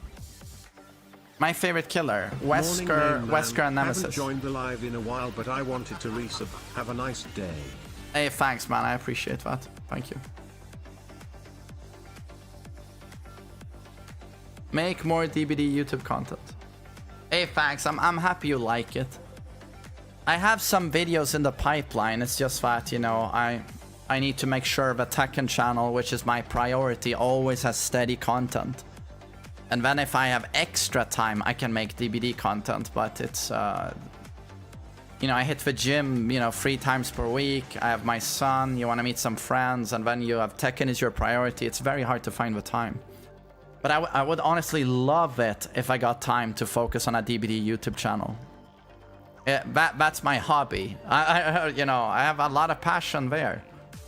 No. Yeah, I have a DBD channel. Can someone link it? I'll post the tier list there, you know, in case anyone wants to see it.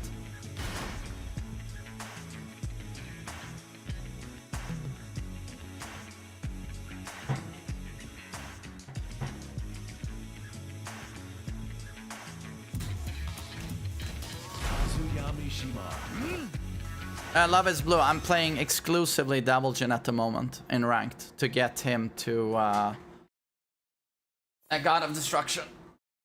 Get ready for the next battle.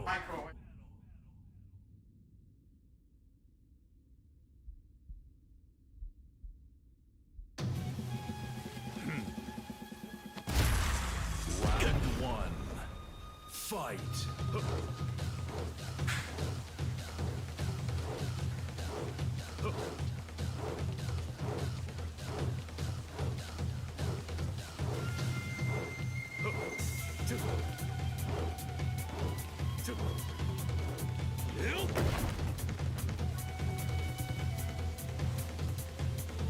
Okay, thanks for waiting.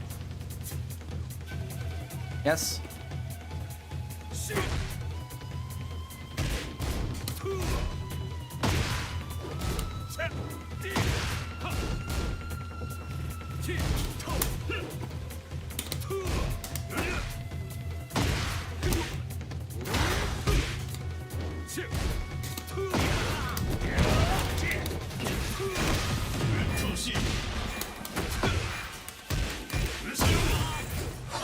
My EWC restreams. They should be there. They haven't been removed. Chillin', what's up?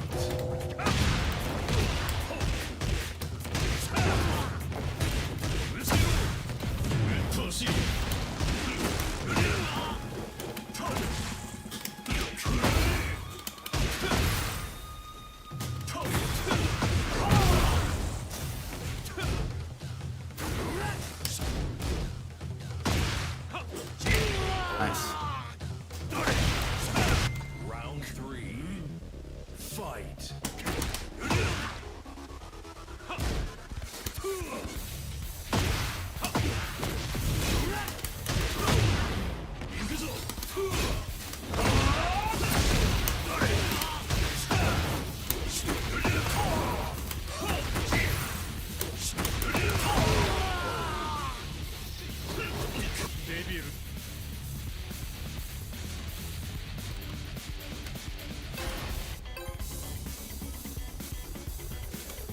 Maku.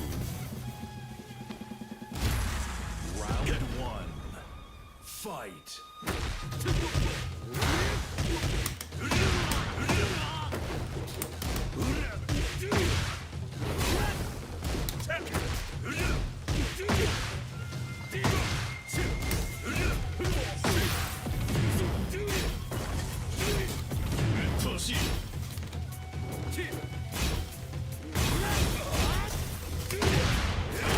Ah, good one. Round two. Fight.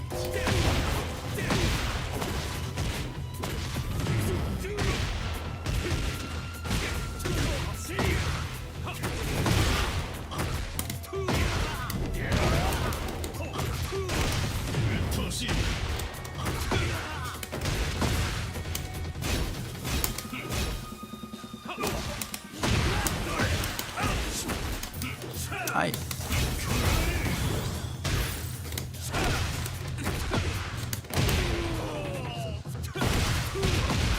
Round three. Fight.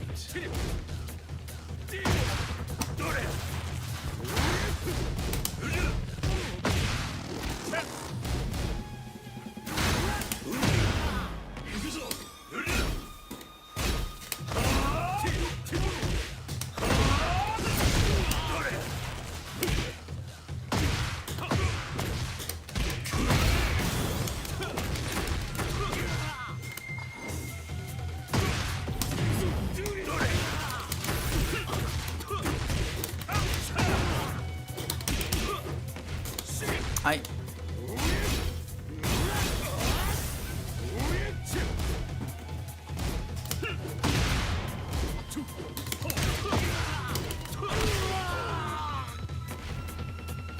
Round four. Fight.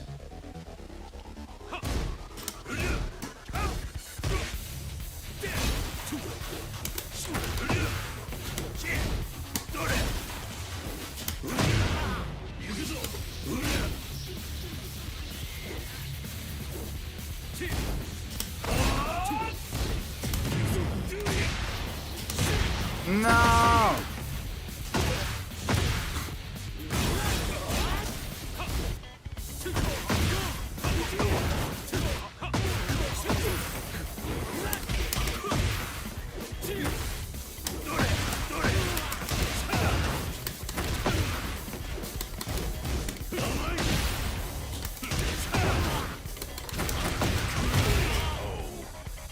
Omaika. Amai. Yo, GG's, man. GG's. Nice, Jin.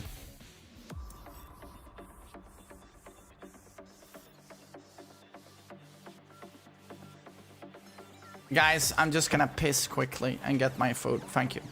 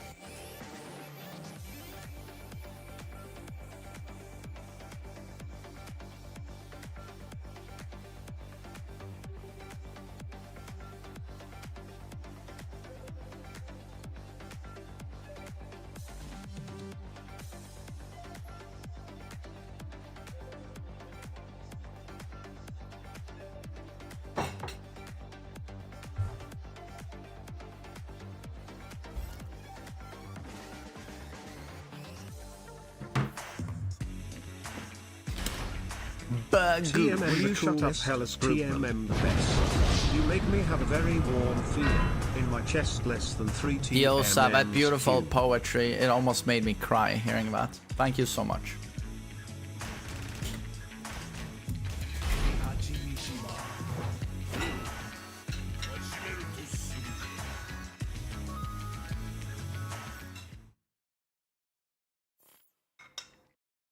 Get ready for the next battle.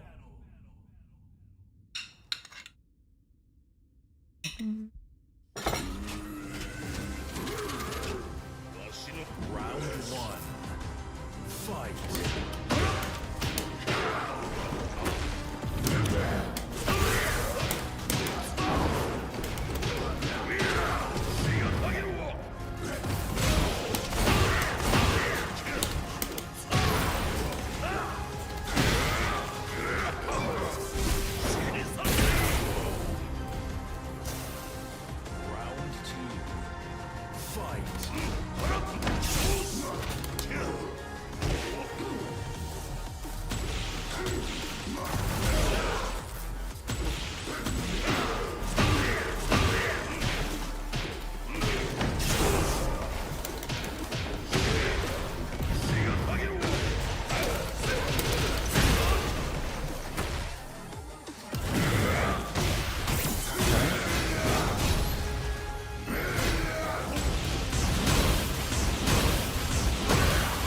Alright, that's some men.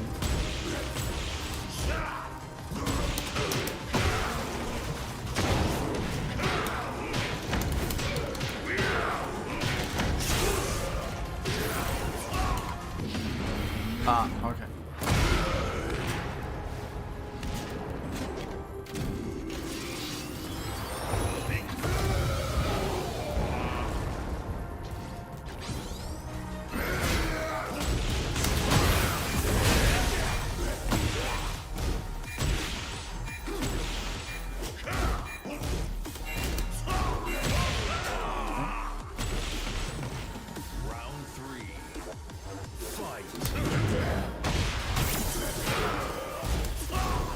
Are we gonna reset rank next season?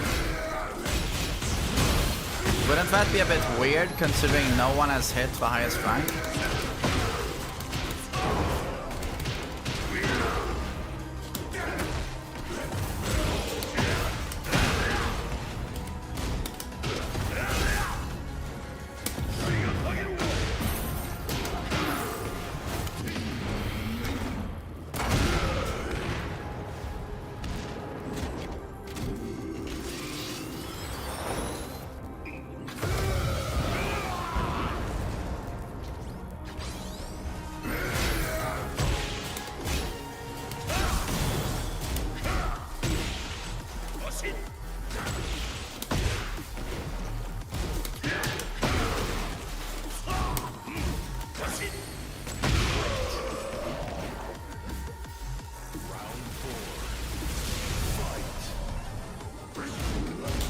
Ah, I fucked up. Wrong button.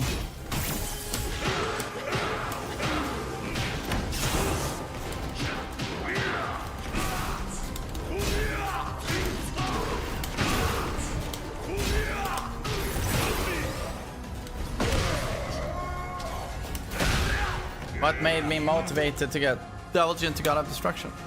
I've just really liked him the last few months. I've actually really enjoyed JIN. Round 1. Fight.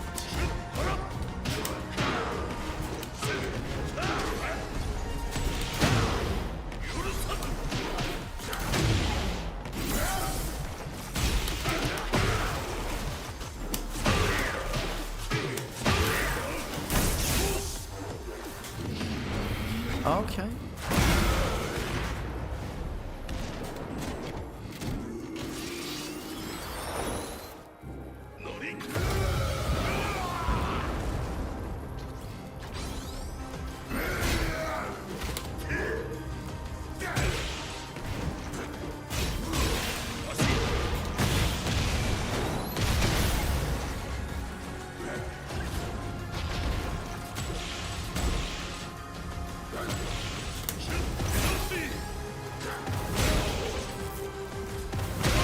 Oh wow, the reach. Round 2. Fight.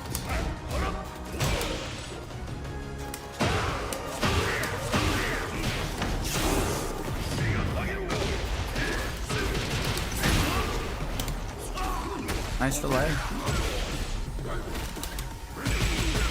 I dropped it. Ay. Nice execution.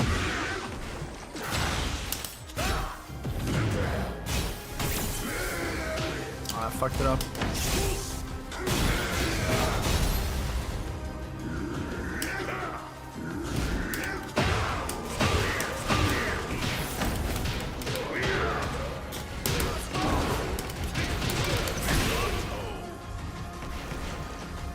Round 3. Fight.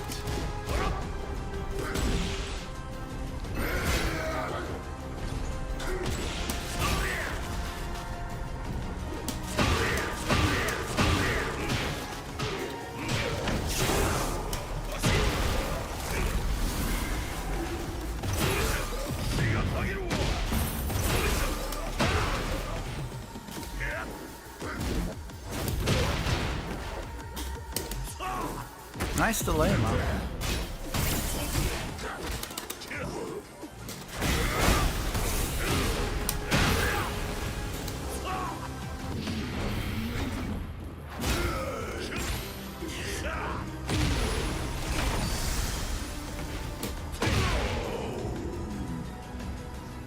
Round 4. Fight.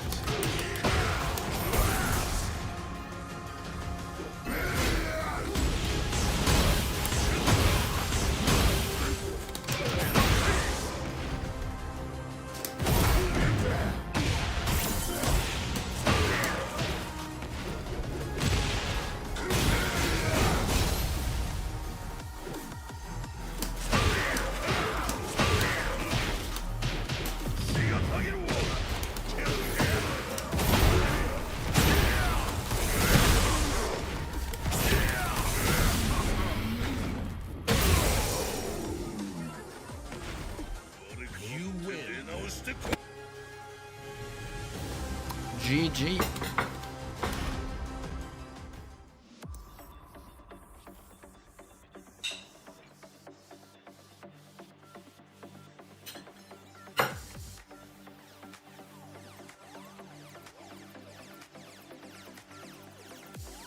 Is this a new player? Or is this the Jack player?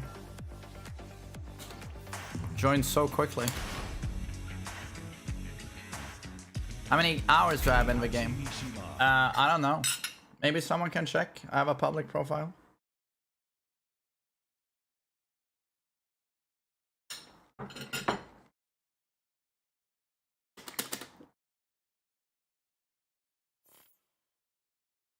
Get ready for the next battle.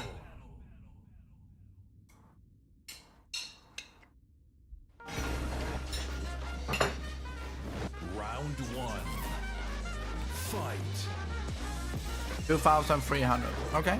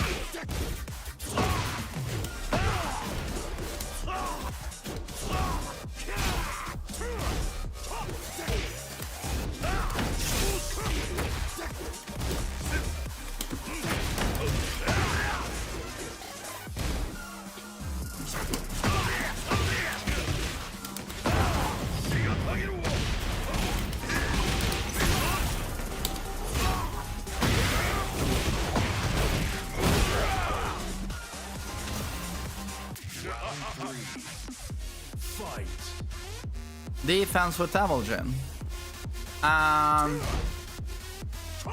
You're always threatening Samsara and back free. Always. And his parry. You have to make your opponent a bit afraid of pressing. You don't spam those moves, but once in a while you use them to make your opponent unsure. And when you play flash punch, punish. You play back 1-2 punish. You have nice punishment. Can. Sidestep punish with can.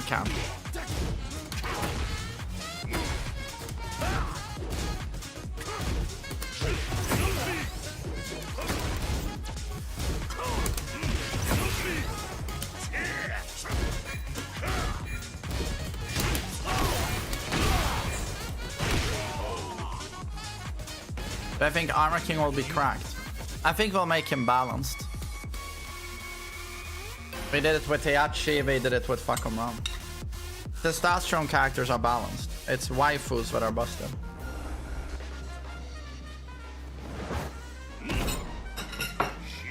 Round 1. Fight.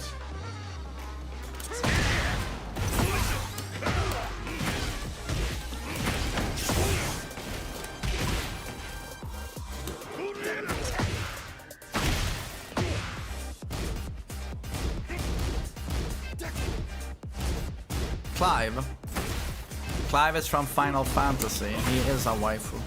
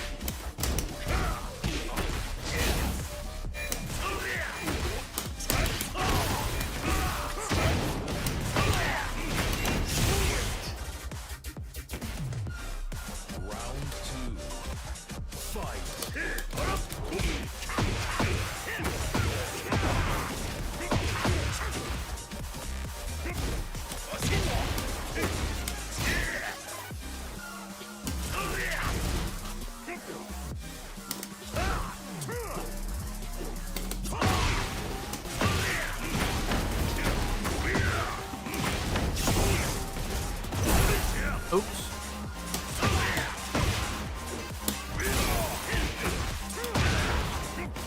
This should be a lot of damage. Oops.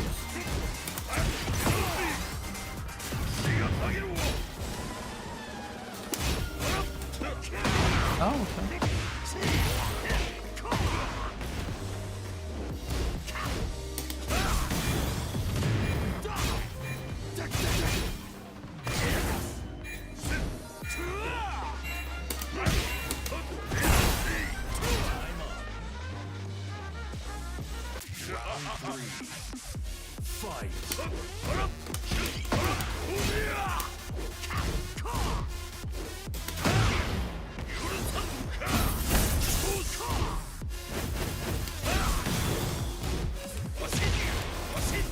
Nice.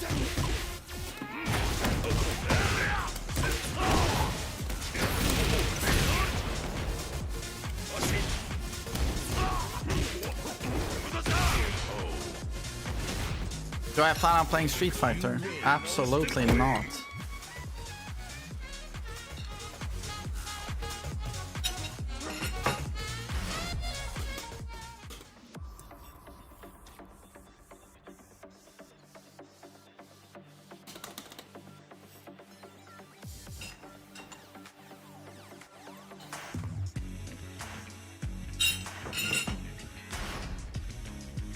A viewer sent me an Evo Pantera. Yeah, 2 of them did.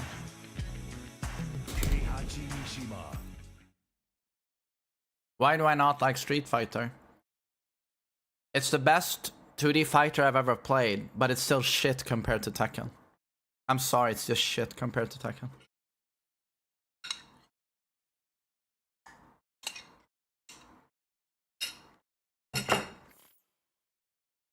It's like, you know, for 30 years you've been enjoying the world's nicest steak. Perfectly cooked by Gordon Ramsay. And then it's like, you want to do Street Fighter? Well, it's the equivalent of walking into McDonald's. Like,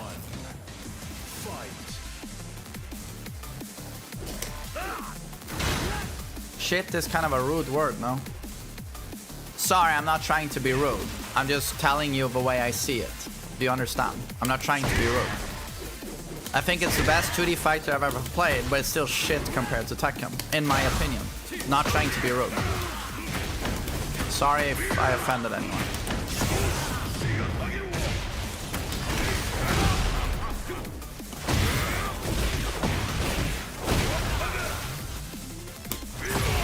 Be gone. Round 2. Fight.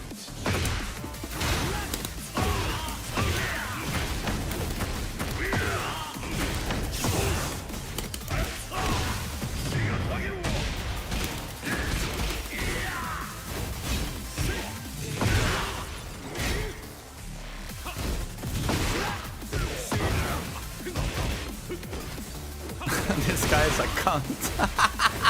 Me? What did I do? Why?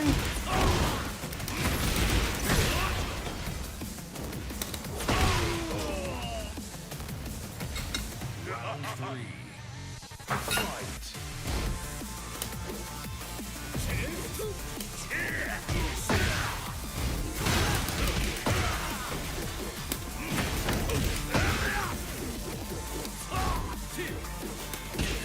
I call his favorite game shit.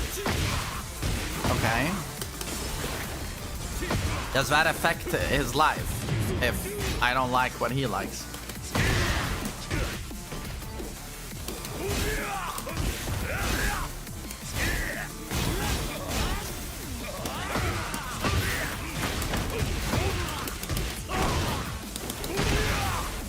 No break?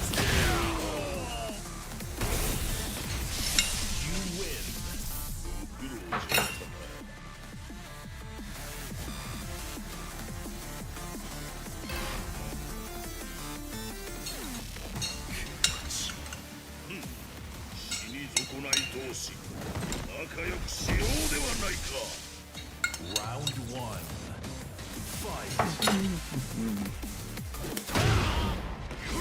His world has crumbled because you hate his game. I don't hate Street Fighter. I have a lot of respect for Street Fighter. I even watched some of Street Fighter Evo. I just think it's not a good fighting game compared to Tekken.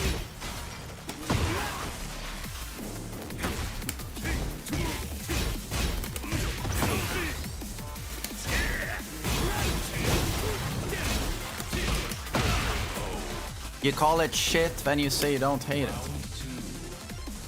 Well, hate to me is an ongoing emotion. You think about something a lot. That's the way I interpret the word, at least. When I think something is shit, I just dismiss it, like this was shit, and then I don't think about it again. Hate to me is a strong word that implies some form of ongoing connection to something.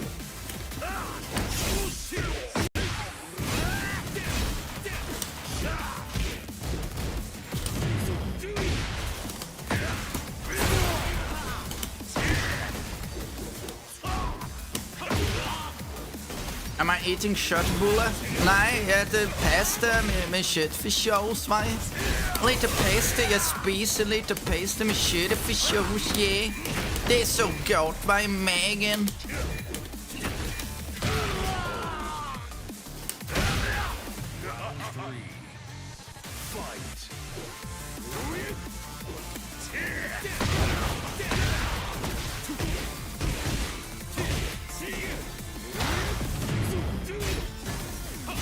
Oh shit, in what way?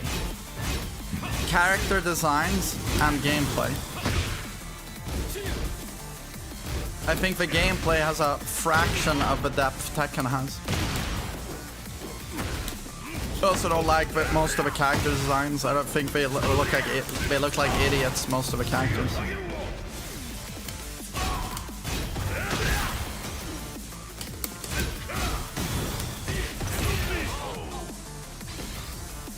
For you, maybe. Yeah, I'm sharing my opinion, sir. I'm not saying it's a universal fact. I'm just saying to me that yes, that is my opinion.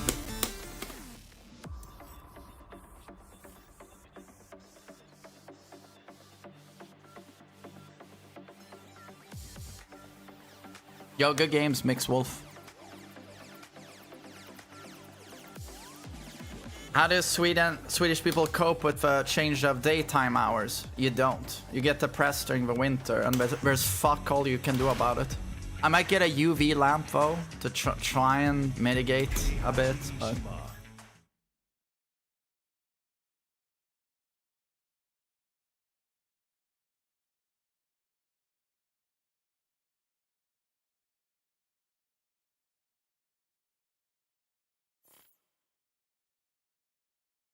Get ready for the You mean next is there a battle. bigger fighting game idiot than Lei? No. He's the biggest rebard. Round one. Fight.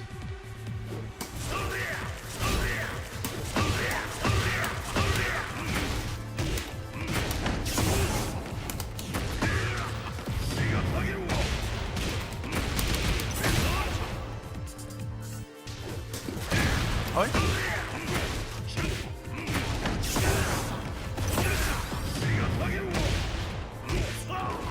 I typically get pretty depressed in the winter.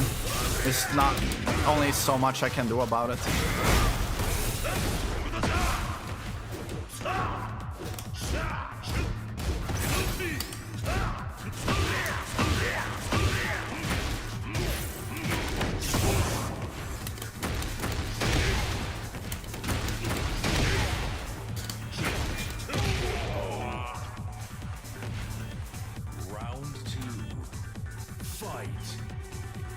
Oh shit.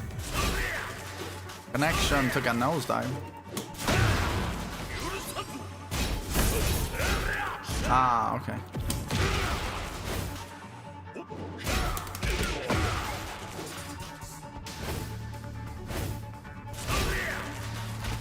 Oh.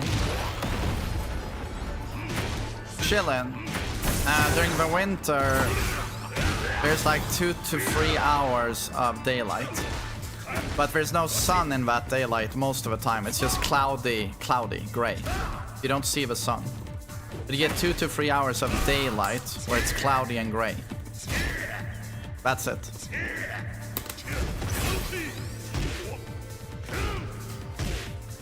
Silent Hill. It's Silent Hill, yeah. It's impossible, you know. You just get depressed. That's it.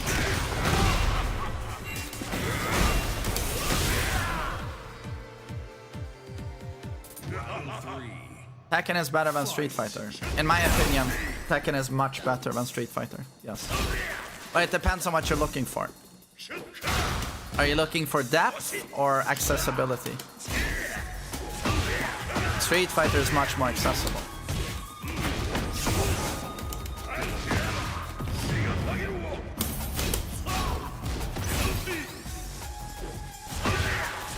Nice electric.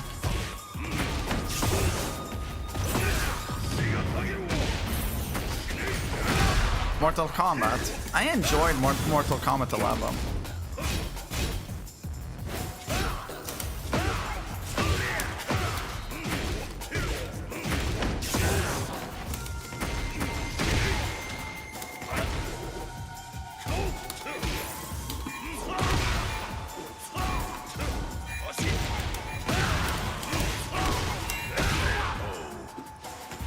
Metal Gear. Yeah, I played the Metal Gear series.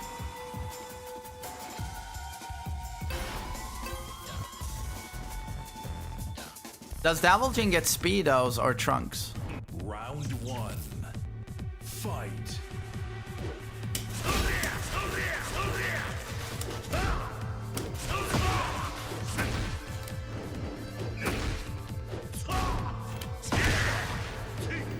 Only Lee gets Speedo, okay.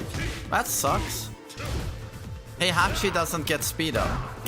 That's not lore accurate. 6.5 years, where did they go not like this?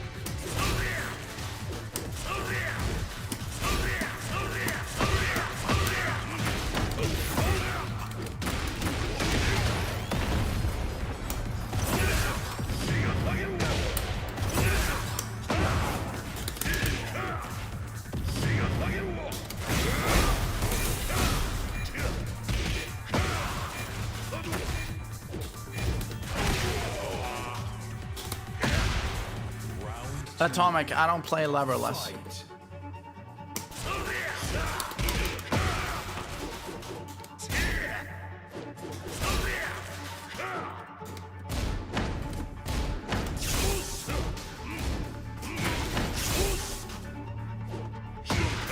Ouch.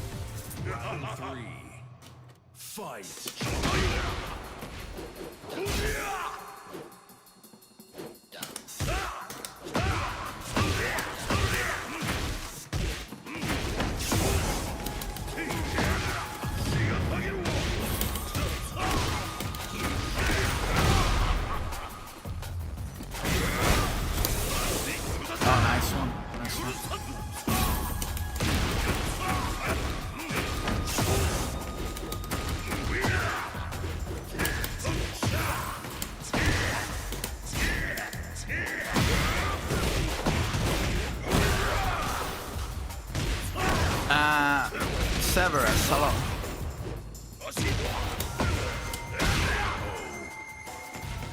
Oh my god.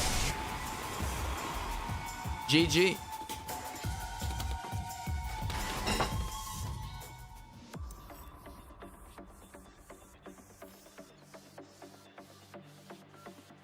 Yo, Zonder, I appreciate that. Thanks.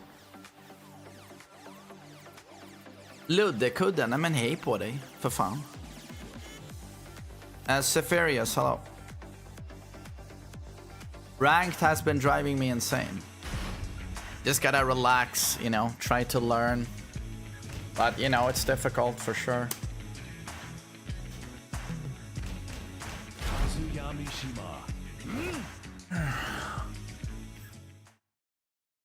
Yeah, I have two mix boxes. The OG one and then the PlayStation 5 one. Tekken World Tour prize money. I don't know.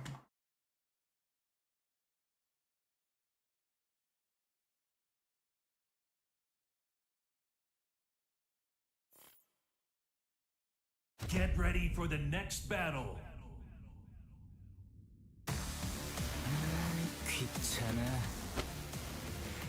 Round one. Fight.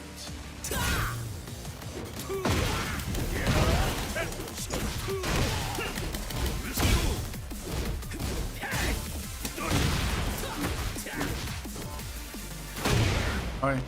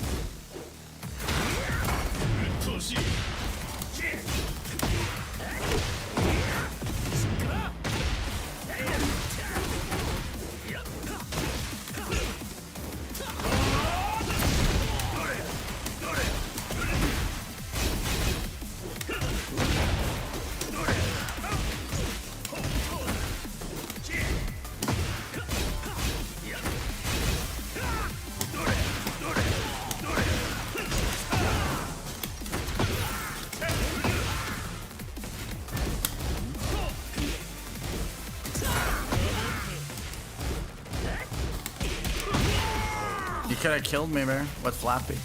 Round 4. Fight.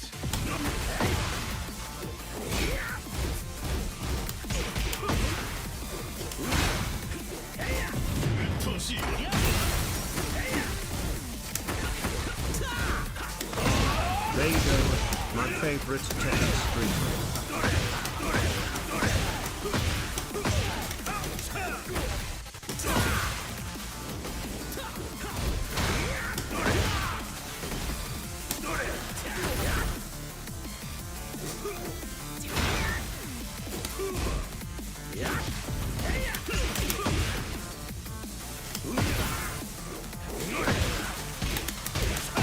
And Sephirius, thanks, man. Happy to be your favorite. Thank you. Hey, thanks. Thanks. Today will be the last day I am 40. Tomorrow will also be the day my son will turn 9 and 2v8 will launch. The question would be, Oh my how do god, you I like me, forgot. Benny? It's More power to the tomorrow. girl from Tekken 8 Master. It's tomorrow, the 2v8. That's amazing. That's amazing. Yo, thanks, Jeffrey. And congrats on 41 and your son turning 9.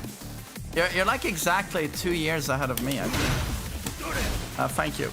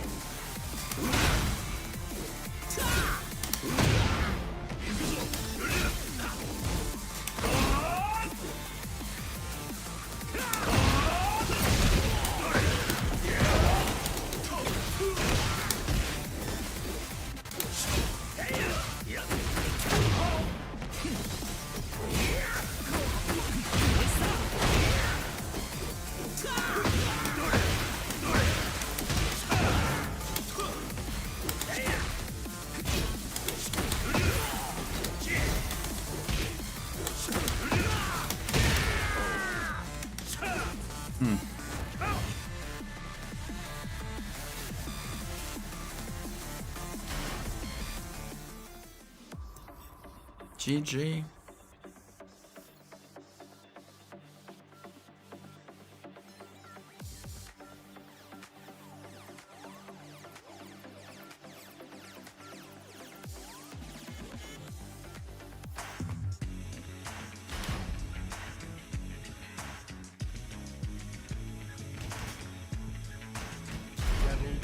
Jabu Jin. It's Jabu Jin.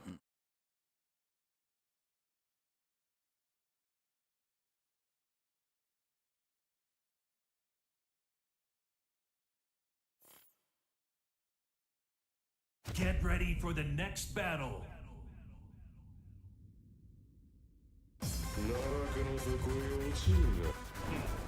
My god, it's Jabu Jin.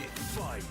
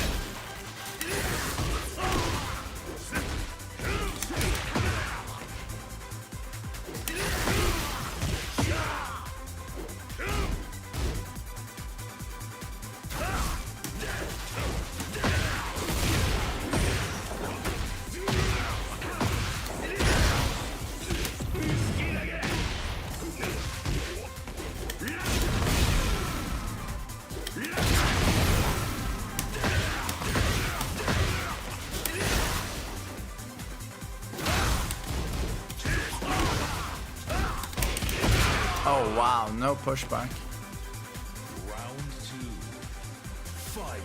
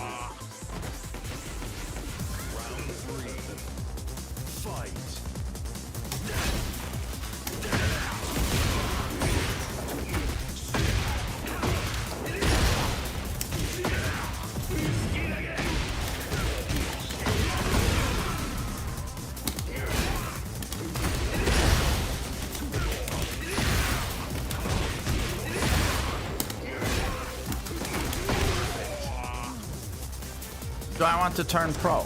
No, I don't. I mean, if I wanted to, I would just be constantly trying to learn every single little thing about the game. But I guess lately I play a lot of ranked because I'm trying to learn everything, but I don't want to go pro though. You know what? I guess I'm trying to learn everything and lab almost every character, but I don't want to go to tournaments.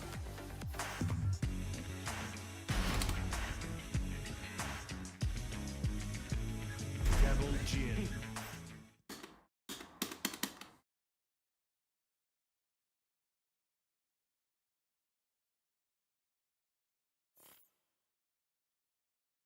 Get ready for the next battle.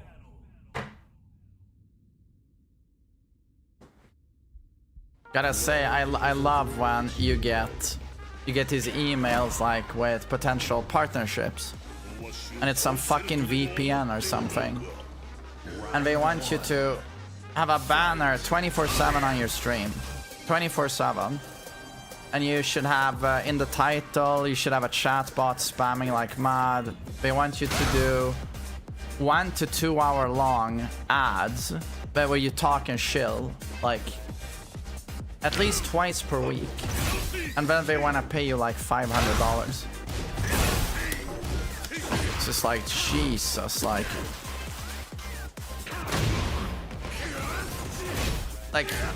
and you know they can say stuff like that because most streamers don't know their value, and most streamers, they just want to make it, you know, so to them they get so happy to even be offered a partnership. Because to them, a partnership, I know how most people see these things. They see it as like clout. Oh, my stream is so good, I got a partnership. It's just... So companies can just fuck you over. Love it. How's today shut on Hellsmith?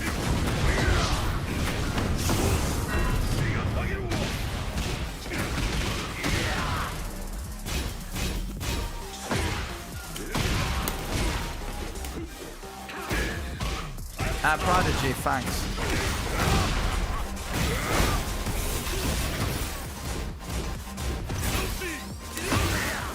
Damn, nice one.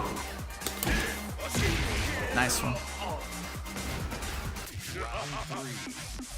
Fight.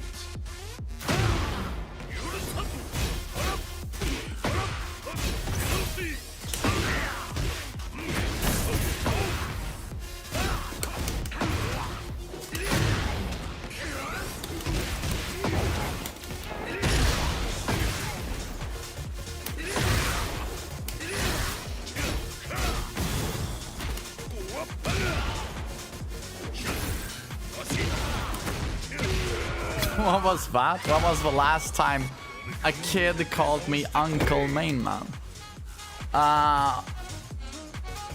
Oh yeah, that kid I saved from, you know, Chillin, that fucking pedophile. When I saved that kid, was like, thanks, Uncle Mainman. I'm like, you're welcome.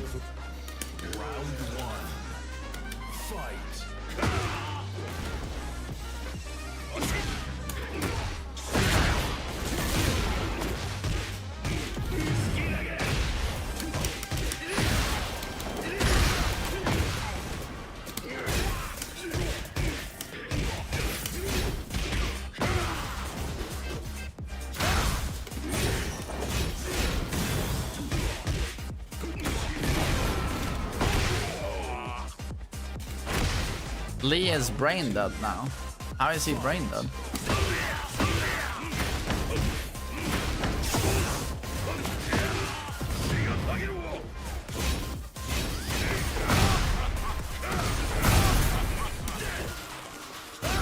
Please don't tell me you're gonna say, back 2 for free loop, back 2 for free loop. Please don't do that. Thank you.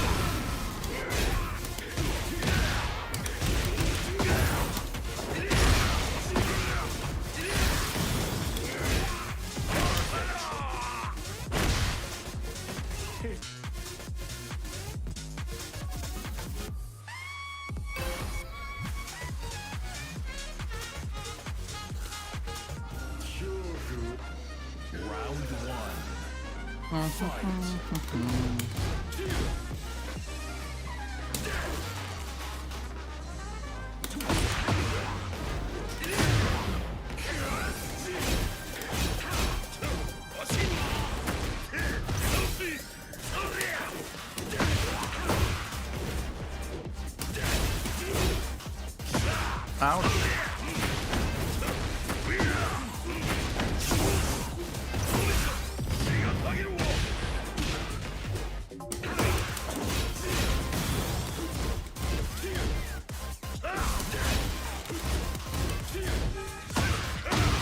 Ow.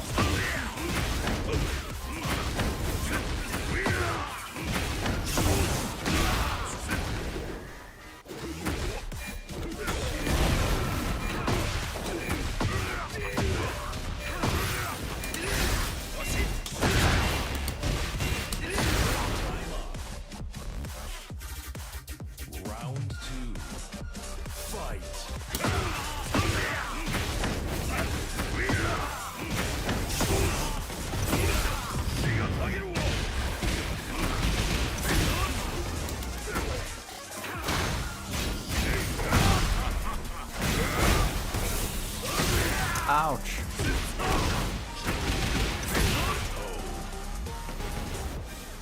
Round 3. Fight.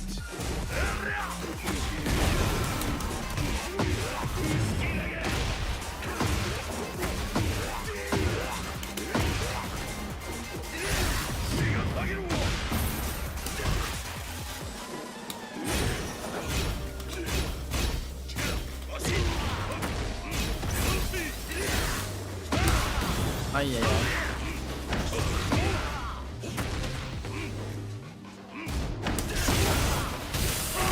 Ouch.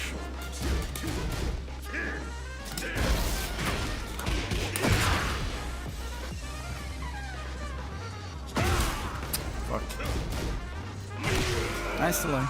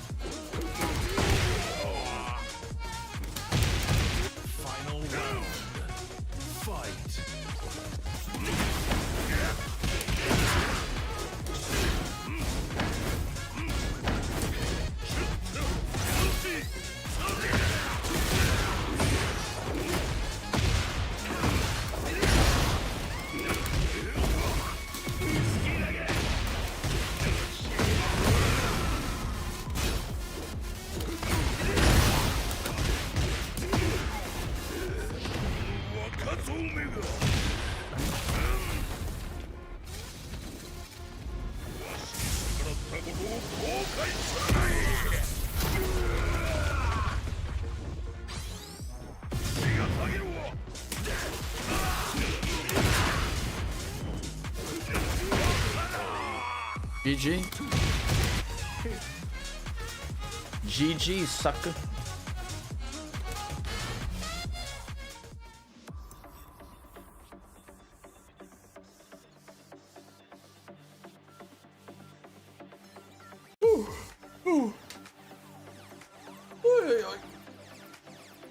Iceland man. Kind of funny.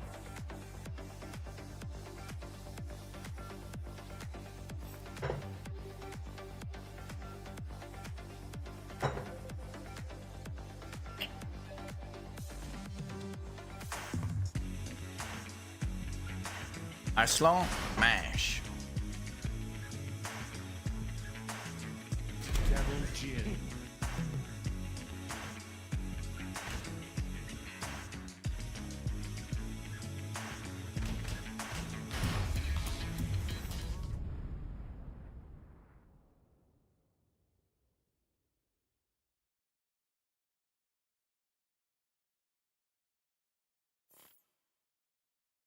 Get ready for the next battle.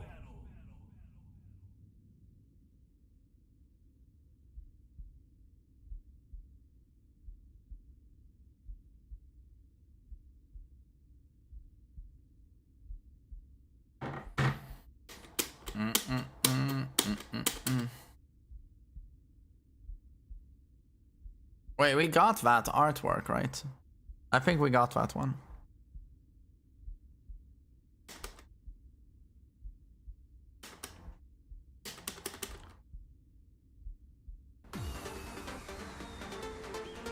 Iceland? Hey.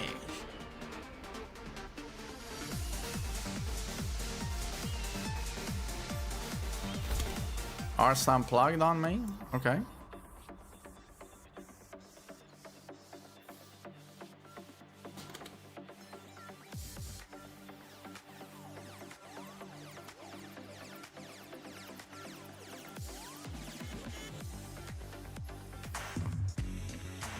Tensuo. I main Wesker Nemesis Myers, I would say.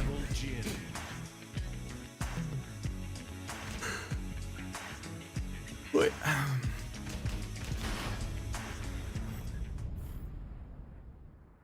Get ready for the next battle. It's so fucking warm, man. God damn it.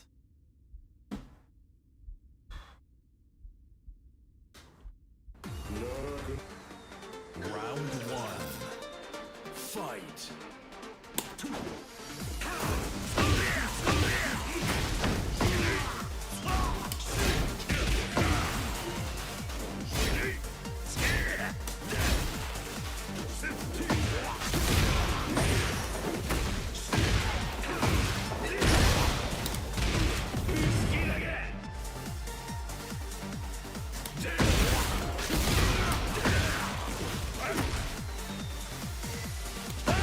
Oj.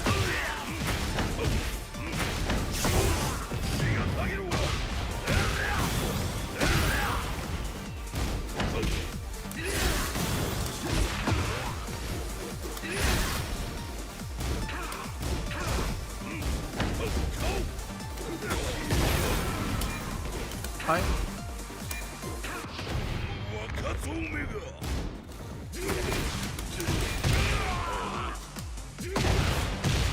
Round 2.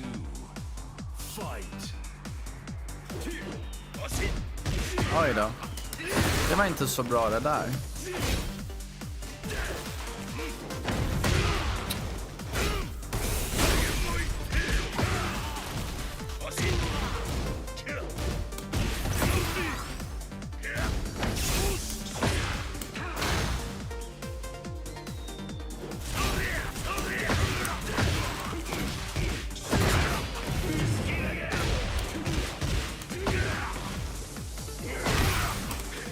Aj, aj, aj.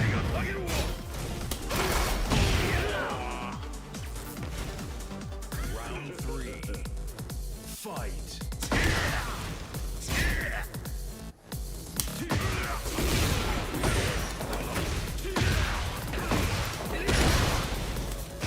Oj. Det var det värsta, va?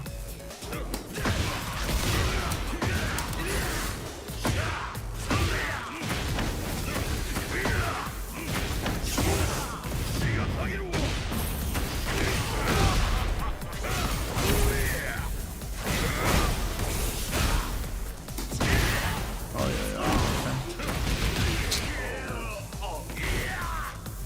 Round 4.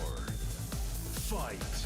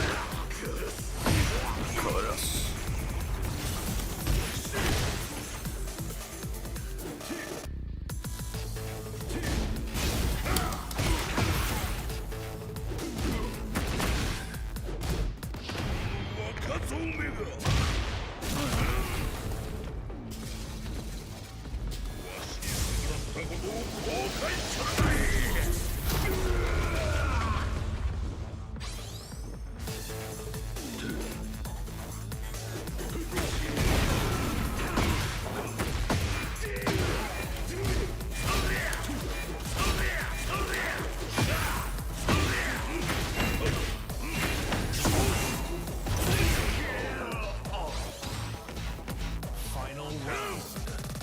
Fight.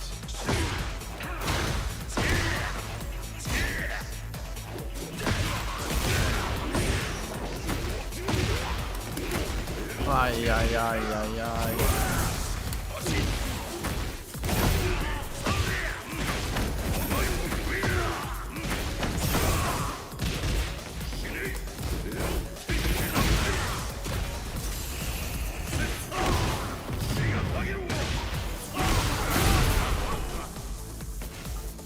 Tensu, of course I'm excited about 2v8 returning.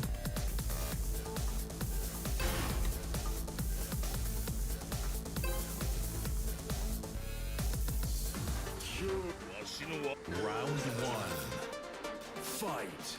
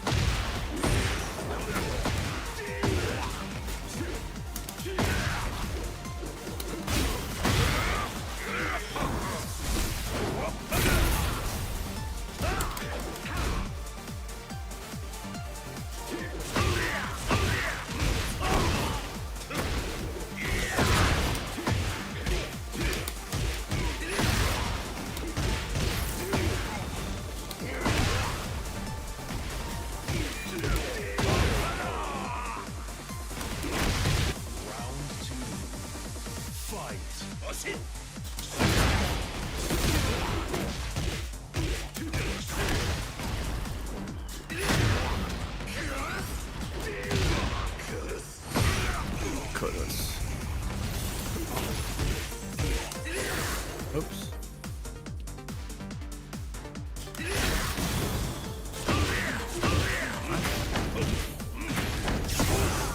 Fancy as a brain, what?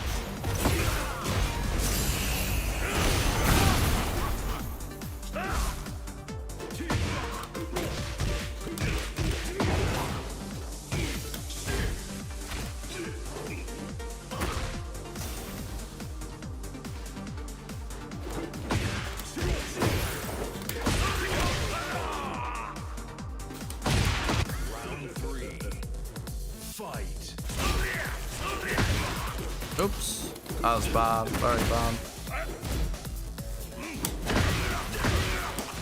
Oops.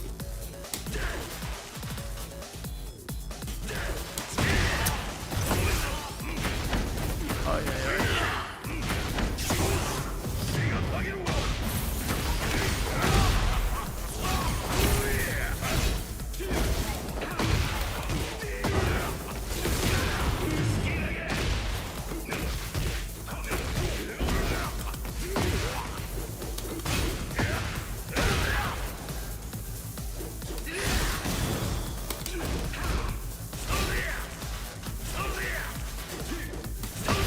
Nice electric. Nice electric.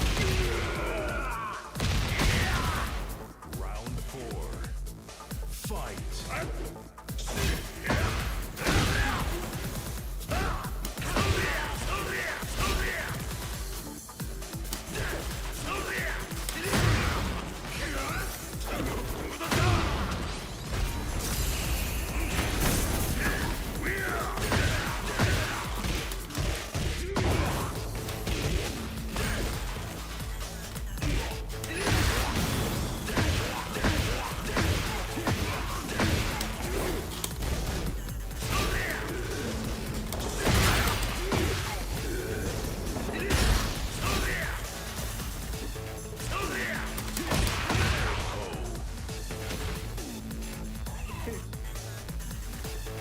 Maku.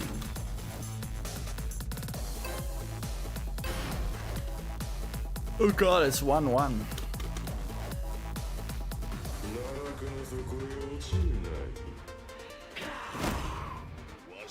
Round 1.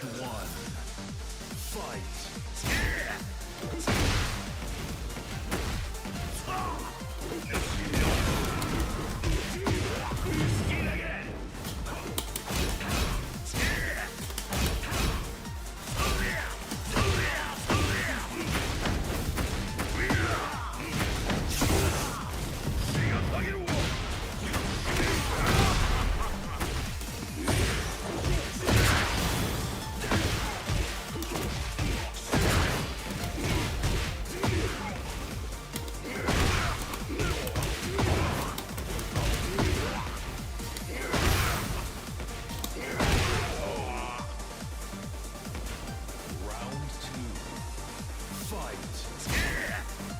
Mishimas are casino characters.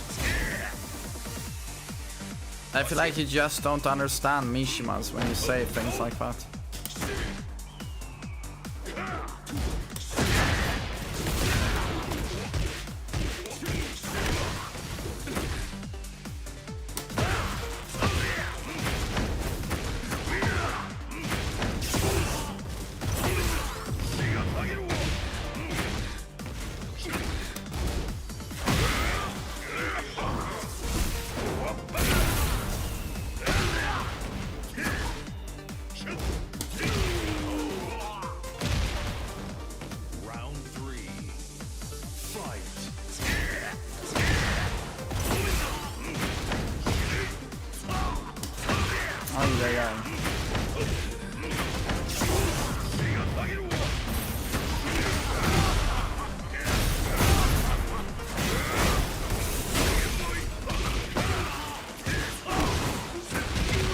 Nice mix. Round 4. Fight.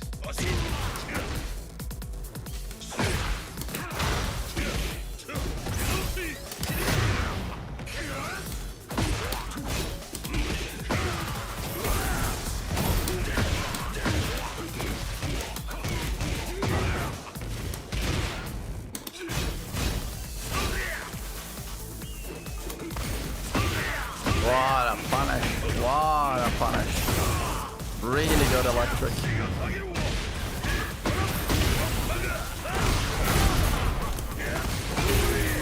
Well played.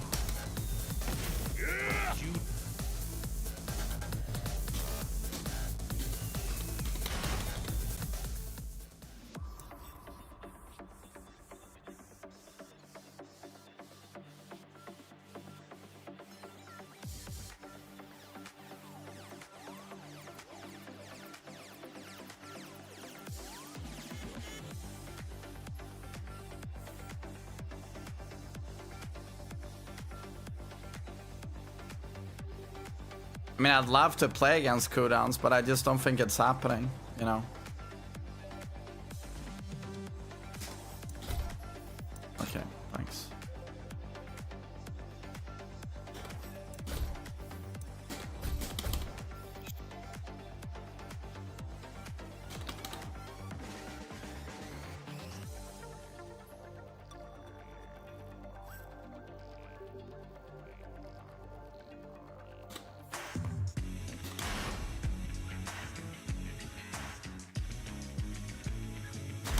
JIN.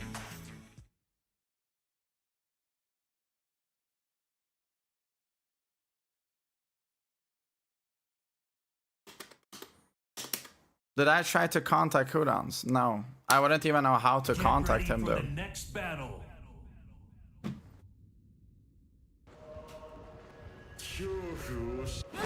Round 1. Fight.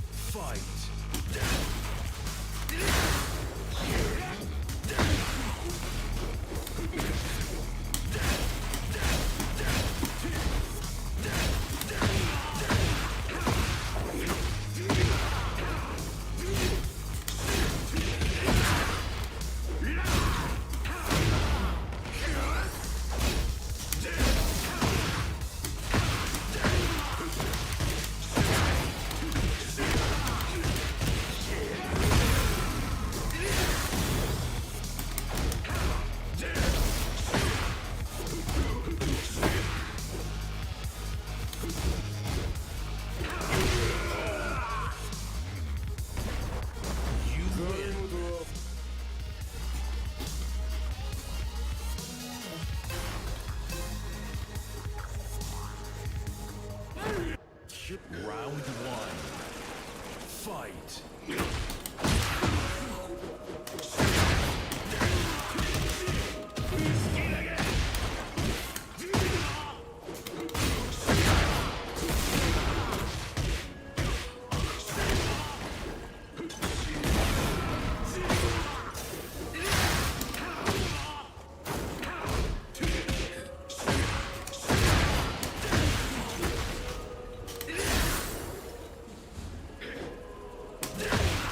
Damn, nice electric. Nice electric.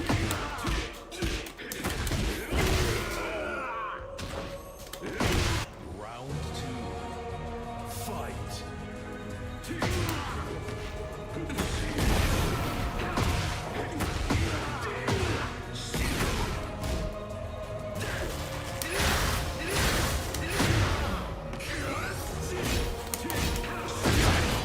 Nice stock.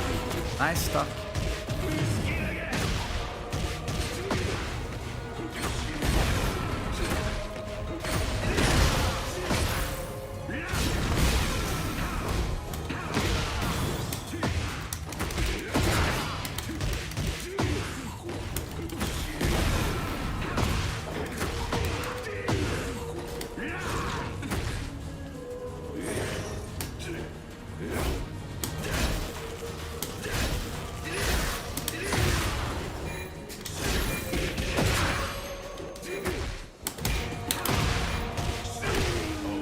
This is a very good double jin. Very good double jin.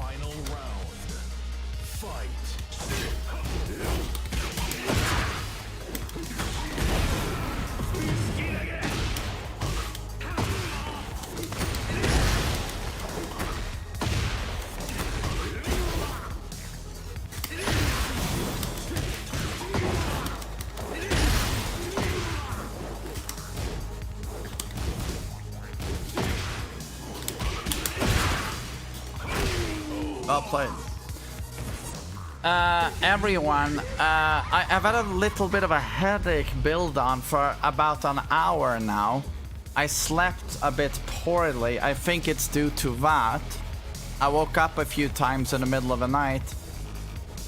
And I'm playing poorly due to that. I can't, this is too sweaty for me. I have a headache, everyone is so strong, I need to focus, and it's not working out for me. I need to relax a little bit. And that's why I'm not playing ranked. I don't think I'll be able to play ranked. So I'm just gonna boot up DBD and chill, and then end the stream in like 2 hours. So sorry about that, but it hurts, and I can't play Tekken. I just can't focus. Drink water. I've had a lot of water. I'm not dehydrated. It's sleep. No, I can't play ranked like this. I can't focus. I'm playing poorly. I'm thinking more about how my head hurts than the gameplay. So, yeah. And it's so sweaty, like you don't want to autopilot. So it's like, just don't play. Just don't play.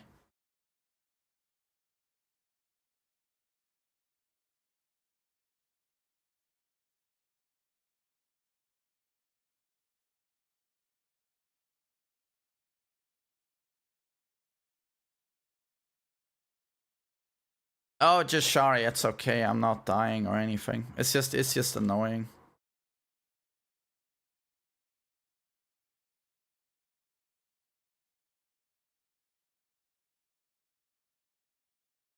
Oh, Def, I hope so too. I hope so too. It's very annoying.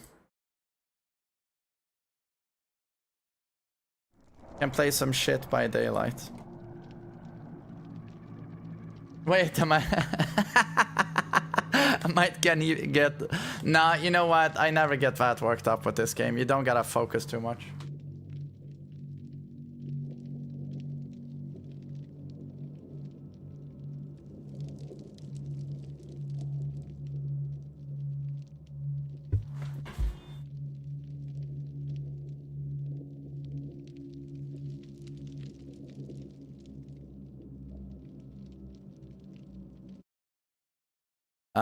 Let's see.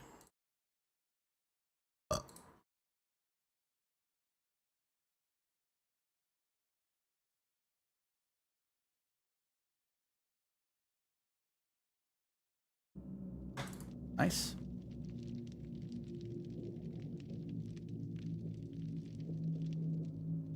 I was talking to a girl and she stopped replying once I brought up 40k. Are you trolling or did that happen? Are you trolling or did that happen?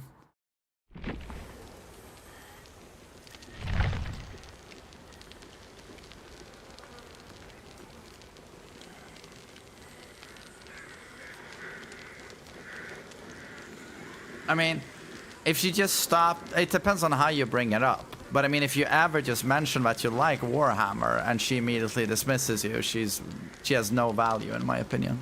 She has no value. I just wouldn't be upset. I would just be like, okay, she's an idiot. Like,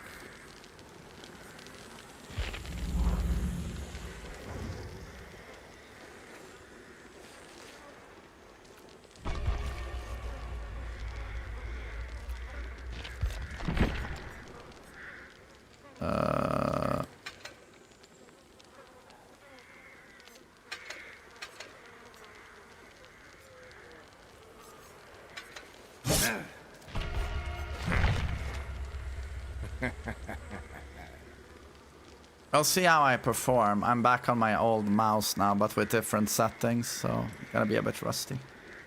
But we're gonna play chill anyway. Well, I mean, the build is opposite of chill, but... yeah.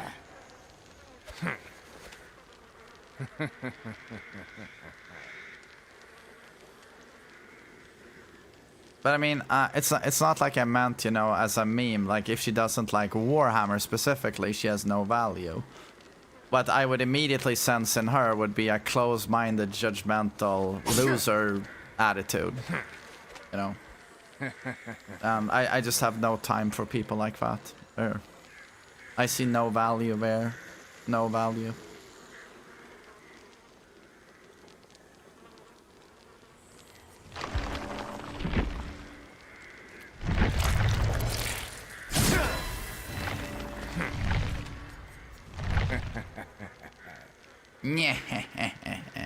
I see that queue times are still garbage.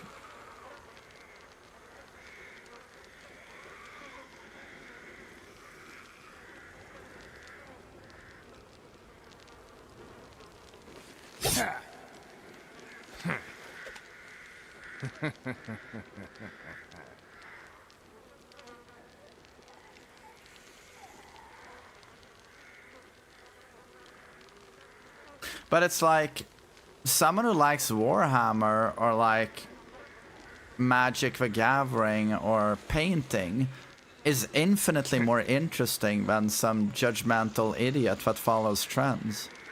Listens to trendy music, hangs out on Instagram, exercises, goes to a club with friends. I mean, to me it's just like, wow, you're super generic. There's 10 billion of you. I'd much rather listen to the nerd, personally. Like,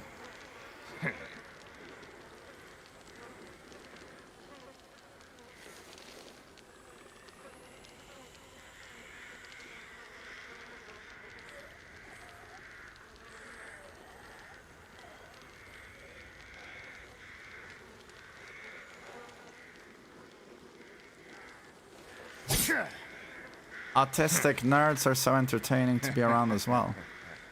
I mean, nerds are entertaining, in my opinion. I mean, nerds are literally the reason the world exists. All the technology around you, all the engineering around you, it's nerds. Nerds construct buildings. Nerds are fucking awesome.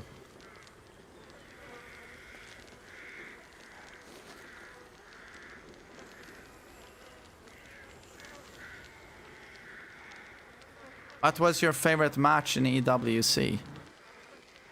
Cooldowns versus Arslan was my biggest pop-off, probably. I mean, I'm sorry, but what are these queue times? How long is this queue time? AE decked. I appreciate that. Say hi to your girlfriend. No, but I appreciate that. That's wholesome.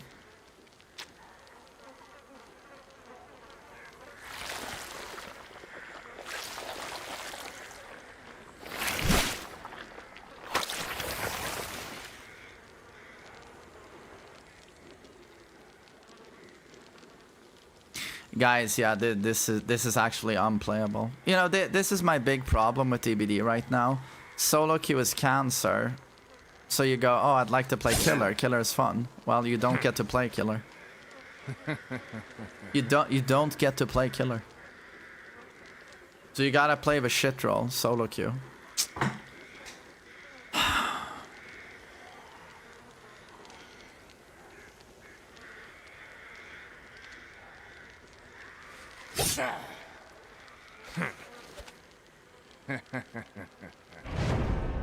I mean, seriously, how long was that?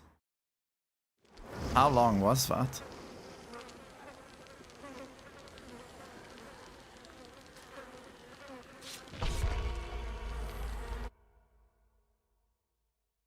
It's gonna be a 1 billion hour Survivor team, most likely. But that's good. Challenging.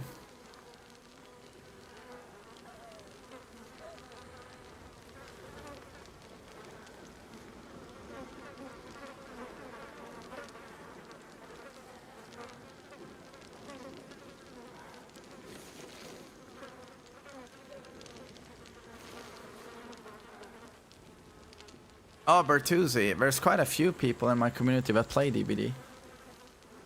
Surprisingly. What is a good killer for new players playing killers? I would play Trapper. Get really good with Trapper. And then you can play any killer in the game, basically.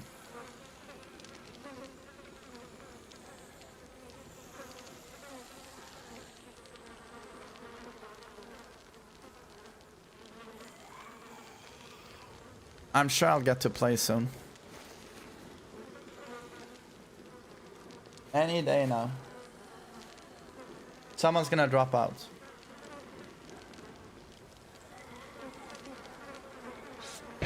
Wow, I get to play a match of DBD. Nice. Okay. Do you recommend buying DBD? I mean, I think it's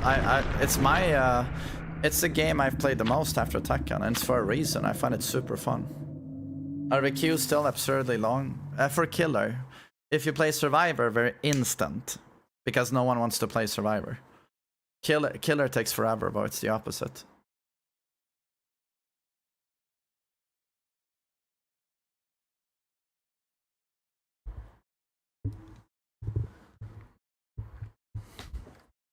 Who wants to play Survivor? Yeah, it's terrible. Don't you hate both roles though, Robert? Both roles? Oh, Cold Town. That's a good map. And now I got this bug where I start in the middle of a map. Okay, not quite. We should be here, right? Think so. Might as well just break the doors.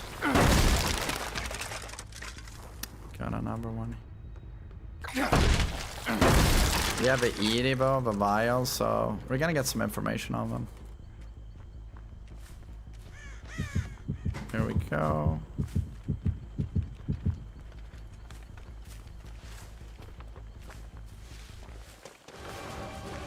Okay, yeah, we're gonna just take that battle.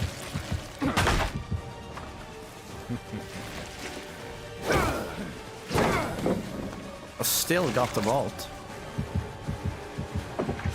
And yes, finesse as well. Okay. Dramaturgy, finesse. Meta player.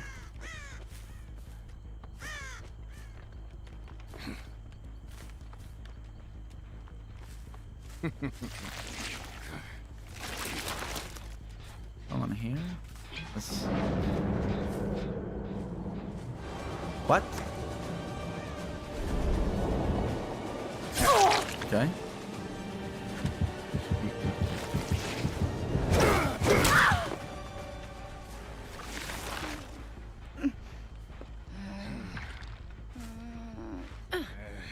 Can I get pain res before that pops?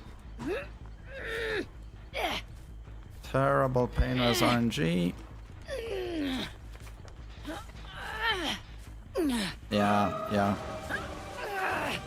Oh, that's annoying. You've really become quite an inconvenience for me. I hit the I hit the loop.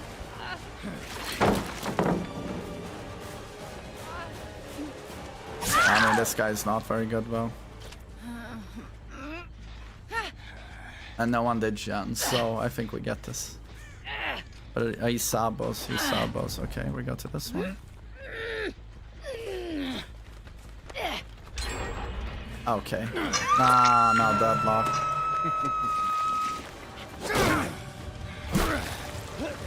He doesn't hit the wall. Well, it's just Wesker things. Just Wesker things.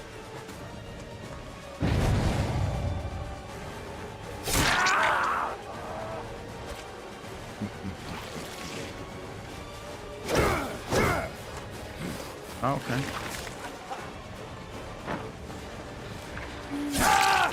You disappoint me. Is that the... That looks like total BS to me. It's just Wesker things.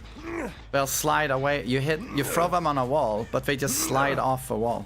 It's the most bug killer in the game. It's just constant scams.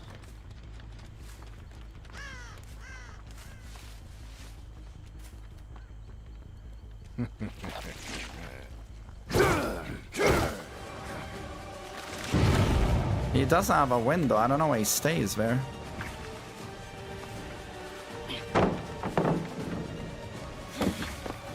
Okay, he also has finesse. Okay.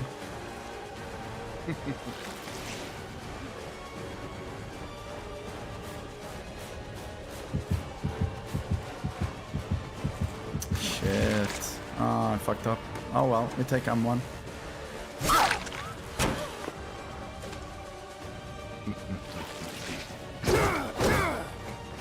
Right? Okay.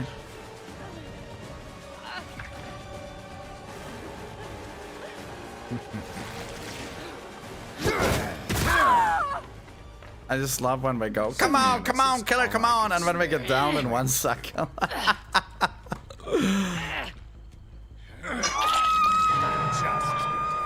Stop it. Oh, thank you, Varus. Thanks.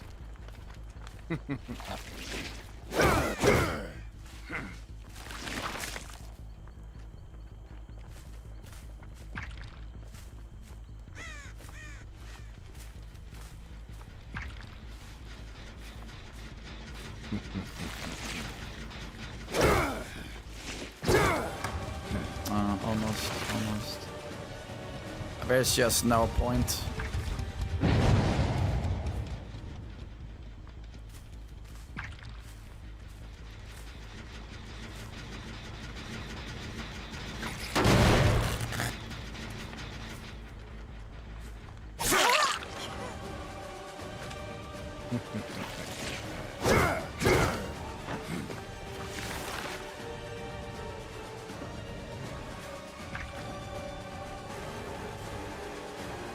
Oh, it's a super strong pallet. Super strong pallet.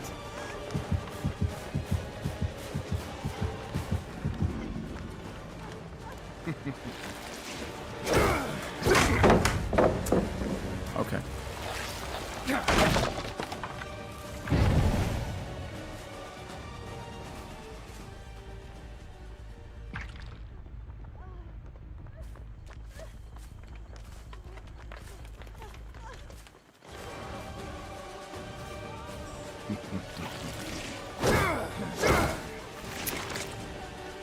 Okay.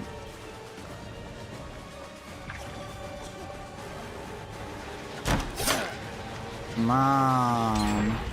He's looped me for way too long. Way too long.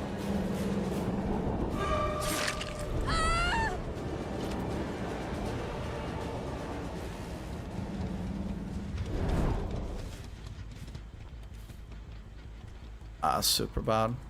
That's super bad.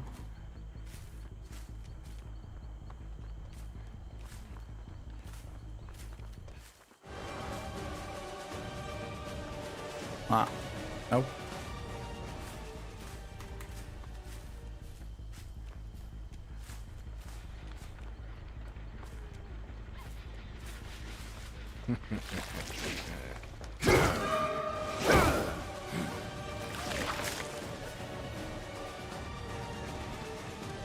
Ah, yes, Shaq. Yes, Shaq.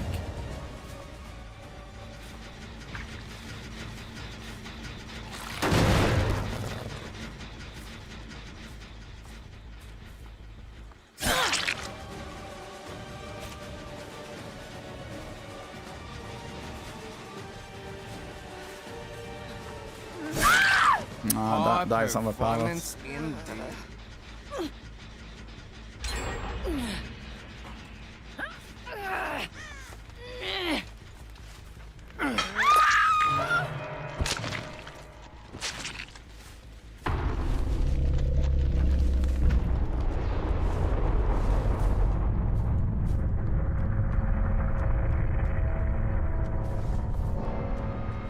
Meg is injured. If we find her.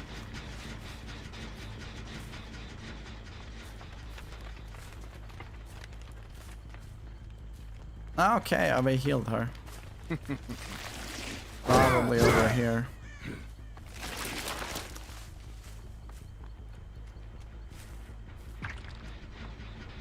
That's still regressing. Okay.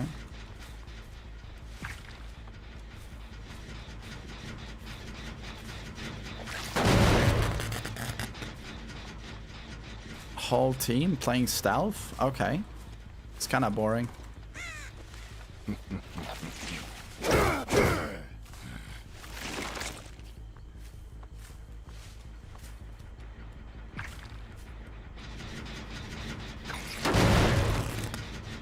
Is this a Swift? What's the likelihood of everyone in a solo queue suddenly just playing stealth like this? Seems very unlikely.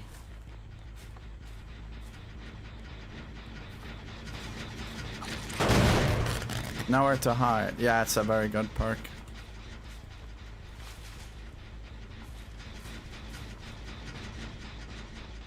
God, I'm so bored. I'm so bored, I gotta say. This is so boring.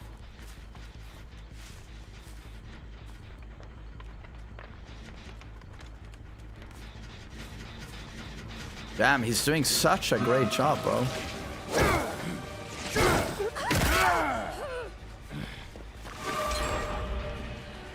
Oh, they popped that one. They popped that one.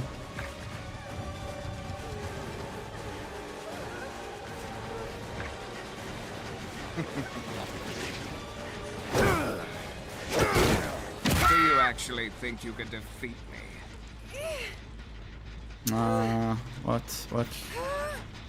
What hook do we go for?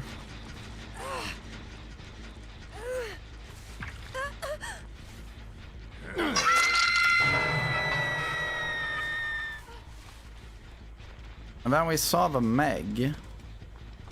No clue where he went though. Whole team is playing stealth.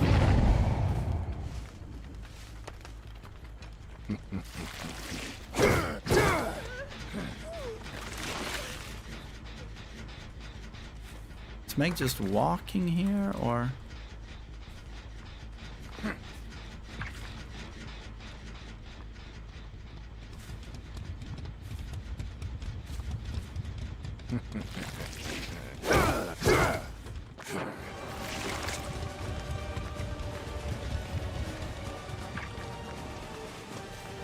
Oh, I left that pallet up.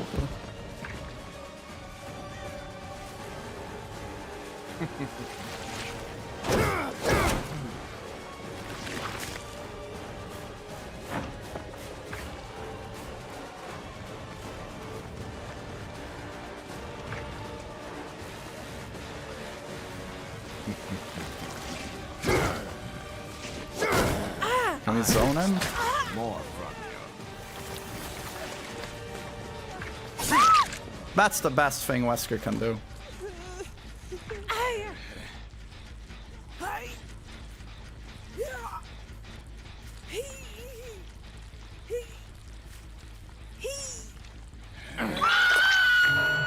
Oh, he ate DMS. He actually ate DMS.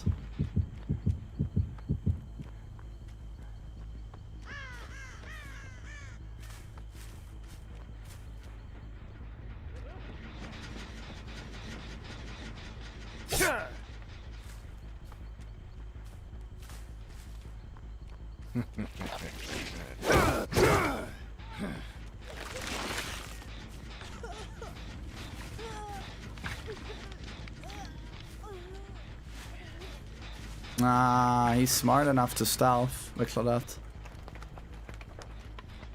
Well played. Oh, there we go.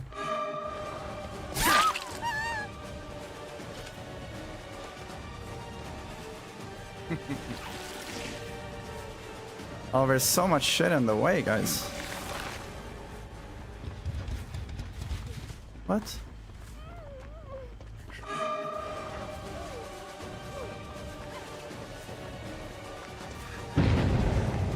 Okay, ace save. Too bad you won't make it much further. I mean, now we hook here and we hold that shun basically.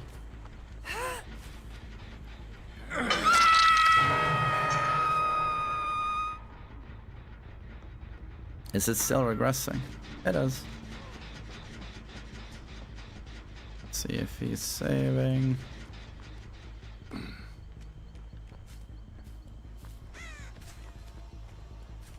Did we just DMS that one?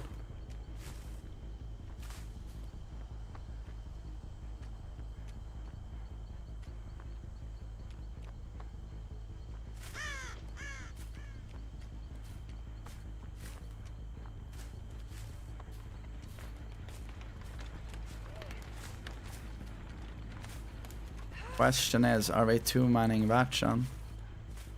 They could be doing that.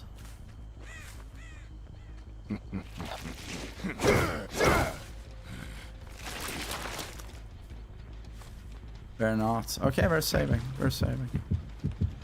Ah, there he is. There he is. That was smart. That was smart. Well played. I think Meg is death hook, right?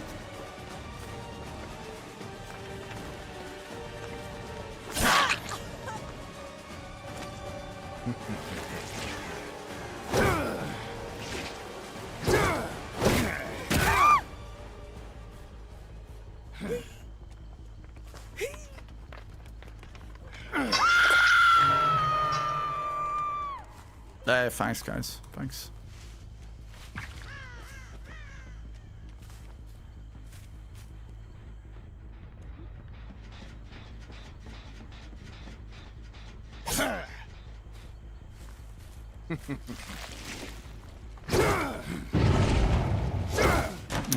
Of course, of course.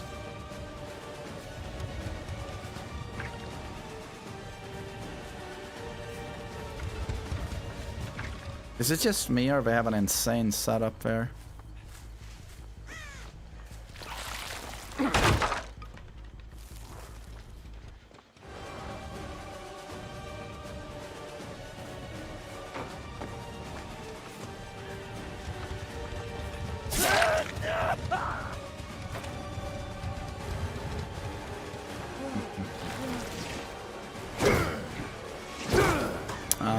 I can't flick well enough.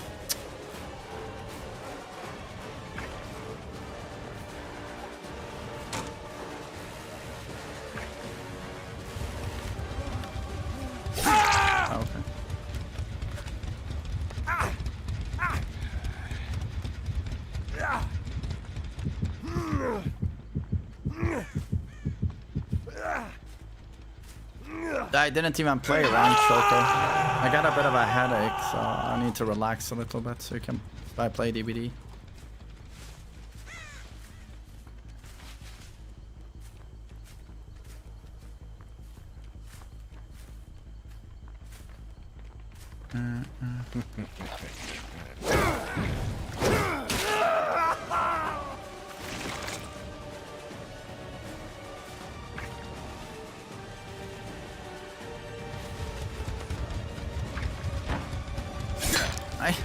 Don't you love when the generator and barrel are in the way? You can't track what the survivor is doing.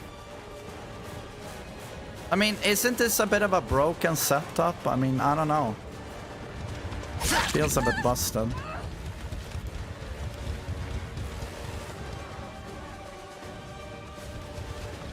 I'll play it.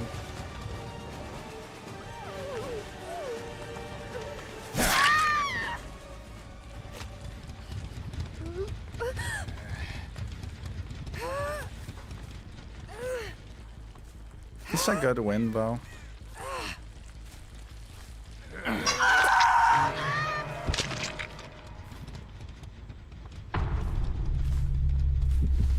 Oh, he's back in main now.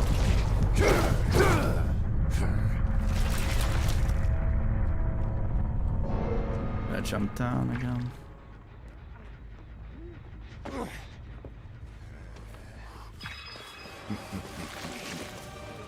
Is that all you have?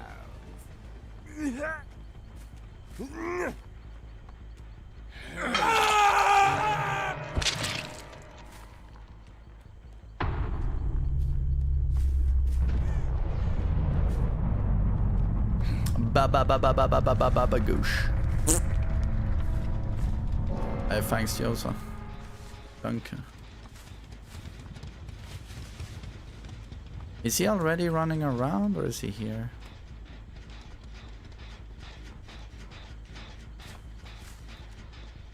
This Meg feels like the person that hugs a gate.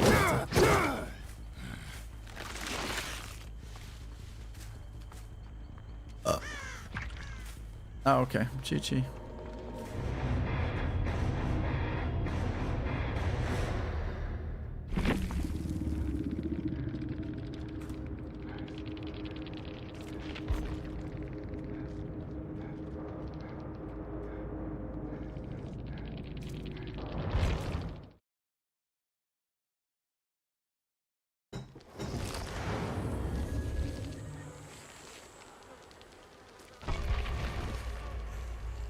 That was fun. Varus, thank you.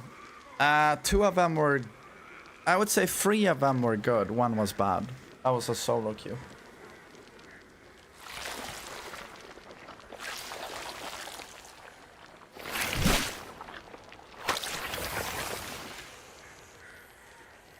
Wesku. Nice map as well. Cold Tower is a killer-sided map. They just got a good RNG though. They got very strong tiles. Like as soon as they get windows that combo into windows, I would say it's very difficult.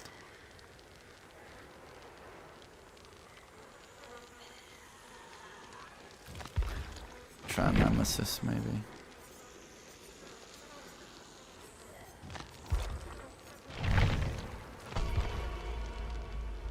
Nemesis.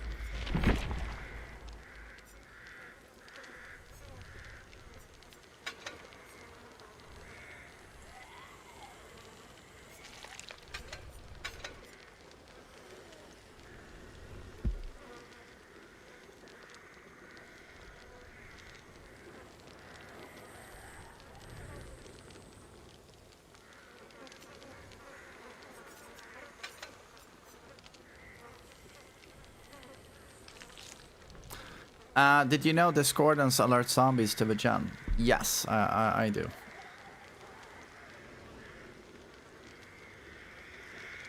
What do you think about Silent Hill 3? I've never beaten the entire game. G-Pogs, I was gonna play Tekken only today, but I got a headache. So I couldn't play Tekken anymore.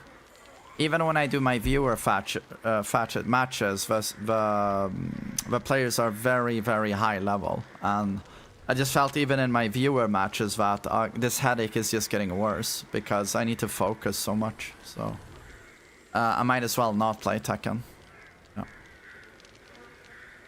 DBD is so chill for me, you know. What gave a headache? I don't know. I think it's the lack of sleep. I woke up like 3 times when I slept this night. I think that fucks me up. Zero. Thanks for 17 months. Thanks.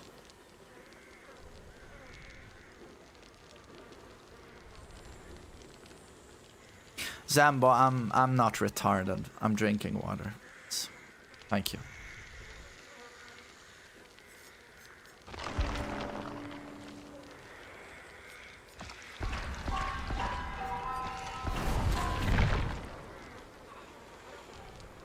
Habibi, can you shut the fuck up? I'm gonna tentacle your fucking asshole. Thanks for the advice, guys.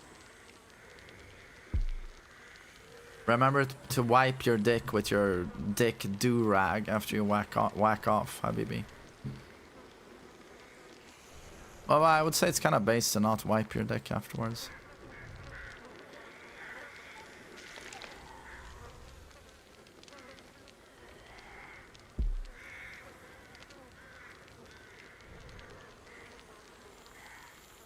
Julius, what's up, dude?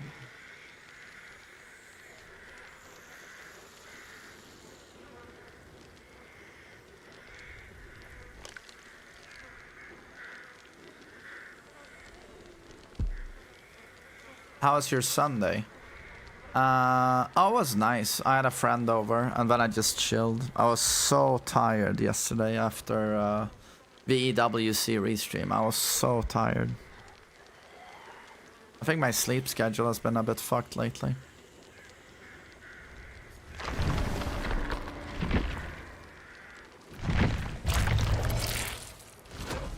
Yeah, 15 hours.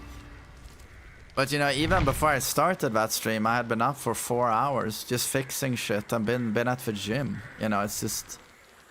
It was a relentless day for me. Oh, Samurai, I'm happy you liked the stream. Yeah, I had a ton of fun.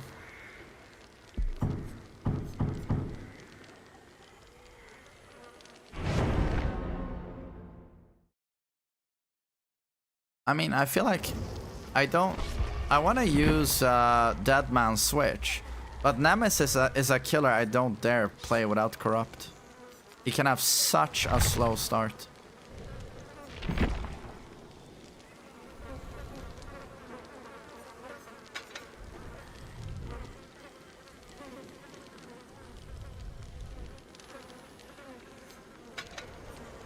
Maybe that build? I will skip Deadlock.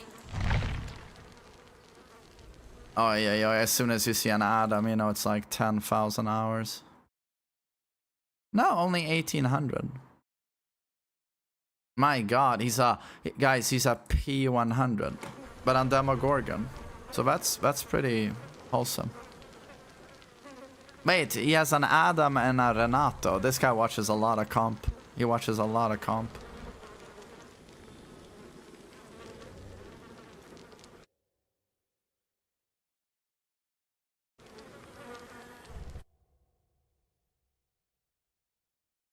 There's a lot of hours in this team. Oh, that's cool. Scully.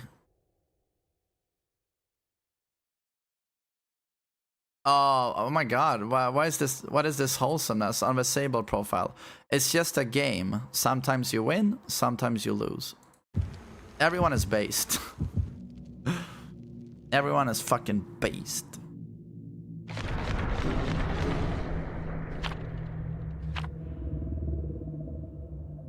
Based on what? Based on my banners. Cue the rage chat after game. Yeah, you know, Dead by Daylight players will be Dead by Daylight players. It doesn't matter how wholesome their profile is. They're gonna fucking salt. Oh well, we'll see. You know, maybe I get stomped. I mean, we know that if I get stomped, I'm gonna get teabagged and watch me leave, you know. But it wouldn't be DBD if the survivors didn't do that. Oh wow, did you guys know this this map has even higher kill ratio than Haddonfield? It's kind of fucked up. According to stats, this is the most killer-sided map right now. Oh, okay. We're over there. No, is someone here? Okay, I thought I heard someone.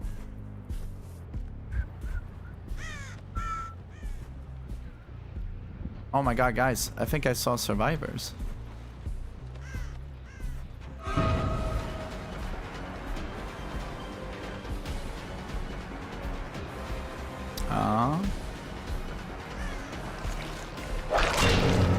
It's a good hit. Nah, I don't get that.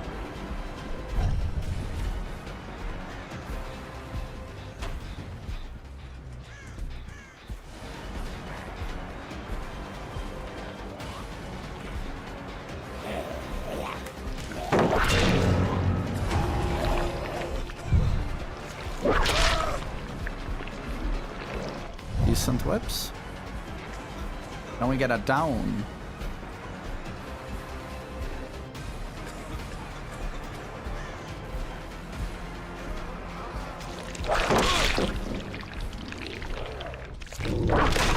I mean, it's a good start. Still lost a gen though. Oh well. Guys, what's up with my pain res RNG, man? I feel like I never get a down next to a pain res. We'll just skip that one. We have Grim as backup though. Still does something. He's gonna loop Shack. He doesn't have a lot of jump progress there though. No. Yeah, we're gonna go back here. Someone's on main though.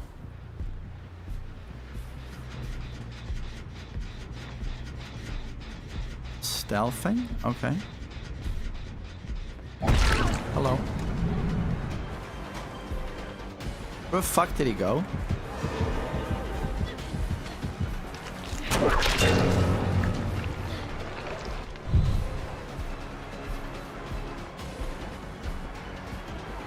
Zombie?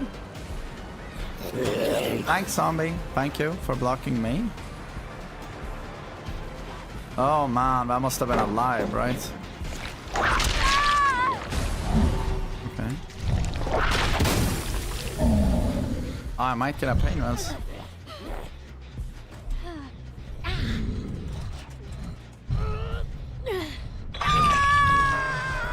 Oh wow, I got the pain res DMS. Yeah, that's like, you know what's really smart and underrated when you have a pain res DMS combo? Don't use it on the first hook. Some survivors will automatically think, oh, he doesn't have pain res. It's not bad actually. That was good, well played.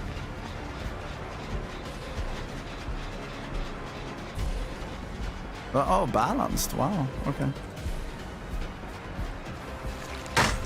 Good balance though.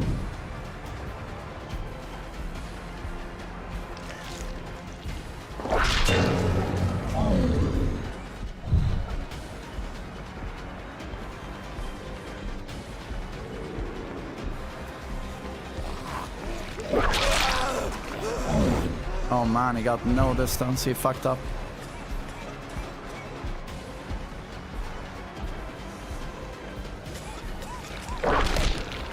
Very good, very good.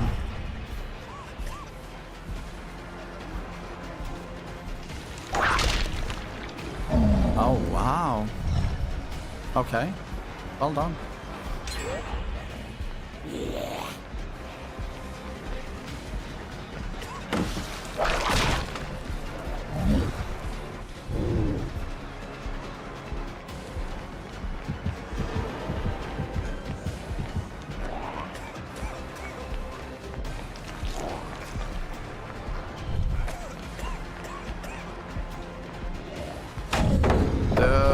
Dude, this guy is so fucking cracked.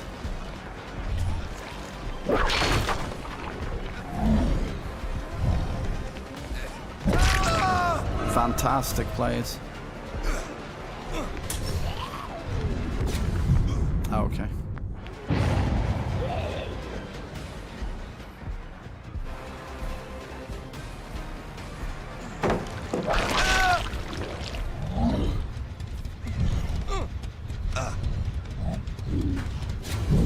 Oh god, wait, flashbang and flashlight. Okay.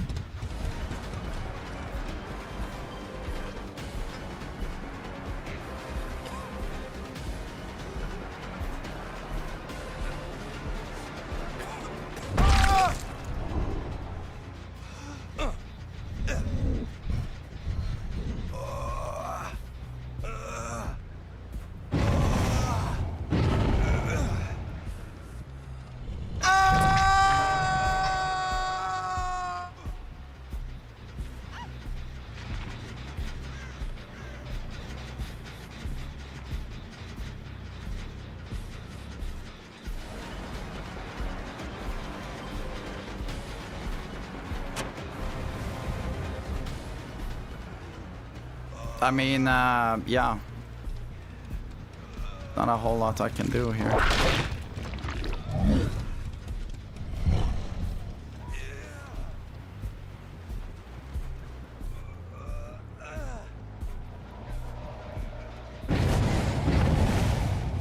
Oh, okay, he's already at the hook.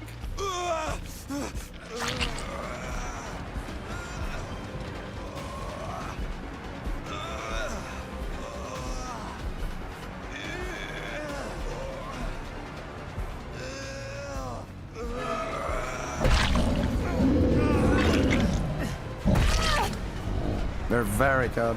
They're very good.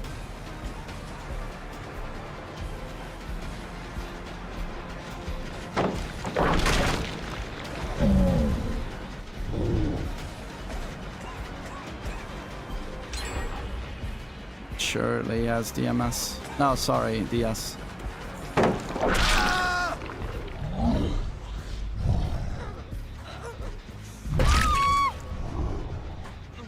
I'll hook her first.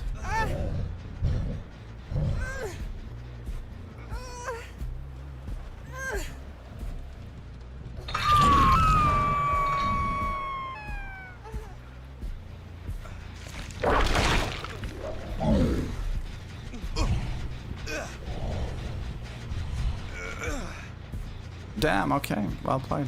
Well played.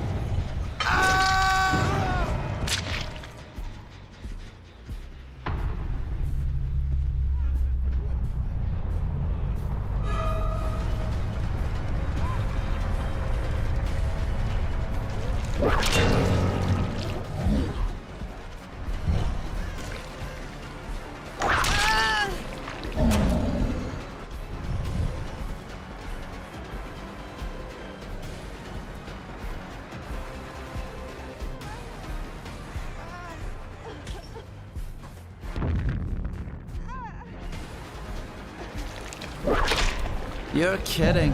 Man, this window is annoying.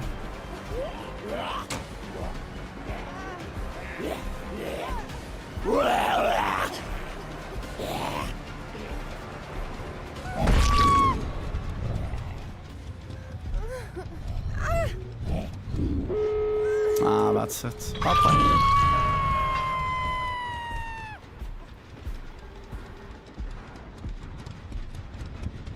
Oh, we save immediately. Okay.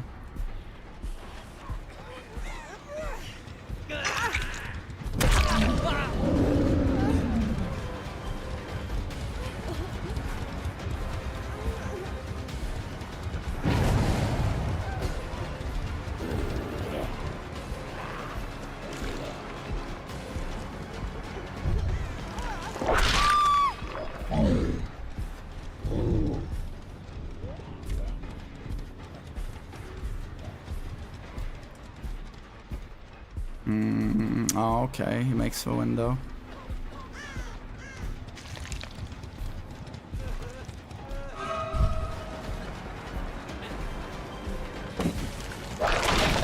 Well played. Well played.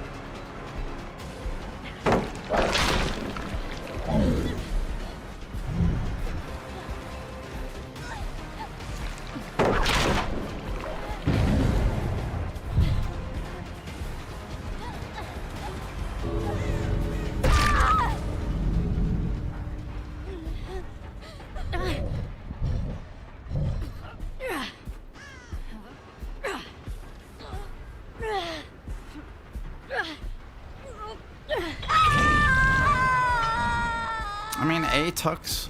It's pretty good.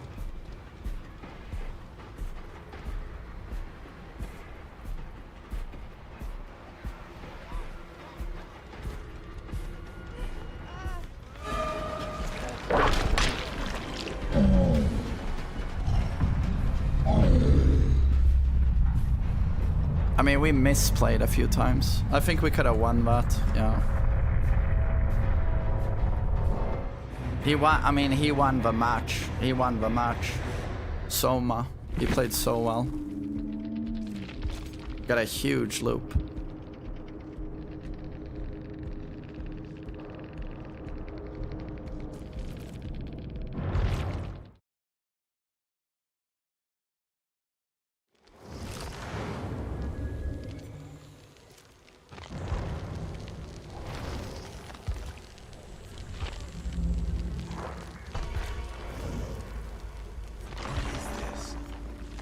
Making sense here.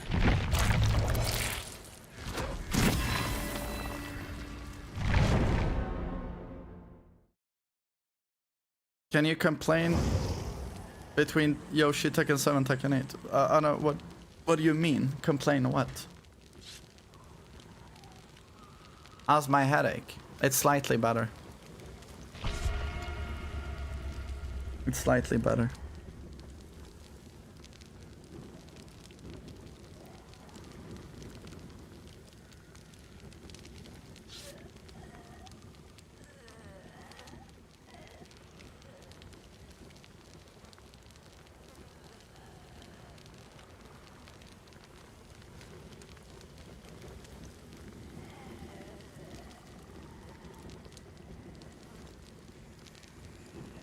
Take aspirin. I'd rather not. I only take stuff if I have a really bad headache or something.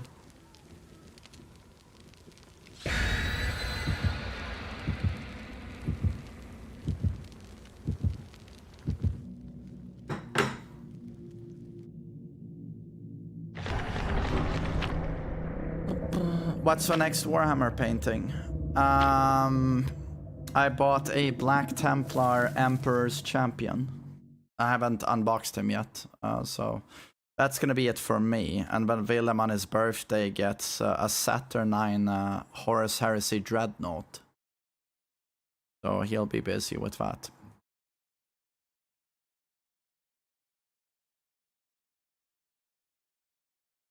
Yeah, it's his birthday on Sunday. That's nice.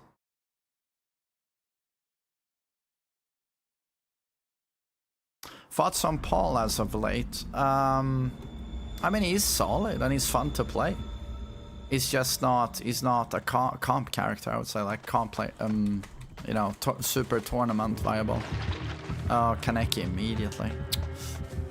Oh well. Honestly, I blame Kaneki for the killer Q times. I think half the reason the killer Q times are so bad is because Kaneki is the most popular killer, so no one wants to play Survivor. Like, I honestly believe Kaneki has had a huge effect. Oh, that's not good, Lori.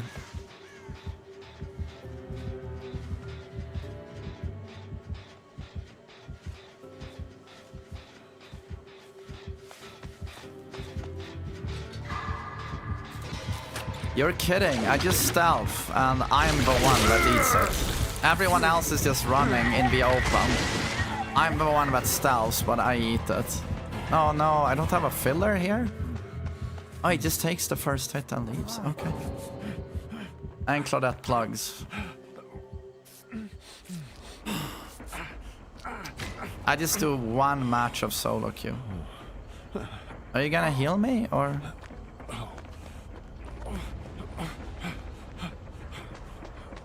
Okay, that makes no sense, but okay.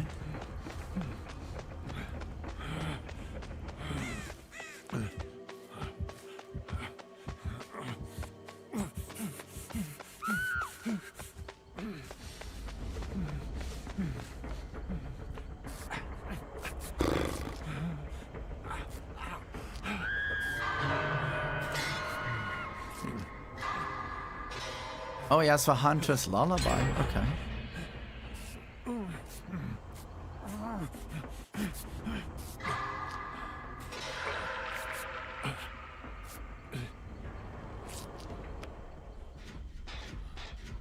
I need to save.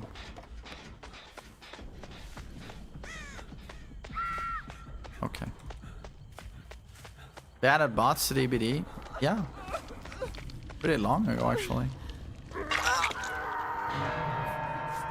That'll make a good scar. Okay, yeah, we don't have time.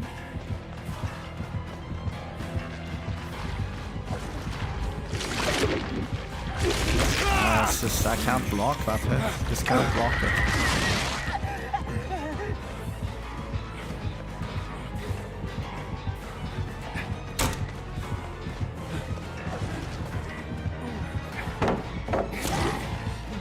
Oh wow, he tried to hit that. Oh, this pallet's still up.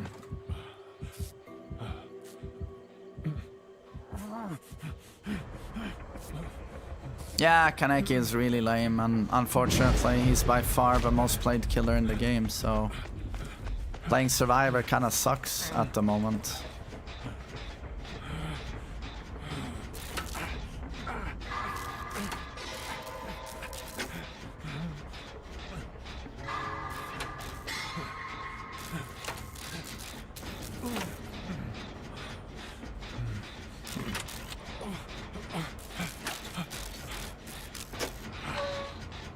DBD has a small comp scene.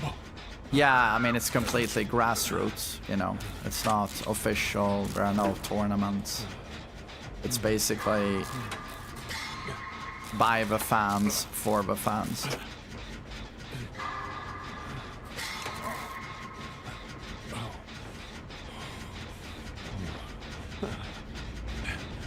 Oh wow, he just dropped, okay. Did they sabo? No, he couldn't get to a hook in time. No.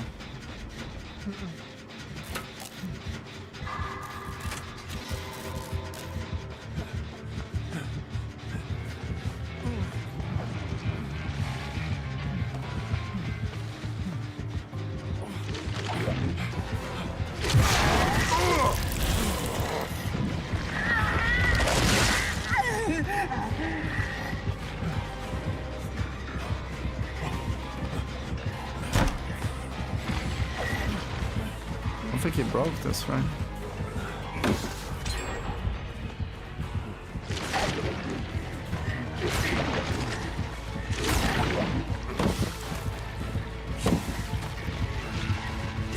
Oh, I got cocked a bit.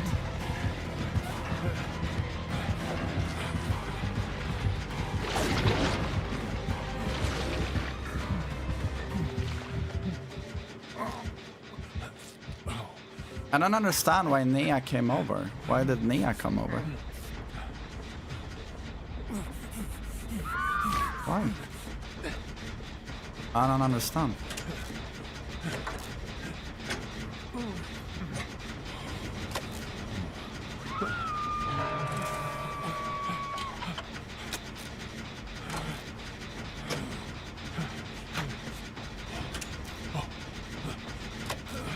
Why are they not doing gems? Like, why are they not...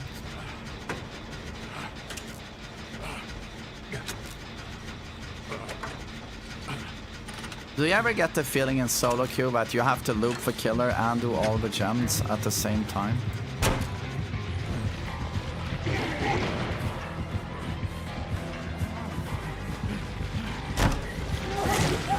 Really?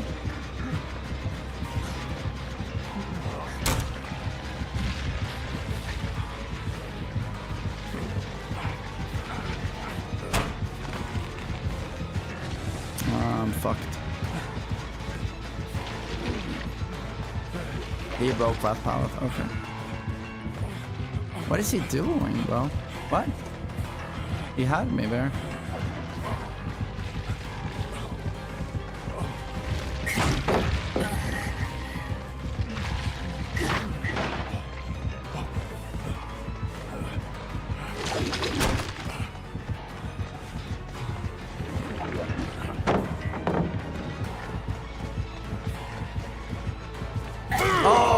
played, well played. Damn. Well played.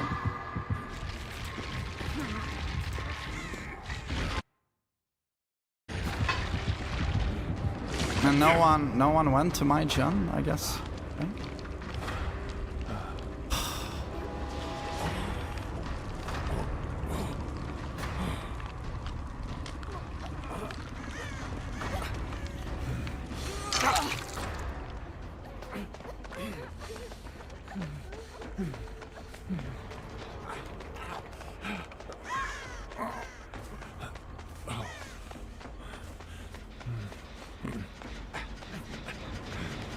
I mean, he will be, he's obsessed with my Jin here in Shaq, so he will be back here. If they could just finish their Jin in the jungle gym and save, I mean, that would be great.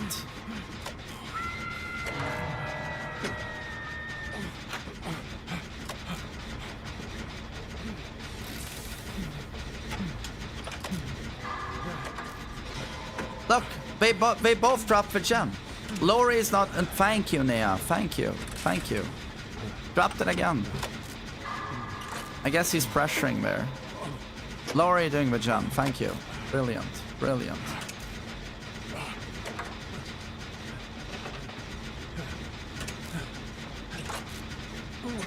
Lori, but why are you not doing gem? Okay, okay. Nia. That's good. Lori saved. Nia tried doing jam, got bagooshed.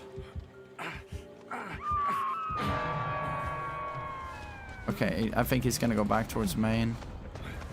We can save and finish the jam, maybe.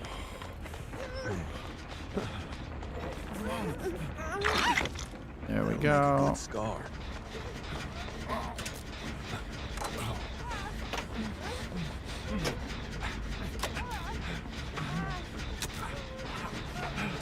He's not chasing anyone. He might be coming back to this jam.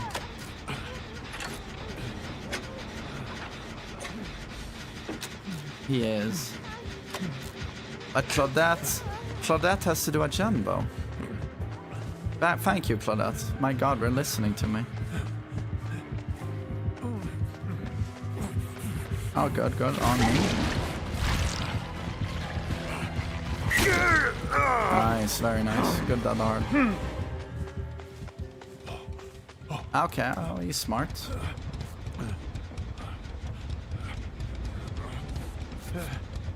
Okay, Claudette finishing gen. I mean, we actually have a chance, even with a bot. Even with a bot, we have a chance.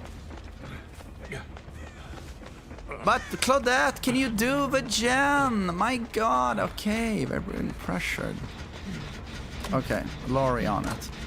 We're both on Death Hook though. This is gonna be difficult. Our bot's good. No. I don't have any defense now, by the way. Dead hard. We used the dead hard. And he's gonna be here in 1 second flat. Lori has to do that jump. Lori has to do that jump. Otherwise, we don't have a chance.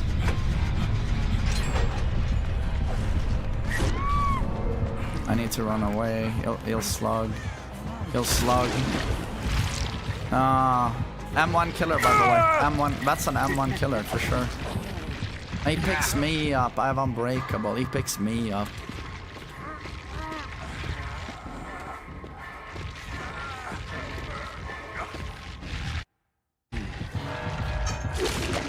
Lori, oh man, no, it's GG, he's gonna down Lori. Oh, he picks up, he picks up. Oh, that's Death Hook though. What is Lori doing? Okay. I mean, well done, Lori, well done. Brilliant play. Now he camps my hook and we lose. I found him. Oh, okay, I tried. Oh, never mind. Please, please, please, please, please.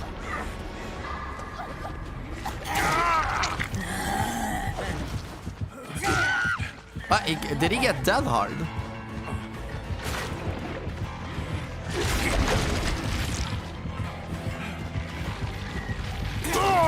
No, there's nothing to loop with.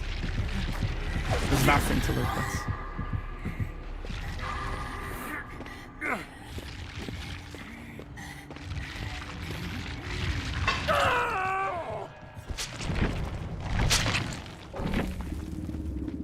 Man, first match and it's Kaneki.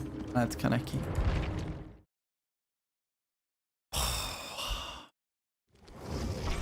That's a good attempt though, to be honest. It was a good attempt. Somewhere else.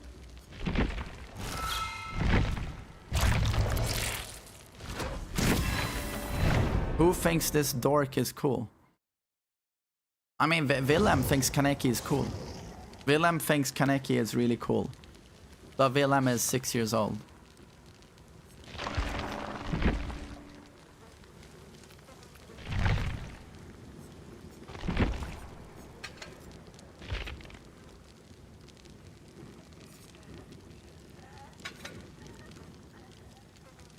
Yeah, exactly. If you're 12 years old, it's okay to think Lars is cool.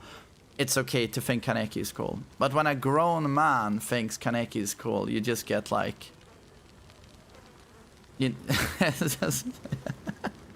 yeah.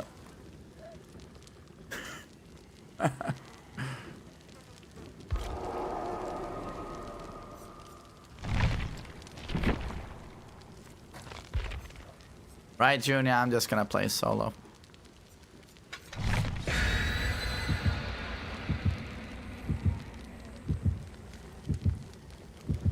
But to be honest, right, Junior, remember that incident we had with Stonda? When he plugged and got upset at you when we played? And I told Stonda to chill, and I told Vima to chill, right? And I thought he was being petty. But then Stonda sent me, he recorded actually, and he sent me his perspective. And turns out you were BMing him. I get that you might like to troll, but like, when we play with the boys, like, don't grief.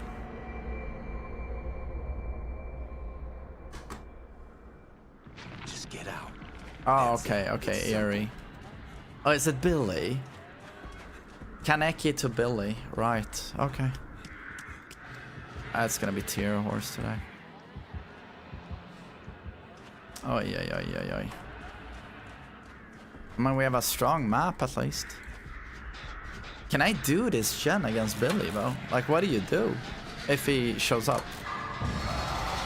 Oh, there we're done. We're done. Why does everyone have to play as sweaty and broken killers as possible, man?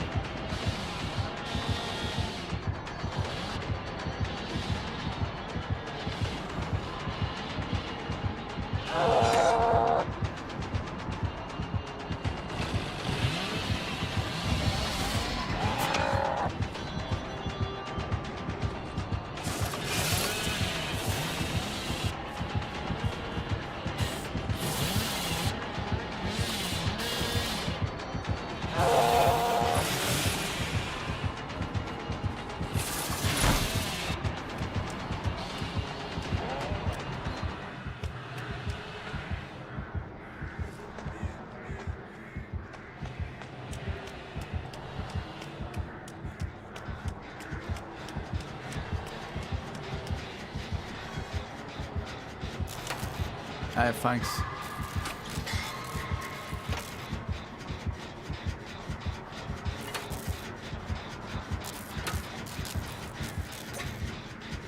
At least Leon is doing a gen, you know, that's good.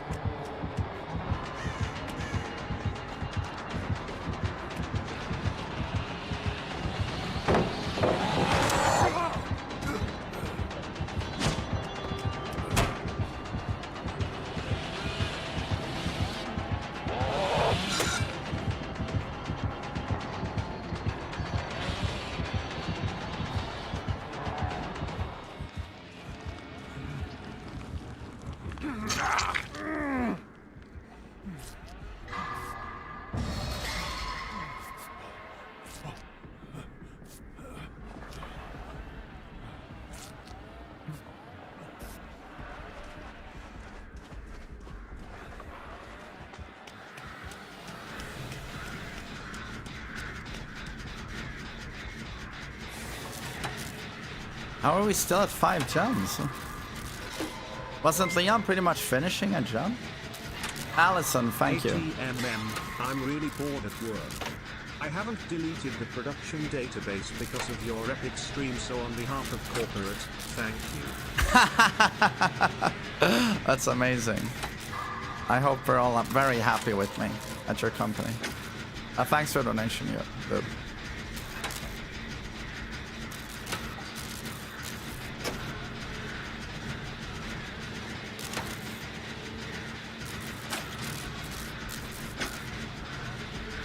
Okay, you gotta jump. Gonna jump. He won't be able to finish that. I hope Leon finishes his gen at least.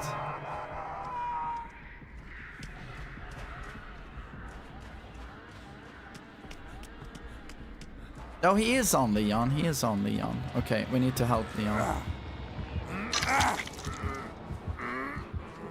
Must be over here, right? It's probably the main one. No, it's not this one. Didn't he? Oh, is it Shaq? It's probably Shaq where he's looping. Probably Shaq.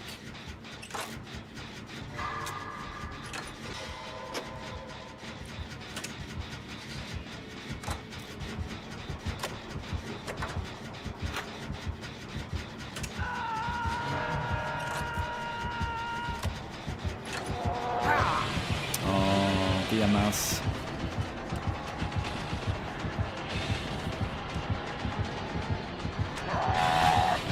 I dropped that. He dropped it. Oh, okay.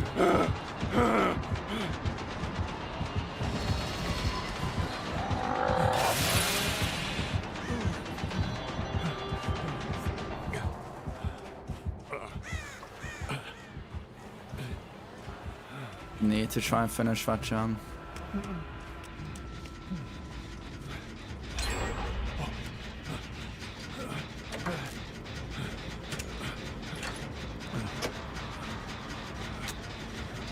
Oh, nice, nice. Okay. Got an endurance hit. Yeah, do the jump.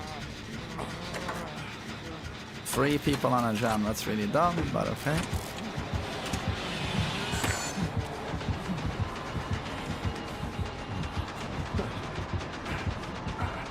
Kicking the jump. Okay, it is Shaq. It is Shaq. We just leave. We just leave.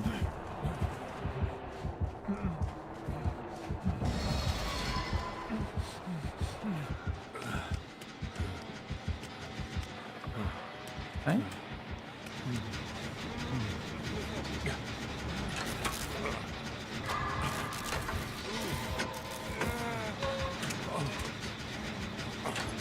Gonna try and heal David after this.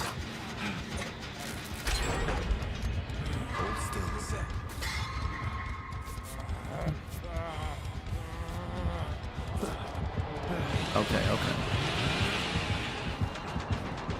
Okay, we finish Shaq.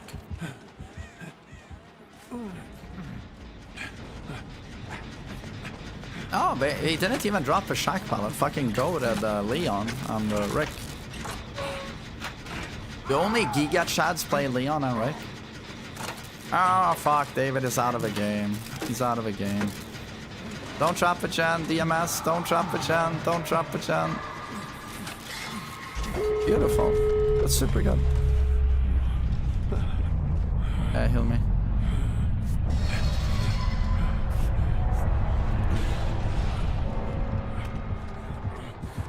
Does he have ban?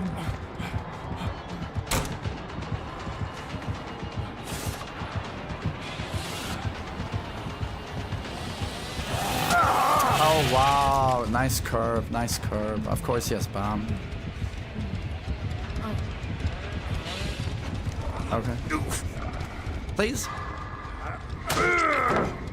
Oh, okay. Okay. Yeah. So he got an injury and he dropped the God Pallet. Yeah. Real bad. Wow, okay.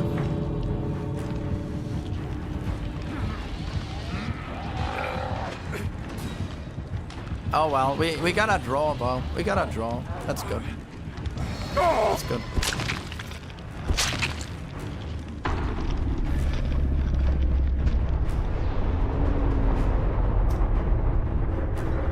No, I did not play any ranked Tekken today. No. Fair play for trying. We played well. But we played well. He was blocking me. Yeah, he was blocking you. Yeah. Yeah, that pallet save was never gonna work. Lots of dying out here. Can't Who stop is it more all. poorly designed Slow it down. gameplay-wise? Spirit or Ghoul? Ghoul is more poorly designed. Yes.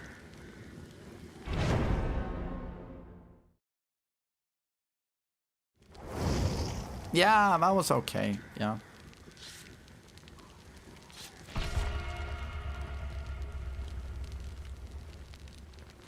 Oh, right, Junior, I saw you wrote a book there. Sorry, it just... and now it's gone. Sorry. I have a new chat window here. I can't scroll back in time. Sorry. It's just... I saw you wrote something long there, but it's gone.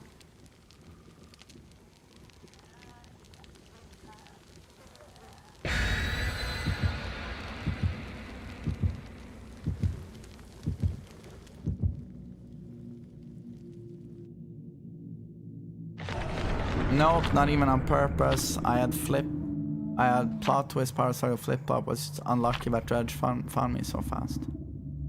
He body blocked me. I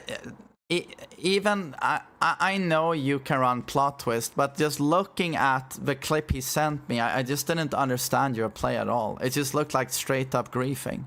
You ran up to the hook and just stood next to Stonda's hook. Dredge is not there, you don't save. Then you run away, Dredge finds you, slaps you once, and then you run to the hook, and instead of trading, saving Stonda, you have plenty of time to do it. You lie down next to a pallet, next to the hook? I just... Maybe you're not intentionally griefing, but... You know, if you had done that play against me, I would have been pissed off as well. You know, typically you just run up and save. You know. But, you know, if that was the play you were going for, yeah. Oh, it's Onryo.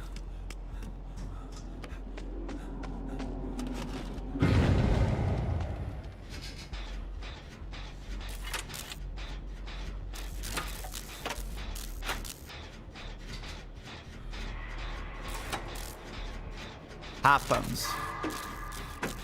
Yeah. Always up my ass. I have such a hard time tracking her when she's phasing.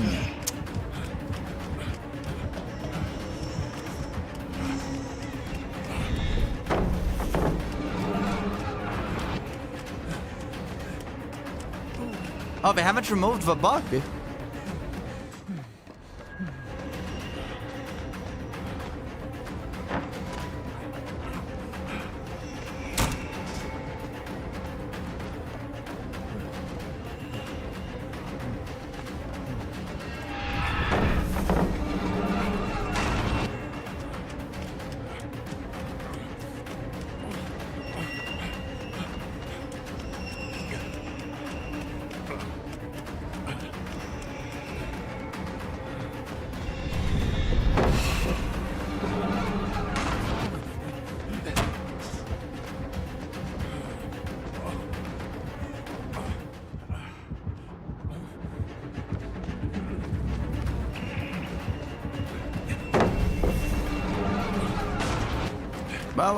Dude, Jans! My god, why solo queue players so stupid?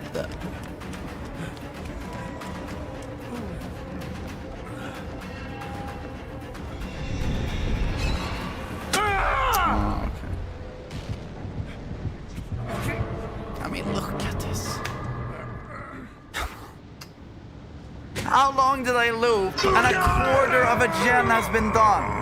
A quarter of a gen has been done. Because 2 people are running next to me. Oh. That's good.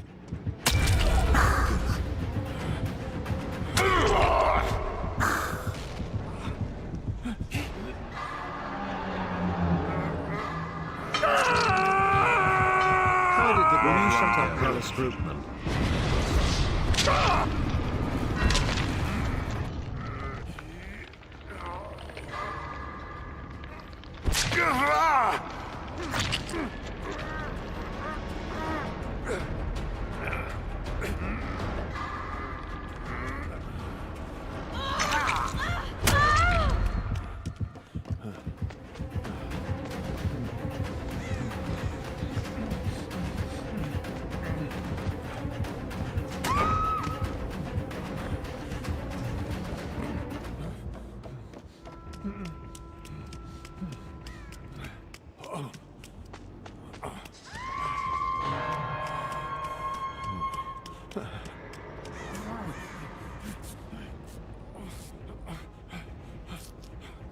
You know, this match I'm currently playing, I'm not being defeated by the killer. I'm being defeated by my teammates. Don't you love how that works? Oh my god, and he didn't use a tape. Okay, well, okay. So, 1 survivor is now eliminated. Lovely. Well played. Well played, team.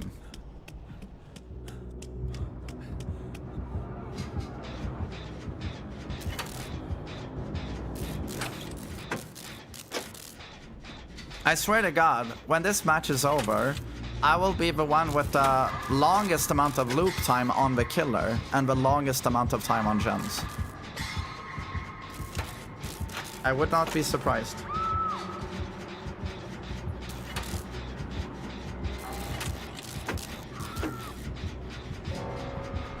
And he's dead. Lovely. Okay. Well played. Well played.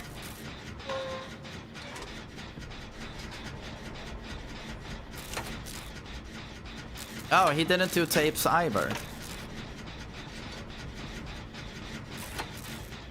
I don't understand this team. You're not doing tapes, you're not doing jams, you're not being chased. What is he doing? What is he even doing? I don't understand. This guy must have like 10 hours of playtime. Like 10 hours.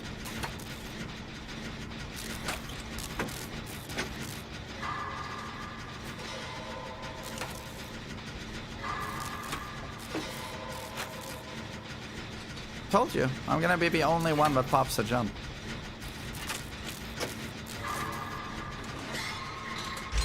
There we go. Maybe I can do 4 more jumps. We'll see. Maybe Vinaya is a god looper.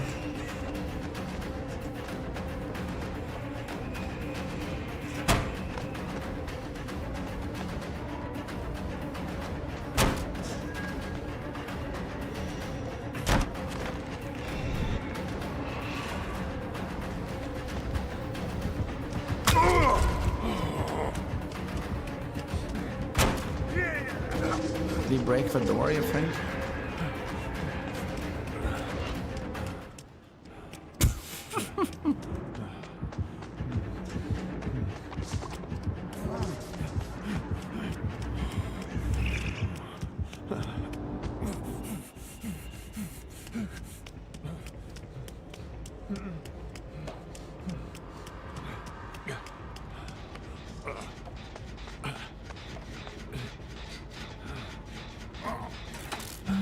Is this Onryo? Yes.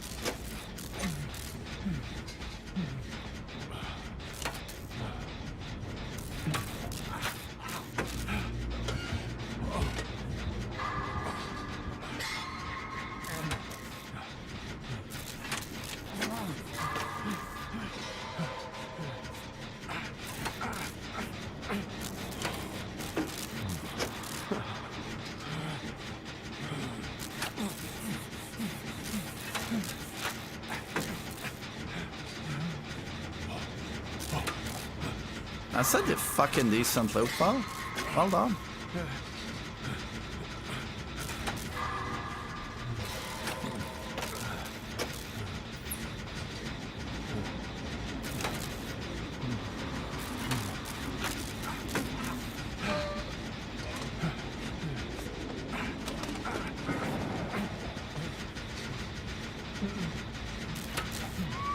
Well played, well played.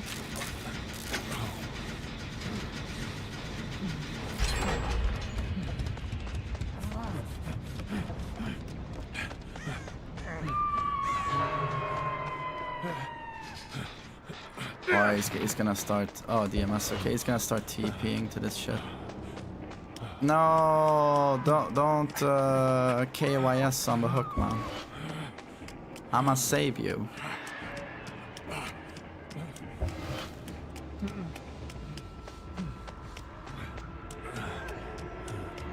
Don't die, my friend.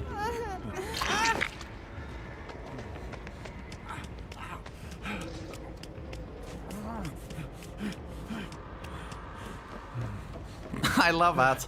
We're as a duo getting more done than we did with all 4 survivors. That tells you the state of this solo queue team.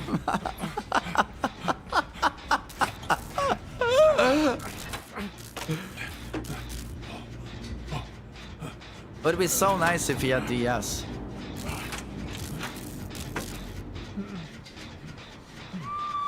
Come on, DS, DS, DS, DS, DS, DS.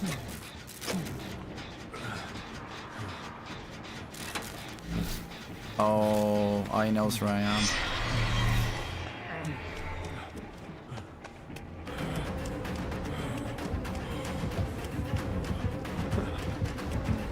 Okay. Well played, I guess.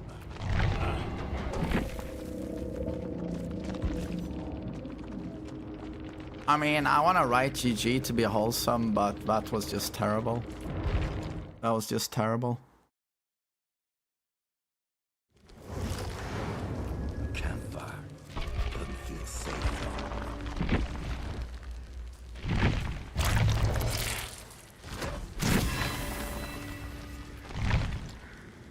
Really good map for her. Yeah, it is. It is. But she's a very weak killer. That was the survivor team, but that Onryo didn't win that match. The survivors ended themselves. Like, that's what happened.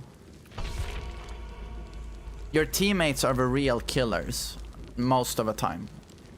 You can play against a low tier killer and the killer barely knows what he's doing. But if a survivor team griefs itself, it doesn't matter how well you play. I started out with a good loop and they did not do gens. And then you use a lot of pallets because you use resources when you do a good loop. And that didn't lead to any gen progression. And it's just like, well, great. We literally can't win now.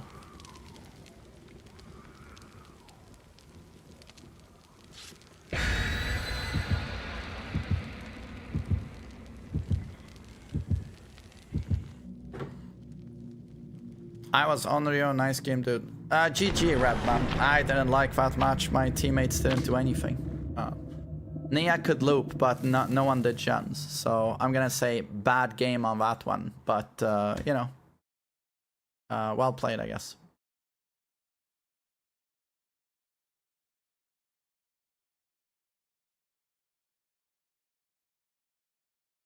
Incredible that only 1 gen was done and you did it. Dude, I did 2 gens. I did 2 gens that match.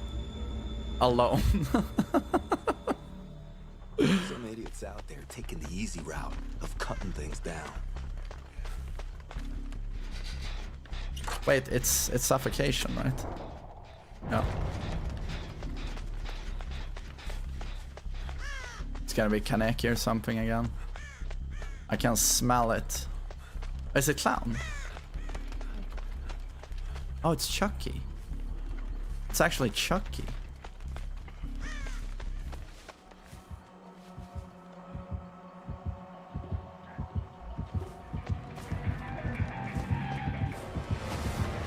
God, I can't see him! I can't see him!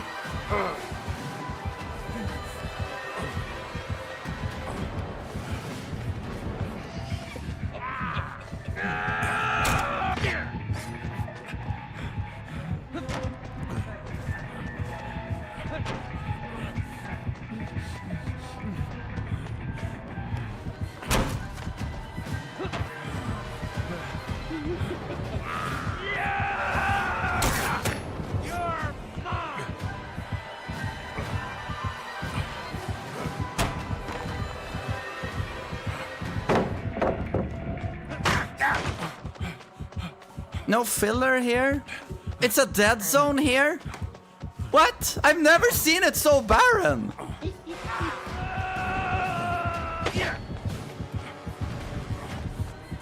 I can't see.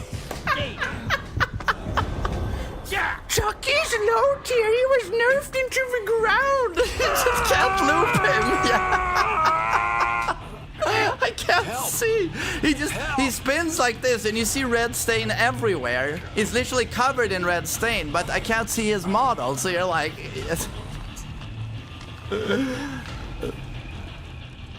hey, my teammates did gens though. They did gens. We have a chance.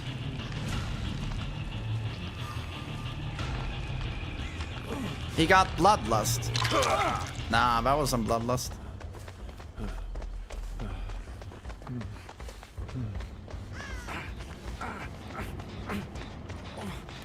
Oh yes, plaything. Okay.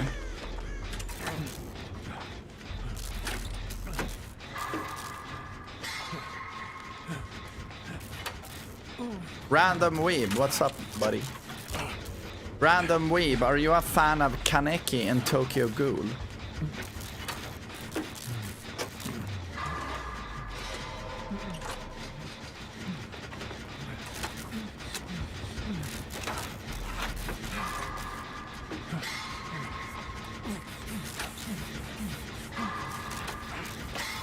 What about my Tokyo Ghoul?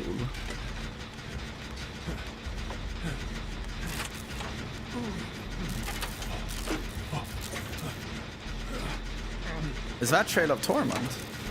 Does he have a full undetectable build or something?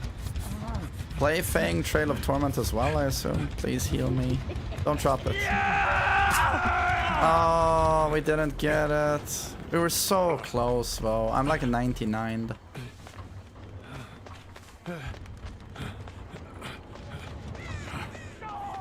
No, it's not Trail of Torment. Maybe my friend there has, my colleague has wiretap, maybe.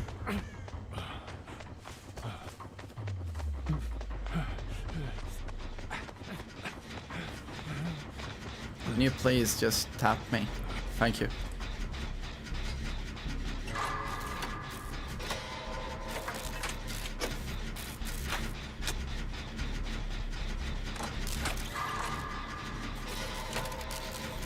Yeah, hello Retro. Yeah, I'm just saving the medkit.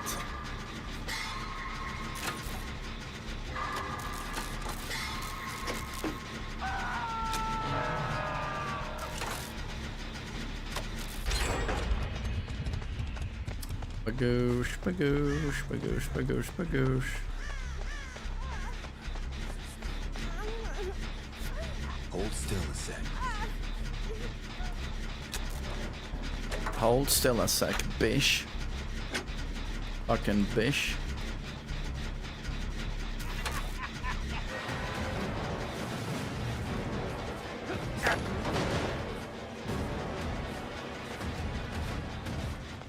Guys, there's a psychotic killer here. He might be a dwarf. Oh no, Bill! Bill!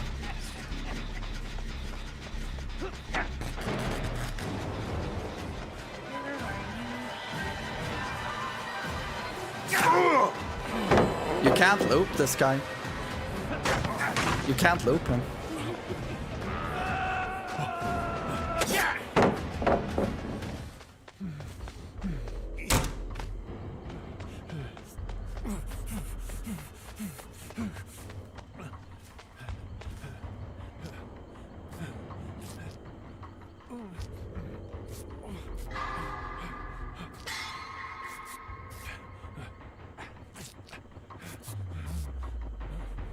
Who's whacking off in the basement? In a locker? Who is in the...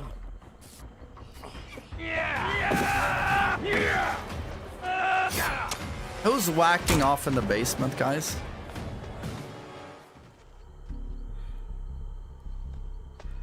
Oh, it's Bill. Fucking Giga Chad Bill. Gens are for suckers.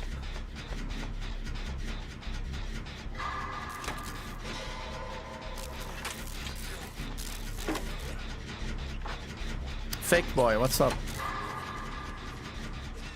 Hello? Oh, bear. Okay.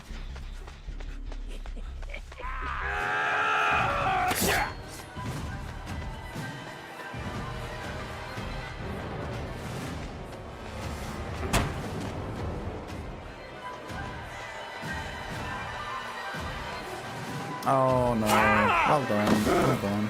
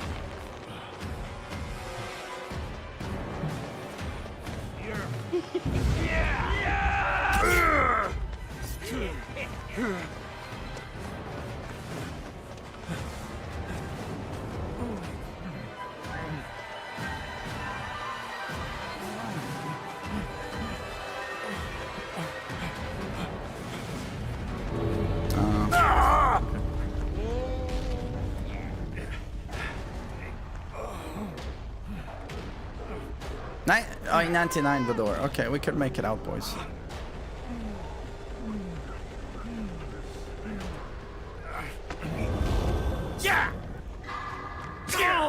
Oh man, okay, okay.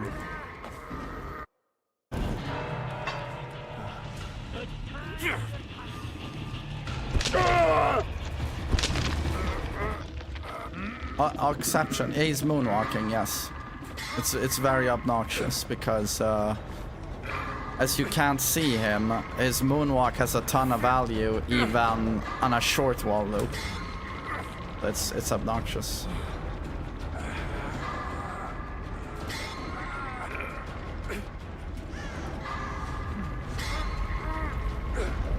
Why don't you heal her, Bill? Heal. This is such an easy save. I don't know how this even is a problem. Okay.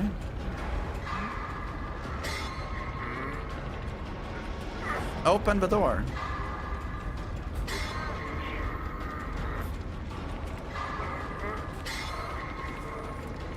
But what is Bill doing? He's cleansing a fucking totem! I mean, yeah, I fucking give up, guys. I fucking give up. And he did a sick dead hard. He did a sick dead hard. And now he dies. Now he's dead as well.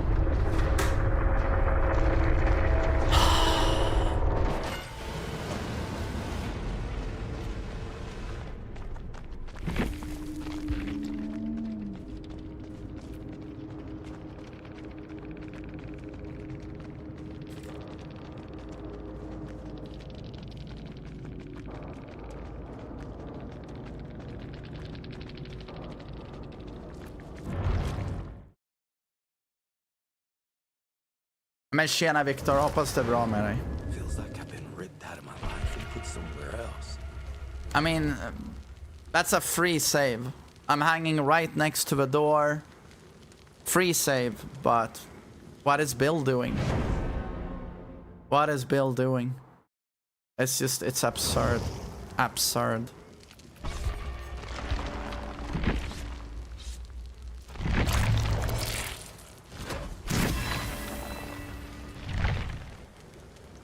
I feel like with Bill, it's always like the worst player of all time or he's cracked. Enough cock rating, it's time for the durability test. For this test we will put your Benny to the test by using it against various materials. If your Benny proves worthy enough, we will move on to the taste test. Yo, where Angel we will Twitch, have your thanks for the cock beautiful rated based on poetry. girth, Thanks for smell, taking the and time. length. And thanks for bits. Get your Benny out and let's get to the What test. about my Bennis?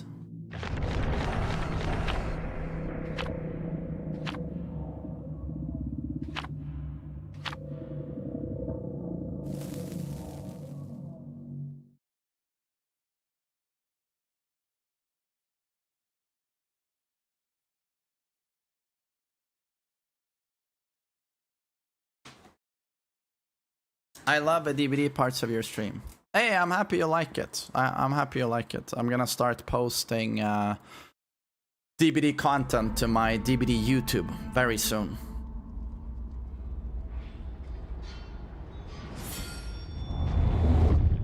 Oh wow, oh god.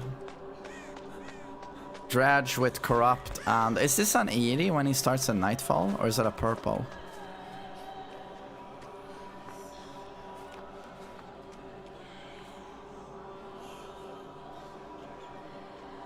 Yeah, I can't see shit with this.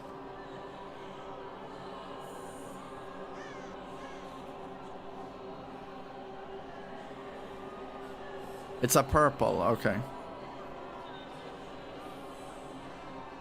Damn, and it lasts forever. Lasts forever. Okay, we're on gens even. Steve and Cheryl, well played. Okay, he's chased. Try and find a gem. Oh, he's on a jump. It'll help Steve. It'll help Steve. Is Steve the best? Oh my god. Is Steve the best thing about Stranger Things? I think so. He's so good looking.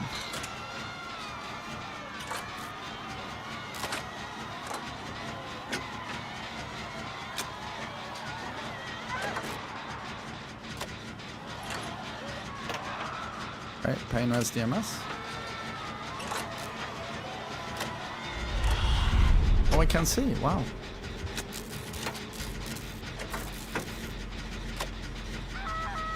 Oh, no. Okay.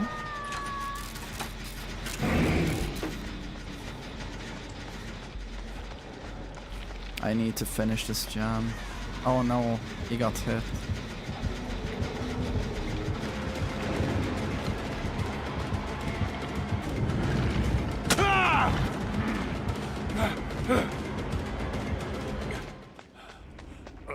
What did he have? I was so focused.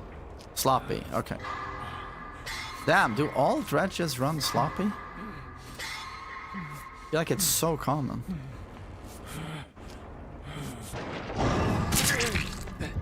I can't heal, I can't heal. Can't heal.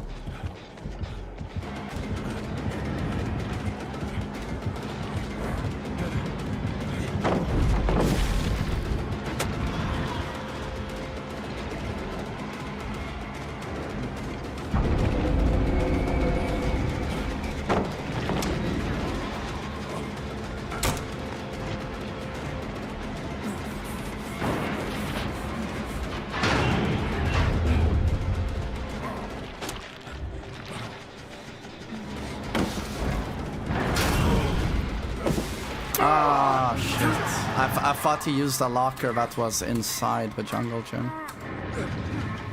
Nice try, though.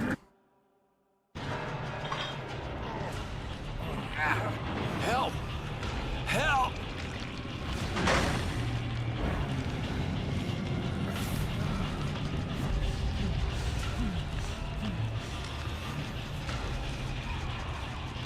They almost got the jump. All dredges run sloppy. With what? The skull, an add-on that gives more injured nightfall value, or...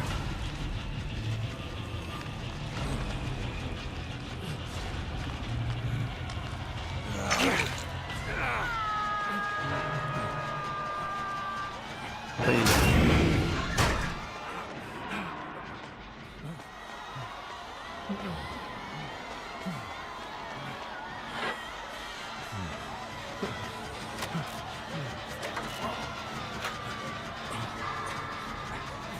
Wasn't Dread shit on the tier list today? He's pretty shit, yes.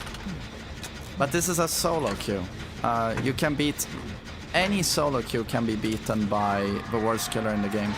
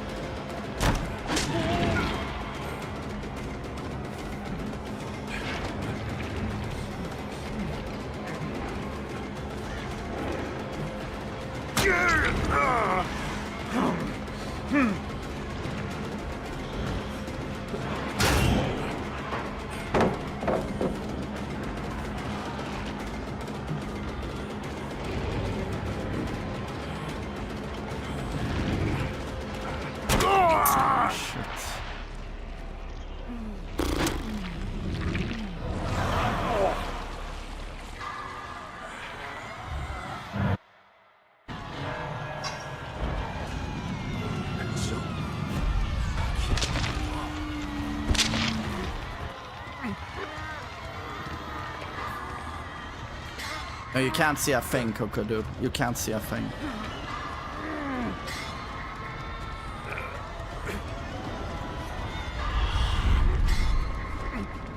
At least it's over. We need to finish his gen. I think it was over here, right?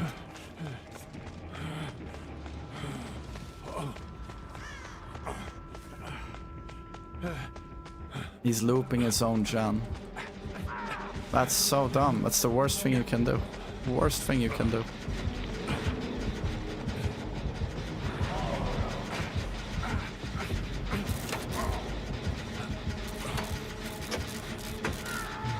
Had he died away from that gen, I think we would have had a small chance of taking this.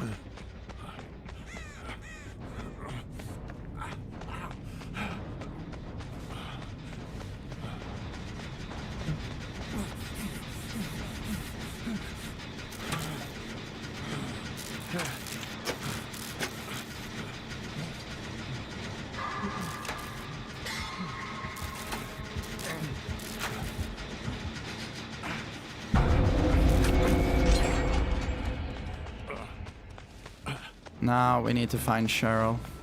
Here we go. Oh. Okay. Oh, we have one here as well with progress. That's not bad.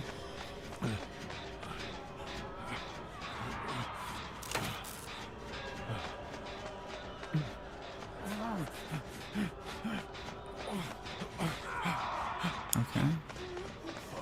Where was your gen?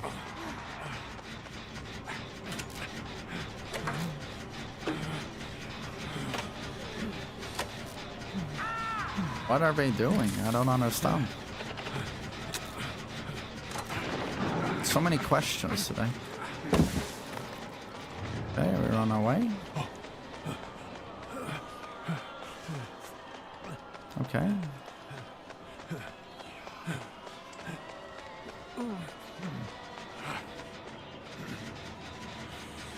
Oh, he's slugging the entire team. Okay.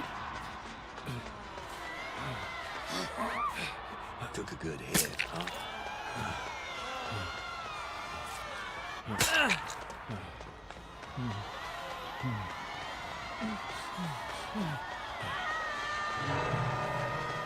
He's gonna teleport.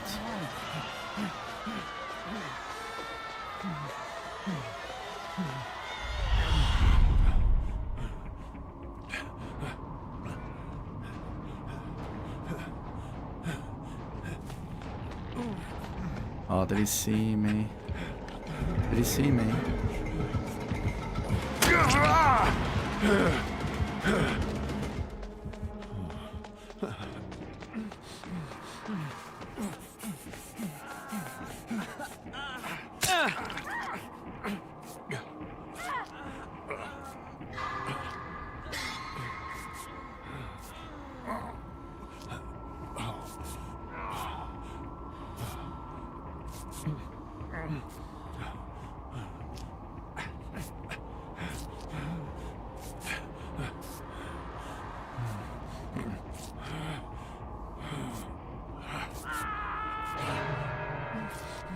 Is this killer a big turkey? Yeah, it's a flying turkey. Pretty much. That's good. You did real good. Flocky tech, if you're really good at baiting swings with that hard, even a strong player can swing into you and fuck up. Ah, that's GG. That's GG.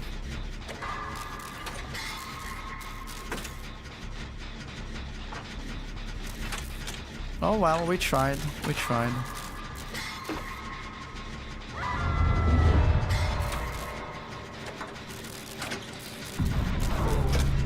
Just commit.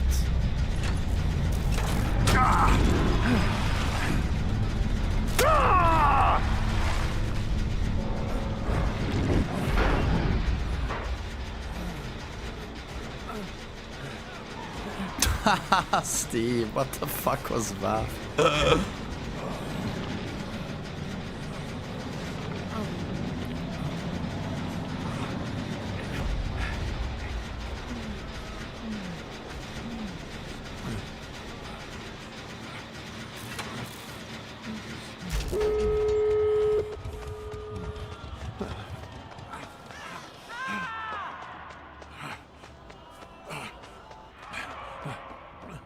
My god, could we have gotten a worse door, guys?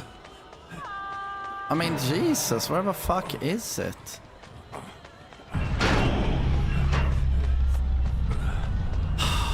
mean, hello? Okay.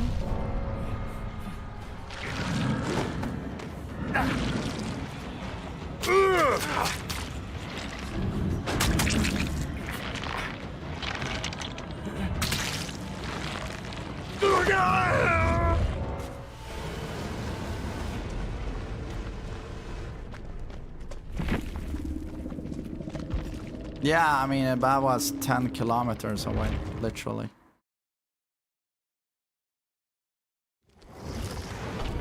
Son, been up a house, bro.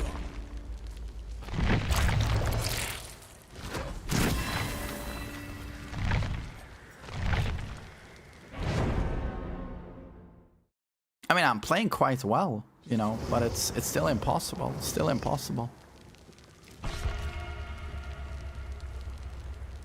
The Moris are always pure cinema. Is that what they let the interns do? The Moris must take... I mean, it's an incompetent animator and it's an incompetent game designer. And they must take about half an hour to animate. It's just constantly lowest possible effort. But Dredge was good though. The player. I mean, it was okay. It was okay.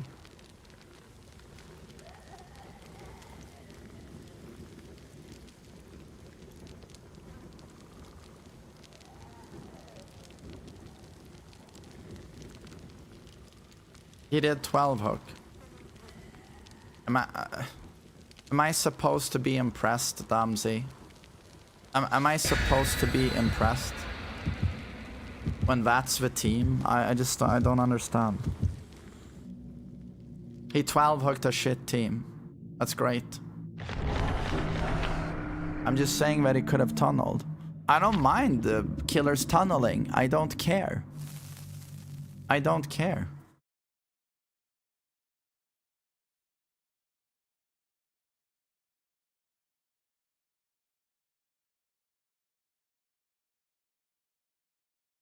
It's just that when I looped him, I didn't get the sense he was an amazing player. He was not a bad player, but I didn't go like, wow. 12 hook definitely takes more effort than tunneling. Yes, yes, of course it does. Of course it does. I don't disagree with you. I just don't know what I said that makes you think I don't believe that.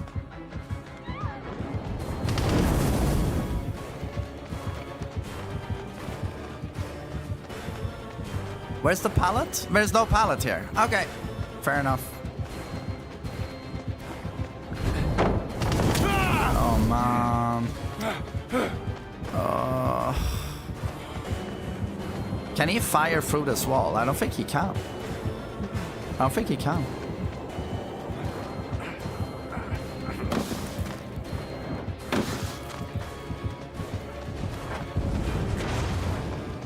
Fuck you.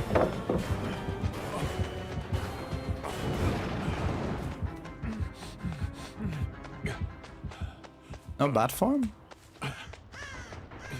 Is this guy's first time playing Dragul, or?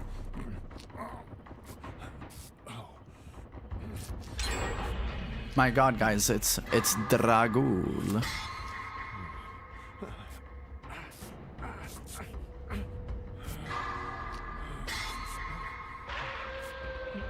It's Dragula. The mighty Dragula. I wish he wasn't so busted. He looks so cool. Yeah, I like him, you know, but he's busted. Is Dracula strong? He's extremely strong. He's like top 5.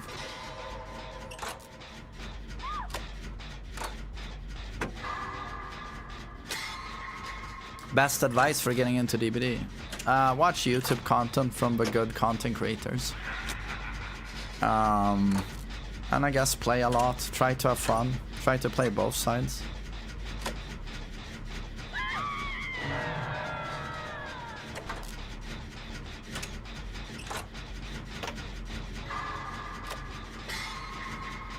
They call him Dragul.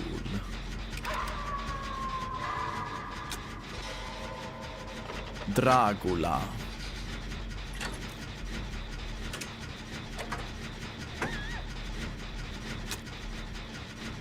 I'm on a new PC, yes.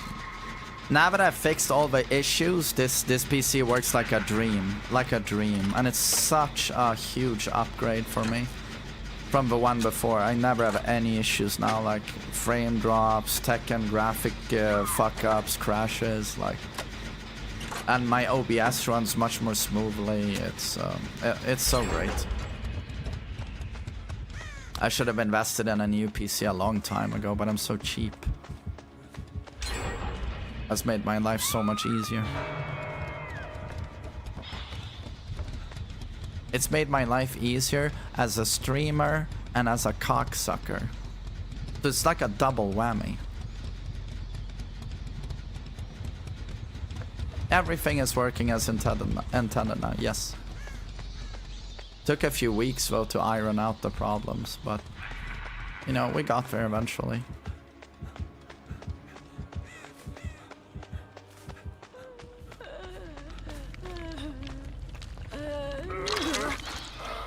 What specs do I have? Someone can write them in the chat.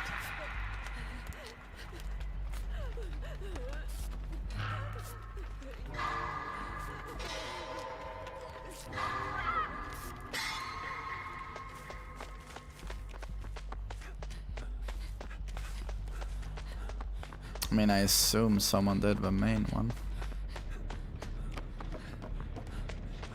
Oh, okay, we got one here. Here!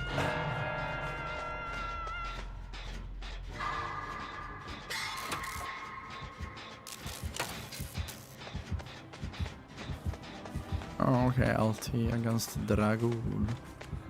I'm gonna LT against the mighty Dragoon. Oh, I got stuck, man. Do I make Shack?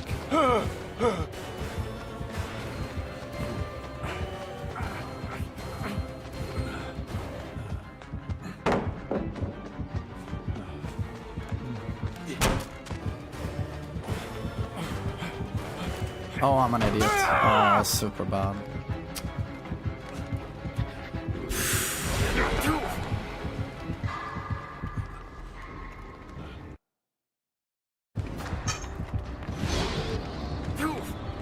Jeffrey, I'm with randoms, yes, yes.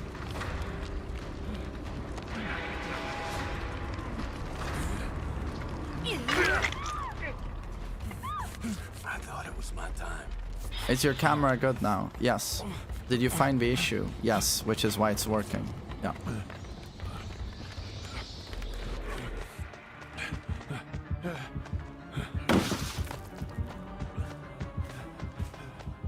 Oh, I want to debate him. Oh well, let's go to the John.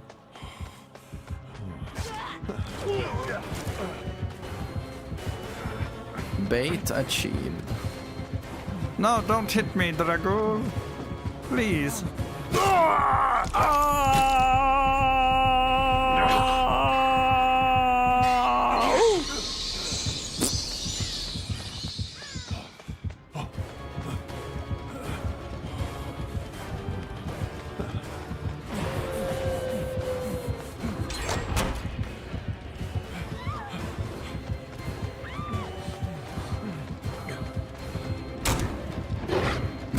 Okay, is this Stonda playing Dragul? Is Stonda playing Dragul?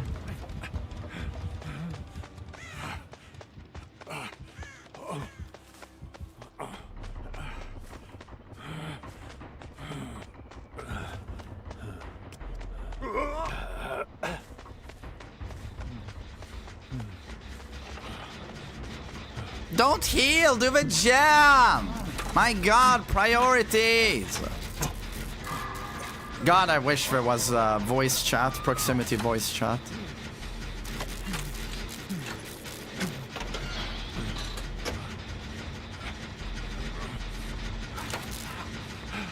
He's here now again. Oh, there's a pallet here. No! Why are you on me, Dragul? I like you.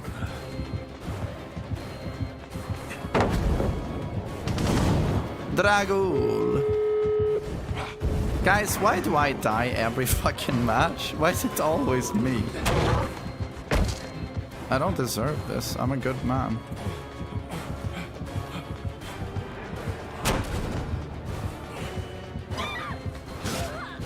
Okay, can we make it out now? Just once. Just once, I want to make it out. My god, why? Why?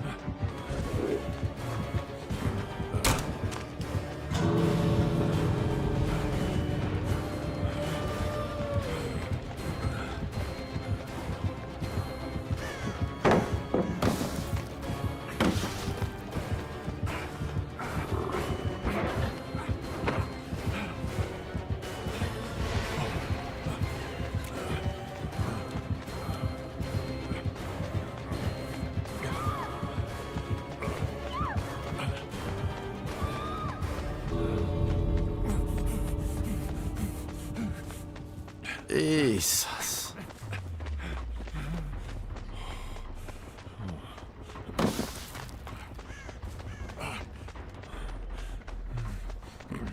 My God, guys, we escaped a match. Holy shit, we escaped a fucking match.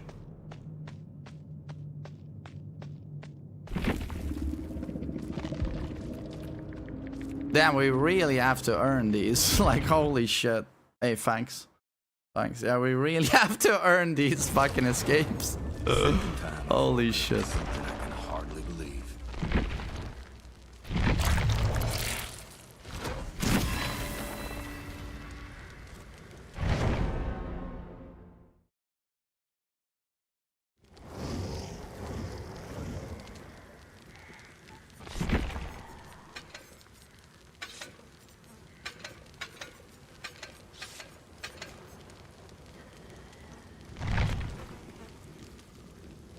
This game looks so fun, but so frustrating.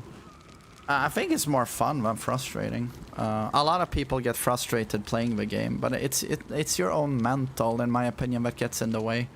It's the same way people get frustrated with any competitive game, be it Dota, League of Legends, Call of Duty, Dead by Daylight, Street Fighter. You're just in your own way, in my opinion. If you just slow down and just don't care that much about winning or losing, and you care more about improving and doing a good play, you can have a lot of fun with these games. It's all about your mental, to be honest. Was that Dracula? Yes, that was Dragul. He's very strong. How many hours do you have in DBD? I have 3,200 hours, I think.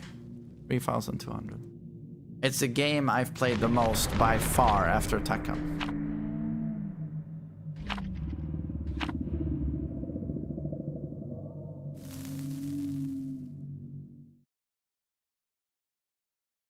Yo, take care, Damsey.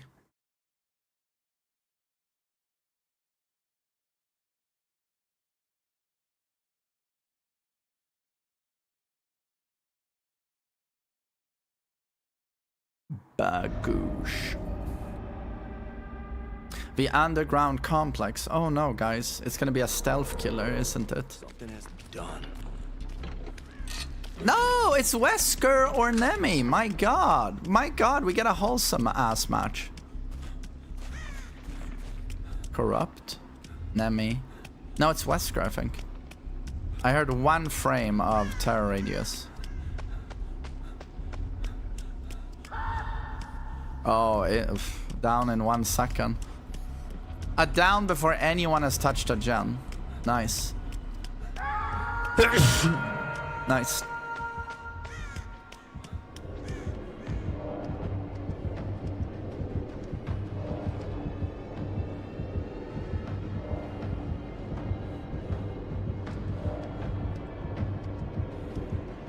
He's still checking here.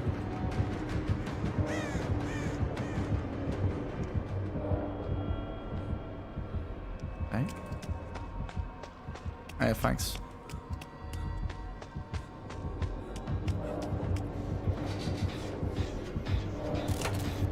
Oh, Nea is doing a jump.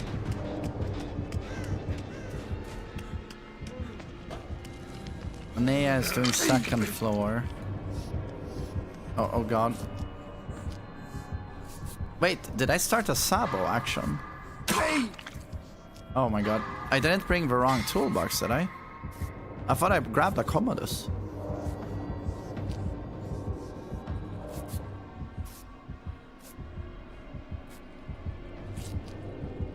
Did I fuck up? Oh, we need a gen. My god. A gen, please.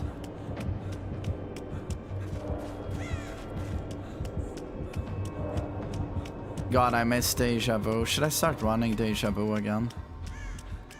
Am I the only one where it doesn't matter how many times I play these maps? Every match I'm just running around. I have no clue where the fucking gens are.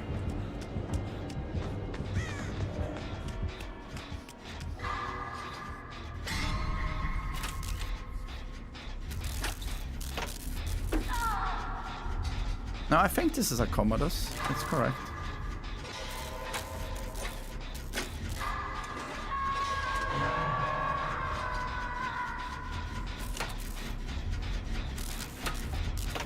Oh, did he give up? He gave up. Oh, match is over. Match is over. Okay. Oh, that's a shame.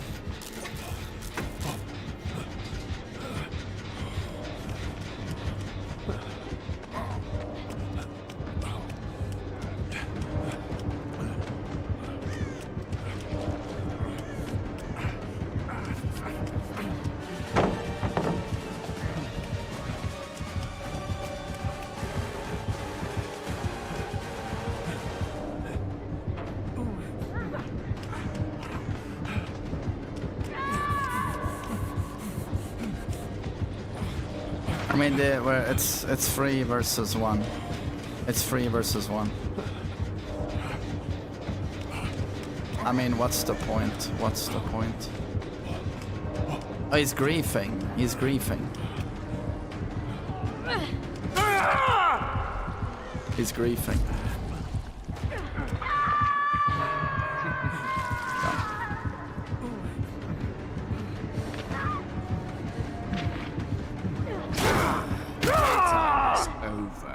Yeah, to be honest, that's enough DVD for today. I'm gonna go pick up Willem from school. But it was a very nice stream. Hopefully tomorrow I don't have a headache and I can do Tekken ranked. And get Devil Jin to God of Destruction. So thanks for watching, everyone. Super pleasant stream, and I'll see you all tomorrow. Take care. Oh, and the DVD tier list will go up on Dead by Moscow.